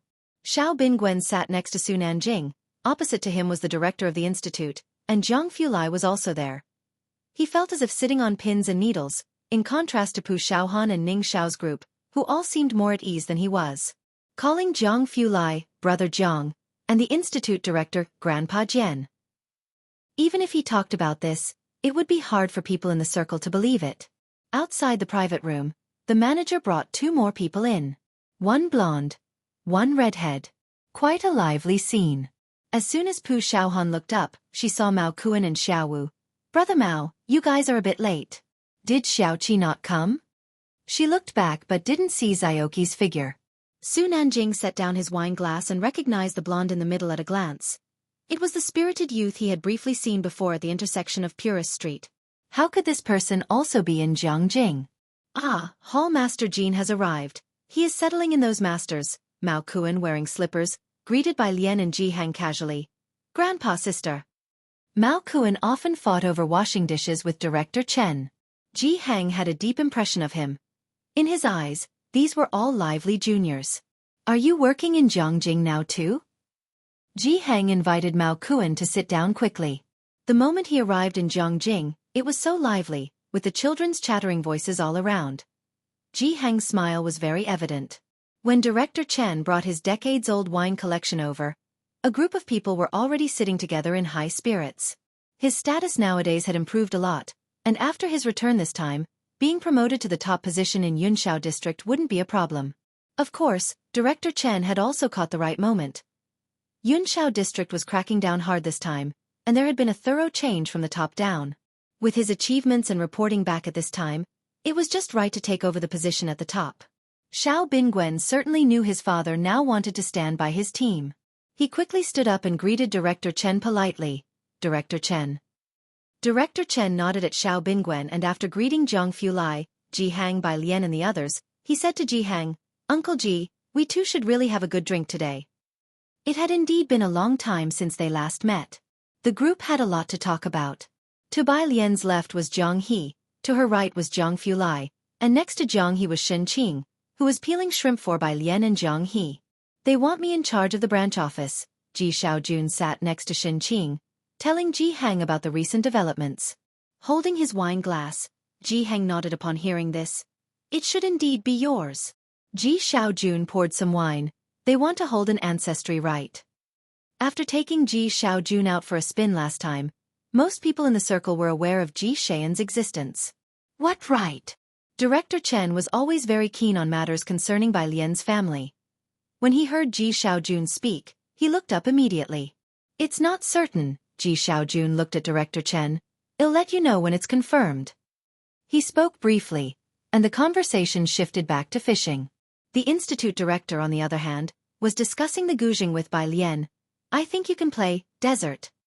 Bai Lian held her chopsticks, her brows and eyes lazy. I can't practice it, I can't evoke that kind of feeling. She. Dean Jian didn't understand who Bai Lian was referring to with she, just offering a cliché. Look at how high you set the bar for yourself. You're really suited for our ancient Zither faction. Don't you really plan to take over? Bai Lian remained silent. Across from Dean Jian, Xiao Bingwen simply couldn't hold back. Take over as the leader of the ancient Zither community? How gifted must Bai Lian be? As they spoke, next to Ning Xiao, Zhang Fulai also put down his chopsticks, bowed his head and asked Ning Xiao and Tang Ming in a low voice. Have you guys signed the contract? The tone always conveyed a casual sense of detachment. Signed with the physics department, Ning Xiao replied. Zhang Fulai nodded slightly, his wrist resting on the glass table, his pale fingertips tapping the table absent-mindedly. The sound wasn't loud, but it made Ning Xiao and Tang Ming feel tense. After a long while, Zhang Fulai spoke. You guys know about Zhang University's Tongfeng class, right? Tang Ming was not very clear, but Ning Xiao, having been in the provincial team, had heard of it. Smart as he was, as soon as Zhang Fulai mentioned it, he understood the young master's meaning. Zhang brother, are you saying? Yes, Zhang Fulai stopped tapping, his voice as light as the breeze in the clouds. I collected last year's questions for you last night. You guys will work on them tomorrow. Although it was summer vacation, Tang Ming and Ning Xiao hadn't stopped doing practice problems.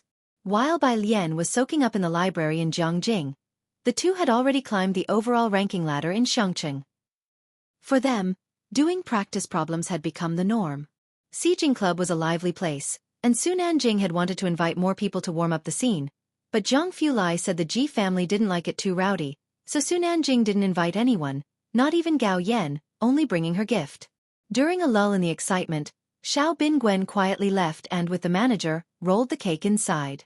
A 4-layer cake. It was adorned with delicate, lifelike thin rose petals as well. The lights were turned off, leaving only the candlelight from the cake shining. Bai Lian stood in front of the cake, the candlelight blurring her features as she looked at the cake, with the voices of Pu Xiaohan and Tang Ming among others in her ears. Zhang Fulai was opposite her, silently watching her through the flame.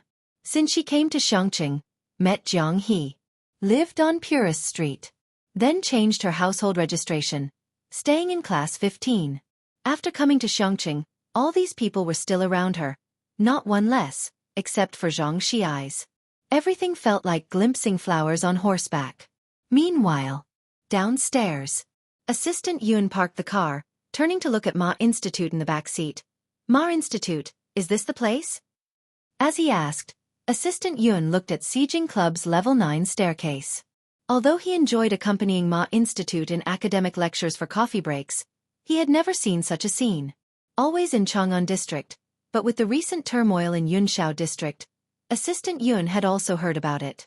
Ma Institute had just finished being busy, used to leaving the Research Institute at 11 or 12 in the evening as a routine. He also left the Research Institute early today. This is the place. Ma Institute's gaze lingered on Xijing Club's building, then lowered to the address Zhang Fulai gave him, confirming it before telling Assistant Yun, "Wait for me here, I'll just deliver something and be right back." He picked up the slightly old-fashioned black notebook and a USB drive placed beside him and got out of the car. "If you find any errors, ads pop up, ads redirect, broken links, non-standard content, etc. please let us know. Report so we can fix it as soon as possible." Chapter 611, 239 Heritage, Gifts, National Top Scholars Grandeur, Part 2. Under 1 from the driver's seat, Assistant Yun watched as Academician Ma ascended the splendid golden steps. His gaze indeed fell on the notebook that Academician Ma carried in his hand. He had been following closely as an assistant professor alongside Academician Ma for quite some time. Academician Ma always carried that notebook with him, and although the assistant professor didn't know what the USB drive was, the notebook must represent the culmination of Academician Ma's work to date. Although the code numbers used were excessive, there was no doubt they were of a confidential level. At the entrance, the manager respectfully assisted the elderly man upstairs. As he turned, he seemed to catch a glimpse of infrared light on the steps. He paused momentarily, looked again, but it had disappeared. Today, the Xijing Club was very quiet. The top floor. When Academician Ma arrived, Bai Lian had just blown out the candles, and Pu Xiaohan had turned on the main lights. Since Academician Ma couldn't stay long, he didn't go inside. He looked at the people in the room, his gaze sweeping past Zhang Fulai and Su Nanjing, waiting at the door for Bai Lian to come out. Xiao Bingwen was quietly discussing with Su Nanjing why Director Chen was so respectful towards that blonde. Before they could finish their discussion, the manager opened the door again. "Miss Bai, is there another guest yet to arrive?" Xiao Bingwen asked as he turned his head, only to see Academician Ma standing outside the door. His hair as unkempt as ever, holding a notebook in his hand. Academician Ma, an international authority on quantum physics. Laboratories abroad had violated countless regulations for him, yet they couldn't persuade him to join them. A living fossil of the physics department. Xiao Bingwen had only seen him at lectures or in university physics textbooks. Now here he was at Xijing. Xiao Bingwen blinked. By his side, Su Nanjing, who had met Shunyu, was more composed than Xiao Bingwen, though her inner questions were mounting, involving President Jian Zhongyou and Dean Xu. And now Academician Ma had shown up? Bai Lian was equally surprised. Academician Ma was typically unconcerned with worldly affairs. His circle was simple, consisting only of physics, with no regard for other social interactions. What was he doing here? She glanced at Zhang Fulai, who stood up first. Bai Lian then murmured to Ji Heng that she would go out with Zhang Fulai. Academician Ma, Bai Lian approached the entrance. "Why have you come?" Zhang Fulai lazily followed behind Bai Lian. Academician Ma hadn't intended to come, but Zhang Fulai had mentioned that this year was particularly significant for her. "I heard it's your birthday," Academician Ma said, observing the quiet surroundings, free from any disturbance. "This place is quite suitable for reading and research." Bai Lian looked around. Normally, it wouldn't be so quiet here. "Have you read through the algorithms?" Academician Ma didn't dwell on the environment. He routinely asked Bai Lian a few questions, which she answered one by one, each with her own insights. It was evident that she had studied them seriously after returning. Such top-tier geniuses were too rare in the country. Academician Ma had finally found one, entirely to his liking, who had not yet plunged headlong into the abyss of dark matter like Zhang Fulai had. He looked at Bai Lian as if seeing the near future, his voice becoming gentler. "These are some insights I've had since I started in this field, as well as the USB drive. It contains data I've stored. Take your time to go through it during your university days." Academician Ma handed over the notebook and USB drive to Bai Lian. "This?" Bai Lian lowered her eyelashes, looking at the notebook and USB drive. "Take them with confidence," Academician Ma said, looking at her and clearing his throat. "If this year is your starting point, then I hope you will carry our dreams to the mountaintop, and you will find the answers along the way." The corridor lighting in the club was not bright. Bai Lian looked at Academician Ma, whose eyes were cloudy yet warm.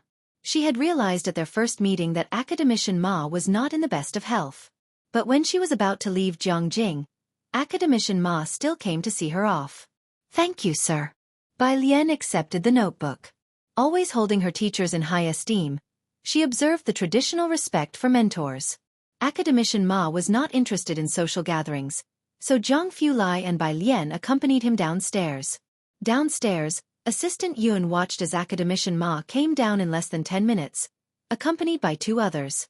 Assistant Yun observed the girl with her hair loosely coiled up. He had not yet had time to be surprised that the academician had come to see Bai Lian. His gaze then fell on the man with a straight posture beside her, a man who looked down, his face indiscernible against the club's entrance light, revealing only sharp jawlines. His entire presence was noble and cold, like the distant moon hanging high in the clear night sky, aloof from the world. Such a cold aura, the assistant have only seen it in one other person. He stepped out of the car, opened the door for Academician Ma, looked up, and sure enough, he saw those pale, faint eyes. "Young Master Jiang." Assistant Yun respectfully greeted. After Assistant Yun drove off, he glanced in the rearview mirror. Zhang Fulai followed behind the young lady entering the club, speaking to her in a low voice. He saw clearly that in Bai Lian's hand was the notebook of Academician Ma. "Don't spread the word about today's events." Academician Ma closed his eyes in the back seat. After seeing off Academician Ma, Bai Lian headed upstairs. Zhang Fulai walked on her left, his hand casually in his pocket, and the waiter was standing at the elevator, pressing the button as the two approached. They reached the top floor. Zhang Fulai turned his head to look at Bai Lian. "Want to go check out the terrace?" At that time, it wasn't hot outside. The terrace was large, decorated with fresh flowers all around. Standing on the terrace of the Sijing Club, one could overlook the street bars and night market below. Bai Lian, with the notebook in her left hand, walked to the railing and leaned on it with one hand, gazing at the lights of thousands of homes below, while the flower pot beside her bloomed with pink roses. She used to enjoy standing on the city wall, watching the sunset, the moon, and the stars. Back then, there were stars all over the sky. Below the terrace, a green lawn was laid out with a few wooden tables and gazebos scattered about, adorned with lights on all sides. Zhang Fulai glanced at her for a while. Then he lowered his gaze and covered her right hand with his. Zhang Fulai's palm was always cool, like a gentle stream flowing down slowly from a snowy mountain in summer. The rose beside them shuddered in the wind, casting a quivering shadow over their hands. With his lashes lowered, Zhang Fulai then spread open Bai Lian's fingers and placed a long wooden box that he had concealed for a long time into her palm. Looking up, the surrounding light shattered in his pale eyes, turning into a sky full of stars. He seemed quite casual. A gift. Bai Lian gazed into his eyes and gave a leisurely smile. "What is it?" Zhang Fulai let go of her hand, a fine laugh in his eyes. He rarely looked so gentle, and at this moment he appeared more strikingly graceful than even the vibrant roses around. "Take a look." Inside the box was a white jade hairpin, its texture fine and translucent. Under the subtle lighting, it seemed to be enveloped in a fluorescent glow, with a poppy carved into the tail of the pin. Meanwhile, back in the private room. Why hasn't Sister Lien come back? Pu Xiaohan handed a piece of cake to Su Nanjing. Have some cake. Su Nanjing held the cake but didn't eat it, his gaze fixed on the door. Why did Academician Ma come looking for alien? Pu Xiaohan didn't recognize Academician Ma. But Ning Xiao and Tang Ming had already guessed something. Back at the Boyuan base, when Academician Ma suddenly attended a lecture and afterward Bai Lian took them to another seminar. Pu Xiaohan spoke. Maybe he's asking her what she'll study in the future. I heard before that Dean Shu also wanted to ask Sister Lien if she'd like to go to the Chinese department. Pu Xiaohan then cut another piece of cake for Xiao Bingwen. Bai Lian's classmates all seemed casual about people coming to look for her and didn't seem to make much of it. Xiao Bingwen held his fork and didn't eat, but inquired subconsciously. That was Academician Ma. Do you guys know what he does? Ning Xiao looked at the problems on his phone without looking at Xiao Bingwen. Tang Ming patiently explained to Xiao Bingwen.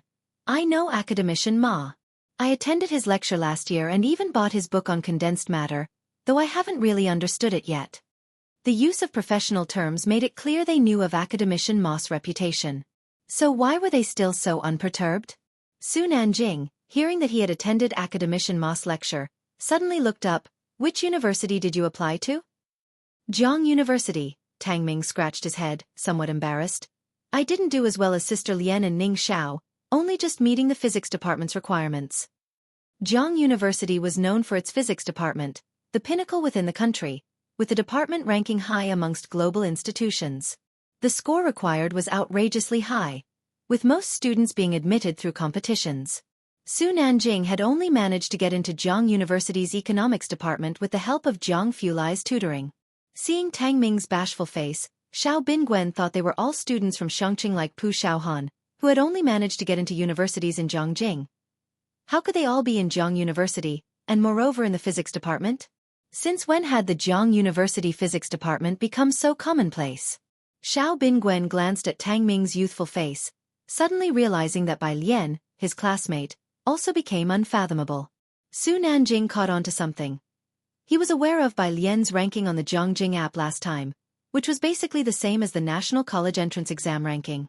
Add to that his involvement in auctions and mineral matters, which had him flying abroad for several months, only finishing in early July.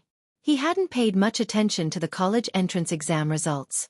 Finally catching on, Su Nanjing put down the small cake. Wait, how much did aliens score in the college entrance exam? Her. Pu Xiaohan casually sat down at the table, picked up a video camera beside her, and started reviewing footage. 750, a perfect score and the national top scorer. Go search the news in Beijing and Shangqing. Back then, even the Beijing Education Bureau couldn't keep it under wraps. It was all over the place, such as the grandeur of a national top scorer, TSK. Having witnessed such a scene, Pu Xiaohan wasn't surprised by anyone who came looking for Bai Lian. If you find any errors, ads pop up, ads redirect, broken links, non-standard content, etc., please let us know report so we can fix it as soon as possible. Chapter 612. The 240 hardest circle to fit into, back to school, first update. Under 1 this year, even with the screening system in place, the topic of the top scorer in the college entrance exam still caused quite a stir. But Su Nanjing and his peers naturally wouldn't pay much attention. He only found out about Bai Lian's news through Pu Xiaohan's social media updates. As for the rest, he didn't know much, and he hadn't participated in the college entrance exam betting pools either. The Su family focuses on nurturing well-rounded individuals. Su Nanjing had hated it since he was a child when the Su family compared his grades to Su Jinyi's or Su Jin's. When he grew up, he also refused to become that kind of detestable parent. It was only now that he'd heard about Bai Lian being the college entrance exam top scorer from Pu Xiaohan. Although there is a top scorer every year, there's only one, and they are all extremely talented individuals. As Su Nanjing had grown up, there had only been one top scorer around him, Jiang Fulai. That year Jiang Fulai took the college entrance exam directly in his first year of high school, and Jiang Shijue became second on the list. The Chen family should be more concerned about this year's college entrance exam, because there was a Liang Wuyu whom even Su Nanjing had heard of. The Chen family had invested a lot of efforts in promoting him. Now, alien, a perfect score college entrance exam top scorer? Su Nanjing's understanding of Bai Lian was still stuck at her being ranked 199th. Go to. Then everything made sense. That's why, when he went to the police station to find Bai Lian that night, Principal Shi rushed over in such a hurry. That's why even Elder Su said the commotion was big. Su Nanjing only thought back then that Jiang Fulai had gone too far, and since the Chen family was involved in politics, the Su family had collaborations with them. It wasn't until recently that he learned that almost everyone in Yunshao district had been replaced. Although Jiang Fulai was the catalyst, he probably only wanted to clean up those bars and clubs. As for those who were purged, they must have been related to Bai Lian. The patio. Bai Lian sat in the pavilion, her hands crossed in front of her chest, in a leisurely posture. Her hair was loose behind her back, the strands lustrous and fine, having grown to her waist over the past year. A light breeze stirred her skirt and long hair. Jiang Fulai meticulously arranged her hair, the raven strands slipping through his long, pale fingers. Can you actually manage? Bai Lian asked languidly. The cool light around the patio danced across her face, creating a hazy interplay of shadow and light. Stay still, Jiang Fulai calmly wound the hair he held around his finger. He was always serene, his voice even tempered as he spoke while coiling her hair. Tomorrow I need to join the group, which might take most of the month. Such research had confidentiality agreements in place from the beginning. Most of the month, Bai Lian spoke. When you come back, I should have started school. Jiang University registration starts on the 29th of August. Bai Lian had a lot of hair, and Jiang Fulai wrapped it into a half updo, making the white jade hairpin in his hand appear even more pristine and immaculate, untouched by any speck of dust. His skill was not very polished, and he dabbed at some stray hairs on the side. This time the result was much better than before. Not so untidy. Not particularly striking but very neat. At the end of the white jade hairpin, the craftsmanship of the peony was quite pronounced, yet it seemed just right amidst her locks. Jiang Fulai stepped back, thinking the improvement from last time was substantial. Slowly, he responded to Bai Lian's remark. There, most of the time signals are jammed. I'll be going with Director Ma from the Institute. He chose some aspects he could safely share with Bai Lian. Jiang Fulai recalled the incident at the bar last time. After a pause, he advised, try to avoid fights if possible. If something happens, tell Su Nanjing right away. I've already discussed it with your grandfather. He lives on the first floor. Jiang Fulai had been renovating the first floor for quite a while. He preferred quiet and wasn't used to sharing elevators with others. Before coming here, he bought all the units from the first to third floors of the apartment building. Of course, he hadn't mentioned this to Bai Lian, but after realizing that the fourth and fifth floor units belonged to Su Nanjing and Ning Xiao, he didn't pursue them. Otherwise, without his consent, neither of them would have been able to get those units. During that time in Xiangqing, Jiang He always stayed with Ji Heng. And Ji Heng. Jiang Fulai couldn't see what he was lacking. He had seen those 2 thin pages of residence registration and, after some consideration, decided to incorporate decorations Ji Heng was familiar with on the first floor. The first floor. Bai Lian's radar went off. She had seen the renovations on the first floor. As she listened to Jiang Fulai, she lifted her head. You bought the first floor? Things looked set to head in an unpredictable direction. Jiang Fulai smoothed down a stray strand of her hair lifted by the wind and subtly changed the subject. I've given Ning Xiao the Tongfeng class exam questions from each year. I worked out the solutions for most of them. If they find something they don't understand, you explain it to them. If you find any errors, ads pop up, ads redirect, broken links, non-standard content, etc. Please let us know report so we can fix it as soon as possible. Chapter 613. The hardest circle to fit into, start of school, another update.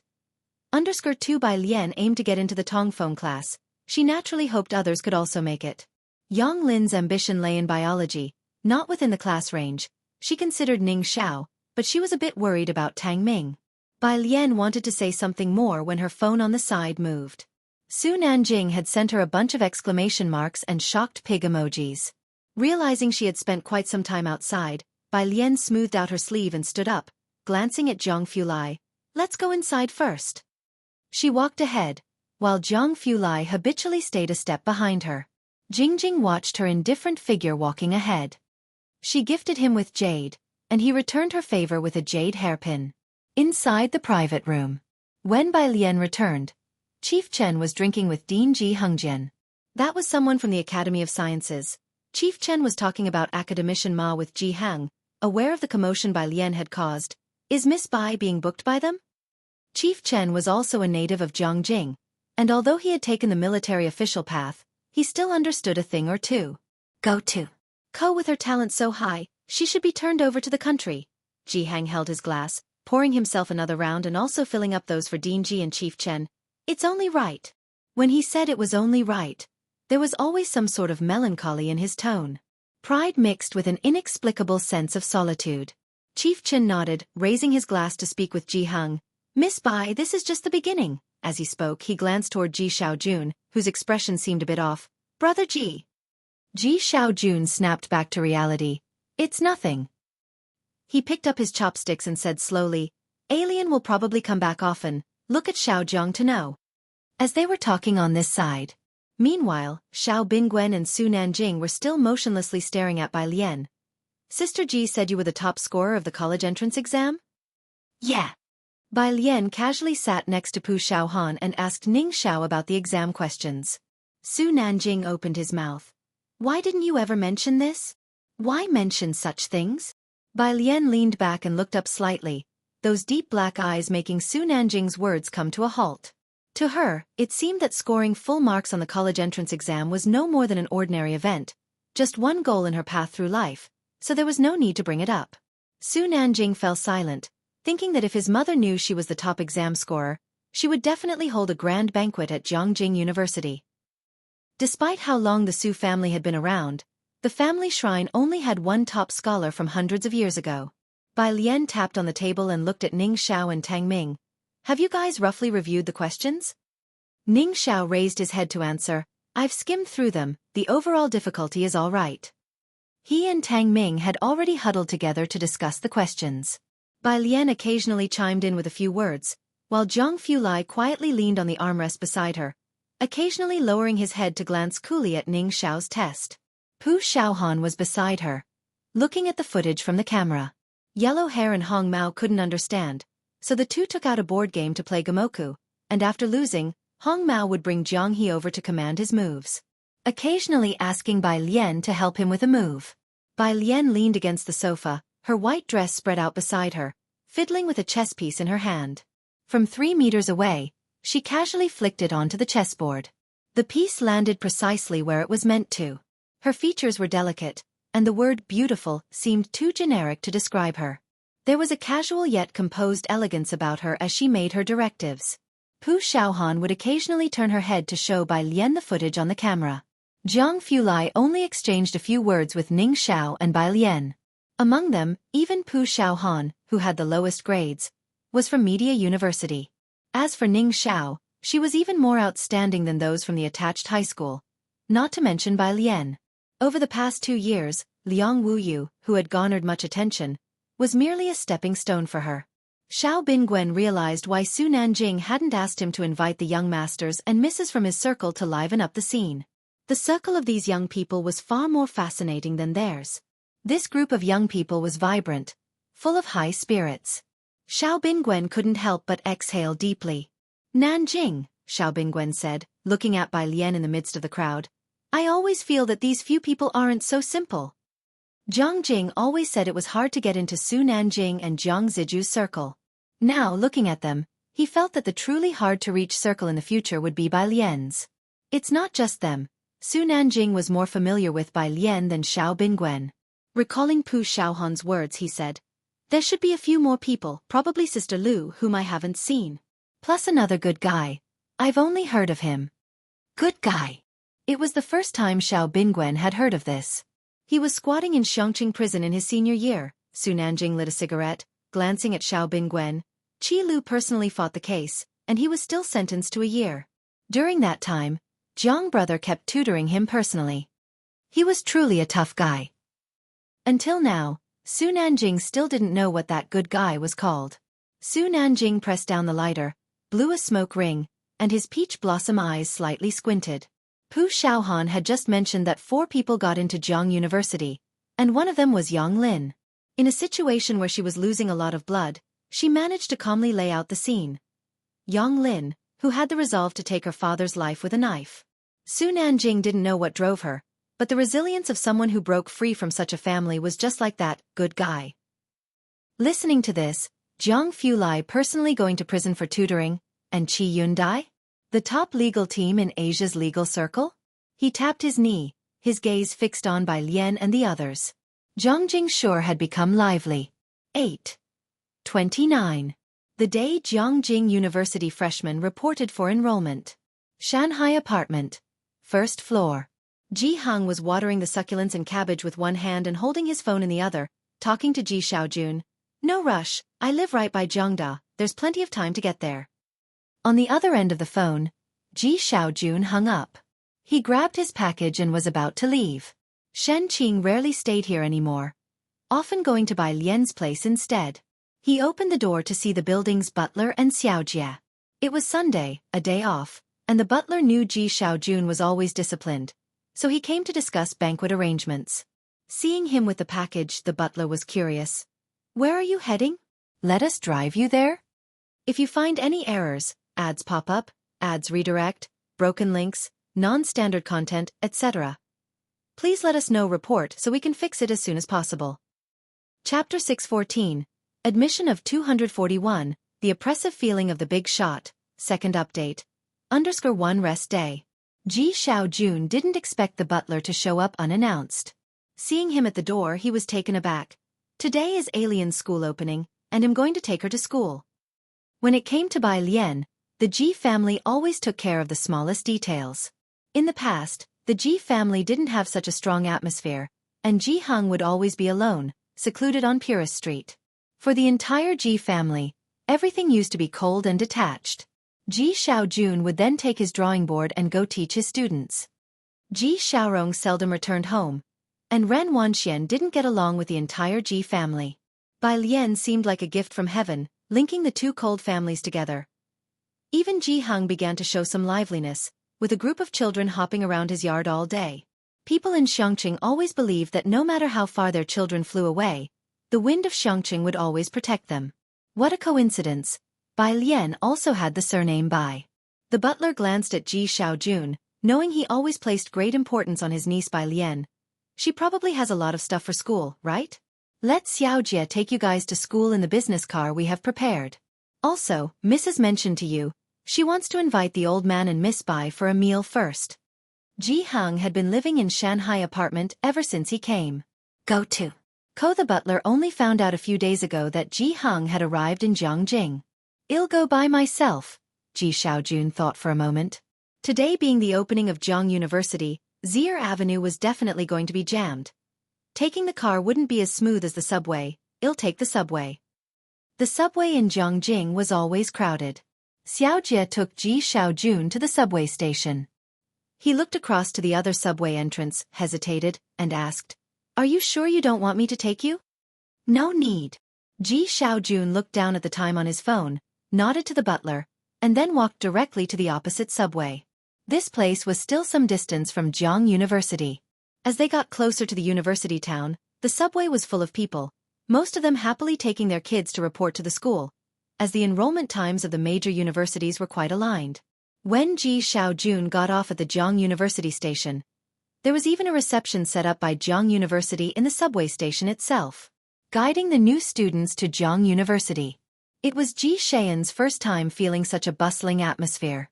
He exited the subway station and saw Zier Avenue teeming with traffic. He then walked with a light step towards Shanghai apartment under the bright sunshine. Shanghai apartment. 303. In Bai Lian's room, Shen Qing circled around her suitcase asking, "Is this all you're bringing? Are you taking your piano with you?" Even when in Xiangqing, Bai Lian didn't live on campus. Now, even though she had rented a house off campus, she still had to abide by the residential rules. Shen Qing was helping her pack and always felt she wasn't bringing enough. Bai Lian leaned lazily against the windowsill, with the curtains drawn back and the window cracked open to let in the strong light. "It's just registration, I won't bring the piano for now." The light exposed a clear path through the floating dust in the room. She squinted at Shen Qing counting the items in her suitcase, everything appearing so tranquil. "Okay, then when is he coming back?" Qing paused her packing and looked up at Bai Lian. Is Xiaojiang not coming back today either? I don't know. Bai Lian's gaze fell on the courtyard below. Hang was not quite used to the climate of Jiangjing. His small yard had a wooden-colored umbrella erected, casting a cool shade all around. She watched the umbrella, her eyes not quite focusing on anything tangible. The problems Jiang Fulai and Ning Xiao left for her were not difficult. She had been pushing the two to solve them lately, while also busy with the songs required by the director of the institute, and reviewing the thesis notes left by Ma Institute scholar. She was too busy to be bothered by anything else. However, ever since coming to Jiangjing, Jiang Fulai had been there for all of it. Even back in Xiangqing, he would most often accompany her for a walk through the alleys of Purist Street at night. Sometimes when studying until the wee hours, she would occasionally send him 1 or 2 questions, and he would always respond promptly. But for the past half a month, he and Hewen seemed to have disappeared into thin air, only showing up online at specific times to reply to messages. Long ago, she had weathered through the trials of Abi Hell alone, braved countless troubles on her own. As she was pondering, Ji Xiaojun appeared in her field of vision, carrying a small bag. Bai Lian snapped back to reality, turned to Qing, and smiled languidly. Uncle is here. Qing went downstairs to call for Ji Xiaojun.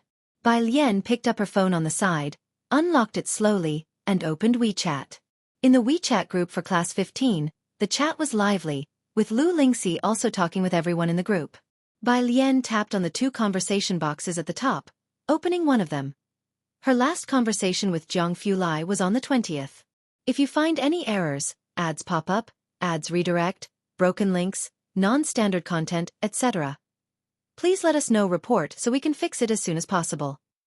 Chapter 615, Admission of 241, The Oppressive Feeling of the Big Shot, Second Update. Under two, she took a photo of the vegetables downstairs, which were growing splendidly in the pleasant sunshine, sent it over, and slowly typed a few words. School starting. At the end of summer with clouds drifting and sunlight filtering through, the scene outside the window reflects the feelings in my heart. Wondering if you are well? Room 303S Hall. Ning Xiao had already packed his suitcase. Tang Ming's parents had arrived a couple of days ago, staying at a nearby guest house, and were taking Tang Ming to school today. Since nobody was sending Ning Xiao, he was going with Bai Lian. Pu Xiaohan's school would start in a couple of days, and her parents had already arrived, currently touring around Jiangjing. At the moment, she was holding a camera, planning to walk into the school with Bai Lian and shoot along the way. Ning Xiao didn't bring much. He planned to get his bedding from the administrative office. He intended to buy the rest of his stuff at the school's convenience store. Qing had prepared a lot of things for Bai Lian, daily necessities that she had bought a few days prior, confident that with many people around, it wouldn't matter if the items were numerous and heavy. Today was the first day of registration, and many cars were already parked at the entrance of Jiang University. Go to. Fearing the crowd might grow even larger if they waited any longer, Qing and Hang took Bai Lian to register ahead of the rest. Although they lived right next to Jiang University, they insisted on sending her off to school with such fanfare. Bai Lian happily went along with Qing and Hang's mood. At the entrance of Jiang University, the Tang family had already arrived. Tang Ming, wearing a duckbill cap, excitedly waved from a distance upon seeing Bai Lian. Lian Jia, scholar, this way. But before he could finish, he saw that behind Bai Lian, Ming Dongheng was coolly carrying her biggest black suitcase, which was heavy with some of Bai Lian's books inside. Bai Lian and her group with Qing seemed close, but Ming Dongheng, the tough and cold-looking guy, kept others at a distance. When Tang Ming saw Ming Dongheng, he dropped his hand and stopped waving. What's gotten into you now? Having greeted Tang Ming's family, Pu Xiaohan noticed Tang Ming's extremely solemn expression. After greeting Bai Lian and Pu Xiaohan, Tang Ming's mother pinched Pu Xiaohan's face, and upon hearing this, she glanced at Tang Ming. Xiaohan, don't bother with him, he's always so unnecessary. The group made a grand entrance into the campus. This immediately drew attention. The appearance and demeanor of this group were remarkable, especially Bai Lian, who was wearing a new biwei long dress made by Hang today. With 3/4 sleeves, her delicate wrists peeked out. The sunlight fell on her bright green dress, dazzlingly bright. Green was a color that didn't suit everyone, but it seemed exceptionally appropriate on her, enhancing her fair complexion, and her long lashes lazily drooped. This kind of flashy yet restrained beauty was a showstopper. Not only the reception desks of various departments but even the freshmen and their parents couldn't help but turn their gaze toward her. They quietly discussed among themselves, wondering if she was some celebrity, with a big guy in a black t-shirt standing behind her. Although he was wearing sunglasses, it was apparent he was scanning the people around him.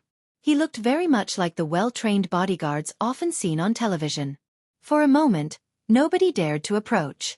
Bai Lian and the three were of the same major, and Tang Ming, looking at the bustling scene of new students that resembled a market, quickly found the physics department among a bunch of signs and hurried over there. A second before, the people at the physics department were wondering if this girl was a newly signed star. But the next, they saw her heading their way. The crew cut boy looked at Tang Ming, Ning Xiao, and Bai Lian mouth agape. You? All of you are from the physics department? Yeah, Tang Ming replied with a smile. The crew cut boy looked past Tang Ming to Bai Lian, who stood there nonchalantly, and the corners of his mouth instantly sprang up. Junior, Imgu Xiaoga, sophomore in the physics department and also from the student union's organization department. Come on, I'll take you to our department to register. Do you have any luggage? Tang Ming. Under the envious gaze of the other physics department members, Gu Xiaoga led Bai Lian's group to register with the physics department. Behind them, a group of upperclassmen waiting for other new students looked at the retreating figures of Bai Lian and her party, discussing among themselves. She seems prettier than Sister Ming, doesn't she? Get rid of seems. Wait a minute. Do you guys think the freshman girl just now looks like that girl who was popular on our school's forum last year? Someone took out their phone immediately, glanced at it, and said, It really is her. She actually got into Zhang University. And in the physics department? Physics department? Is she that freaky? Freaky? The top scholar in this year's college entrance exam is the real freak, man. Thankfully I took my exams last year, or else being in the same batch as these folks. The registration area was in the auditorium, which wasn't too crowded at this time, with only a few new students lining up in front of each college's table. Ji Hang and Tang Ming's parents were standing aside waiting, while Ji Xiaojun talked to Ji Hang about being invited by Mu Yining for dinner. Dinner, huh? Ji Hang considered for a moment before suddenly remembering something. They don't know Alien is now at Zhang University, do they? Ji Xiaojun nodded. They don't. If the butler already knew of Bai Lian, would he be this enthusiastic? Thoughtful, Ji Hang held a bag in his hand containing Bai Lian's backpack. Tell them tonight. Not far away, Gu Xiaoga was taking them to the physics department's reporting station and instructed the three new students in advance. Have your ID cards and admission notices ready. There were two people ahead of them. Gu Xiaoga talked to the members of the physics department student union with ease. These three are from Beijing, and they all got into our school. He then introduced Bai Lian and Ning Xiao to them. This is our faculty's junior brother Ba, president of our student union. Hee. I hope you all can pass the assessment and join the school's student union. Don't worry, freshman girl. President Ba, Gu Xiaoga turned back and asked Ba Shiming. Is Liang Wuyu also from our department? When you see him later, remember to let us know and to definitely lure him into our student union. Not yet. President Ba finished registering the previous students' information, took Tang Ming's ID and exam admission ticket, entered Tang Ming's ID and exam admission number into the computer, and double-checked the information. When he saw Tang Ming's college entrance examination score, he looked up at Tang Ming and smiled. Welcome to your studies. Next was Ning Xiao. When Ba Shiming saw Ning Xiao's score, he was momentarily stunned. After completing the registration, he initiated a conversation.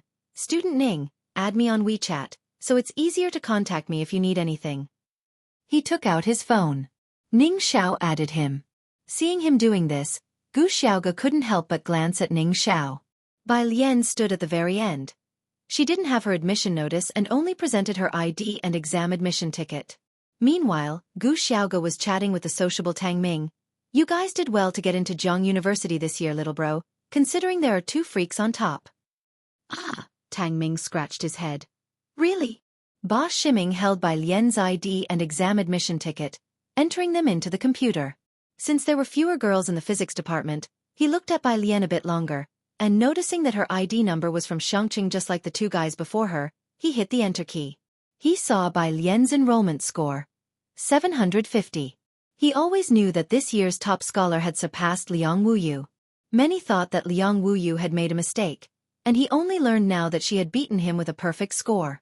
Ba Shiming couldn't help but look up. Bai Lian raised an eyebrow. She stood in front, leisurely tapping the screen of her phone, her languid gaze falling on him. Ba Shiming was the first to directly feel that pressure of looking down upon others from the summit, from the top scholar with the perfect score, from the elder sister of masters. Contempt for all. If you find any errors, ads pop up, ads redirect, broken links, non-standard content, etc. Please let us know report so we can fix it as soon as possible. Chapter 616. 242 Originally, she was at Jiang University. First update. _1 Ba Shiming remained silent. The senior sitting beside him, waiting for Bai Lian to fill out the form, started to urge. President, haven't you registered yet? Junior sister. Come here and fill out the freshman report first. She had been watching Bai Lian's face, then passed the pen and paper to Bai Lian, with a voice gentle enough to melt water. Junior sister, come on, fill out this form. Bai Lian expressed her thanks and took the paper and pen. She leaned forward slightly and left her basic information on it. Junior sister, let's add each other on WeChat first. Then you can go to your dorm. Your dorm is in Nanmei District, building number 4, room 407.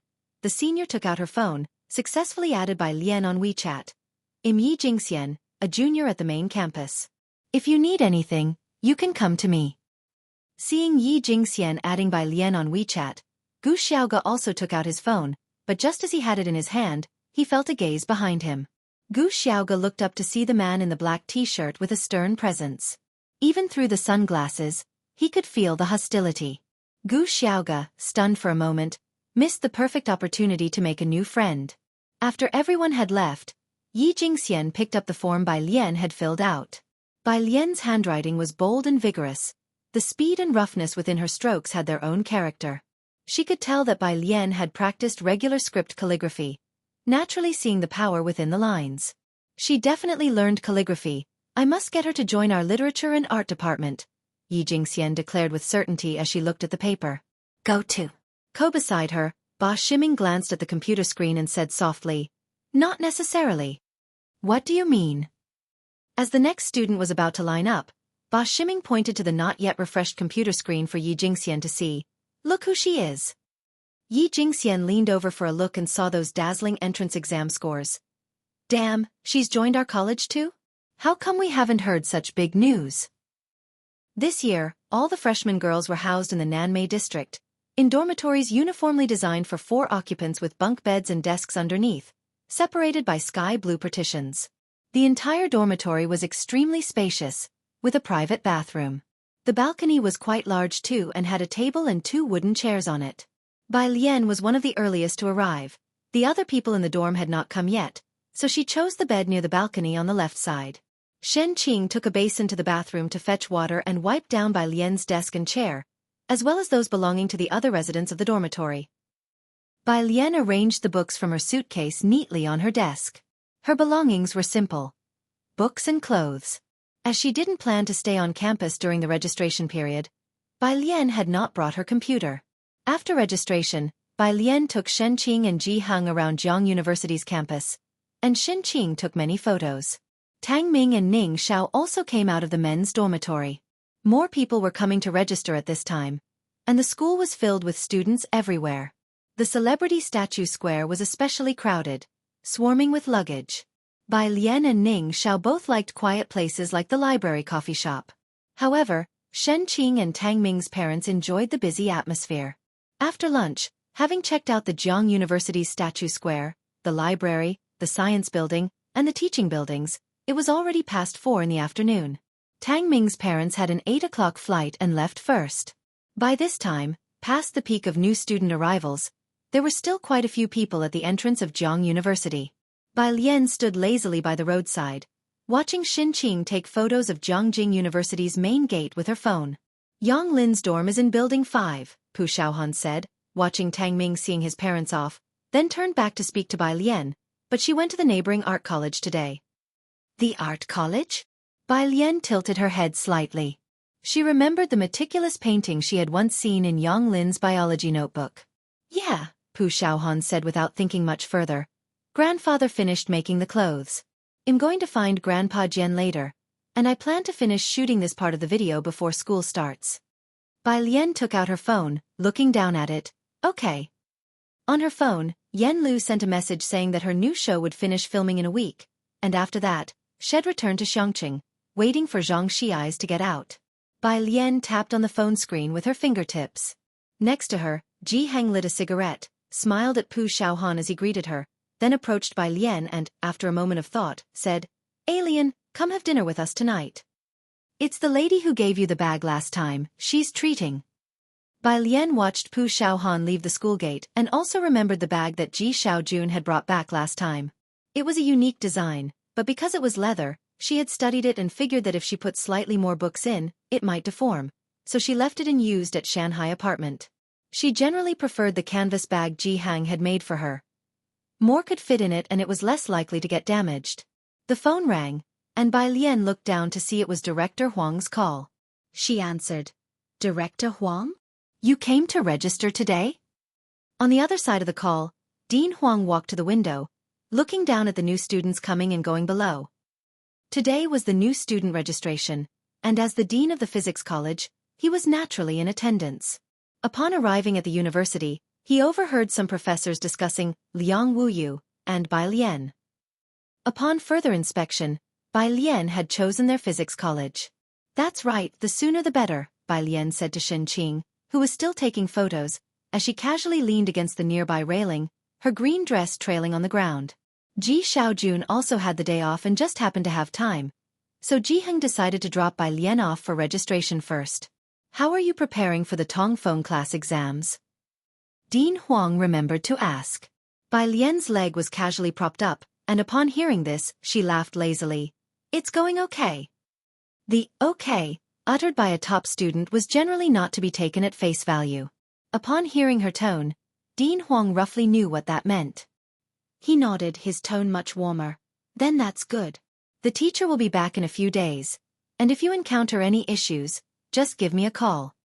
Of course, the teacher he referred to was Academician Ma. "Sure." Bai Lian looked up at the sky and replied indifferently.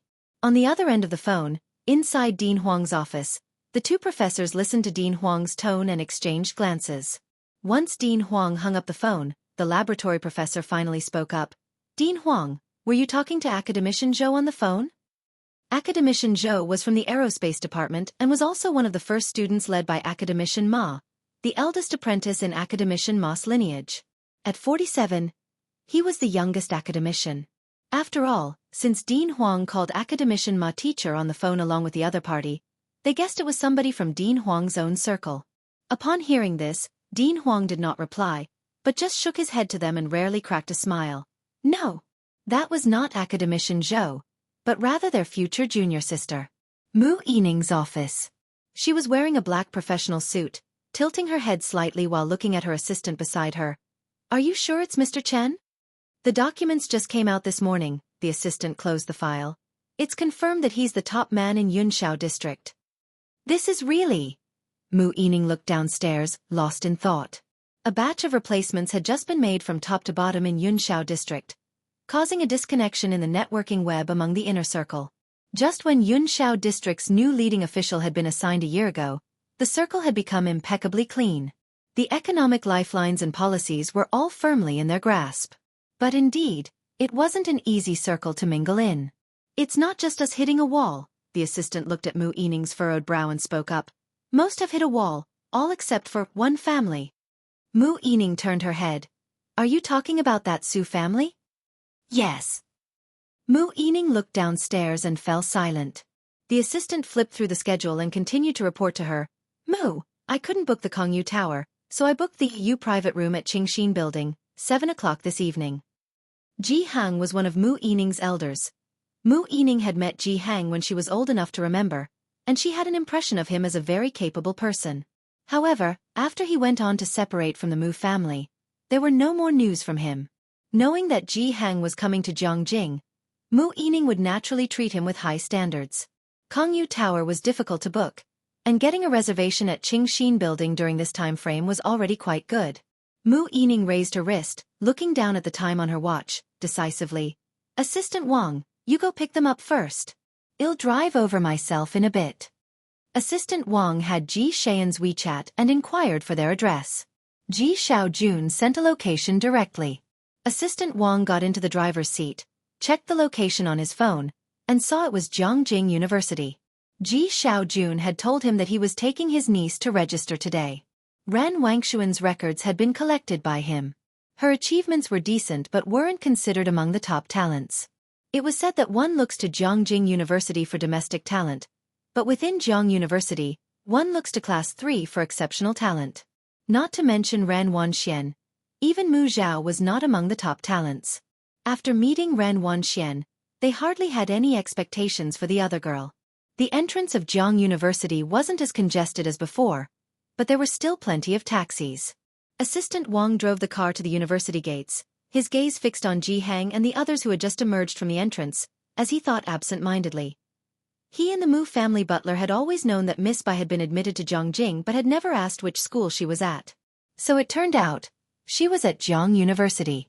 If you find any errors, ads pop up, ads redirect, broken links, non-standard content, etc., please let us know report so we can fix it as soon as possible.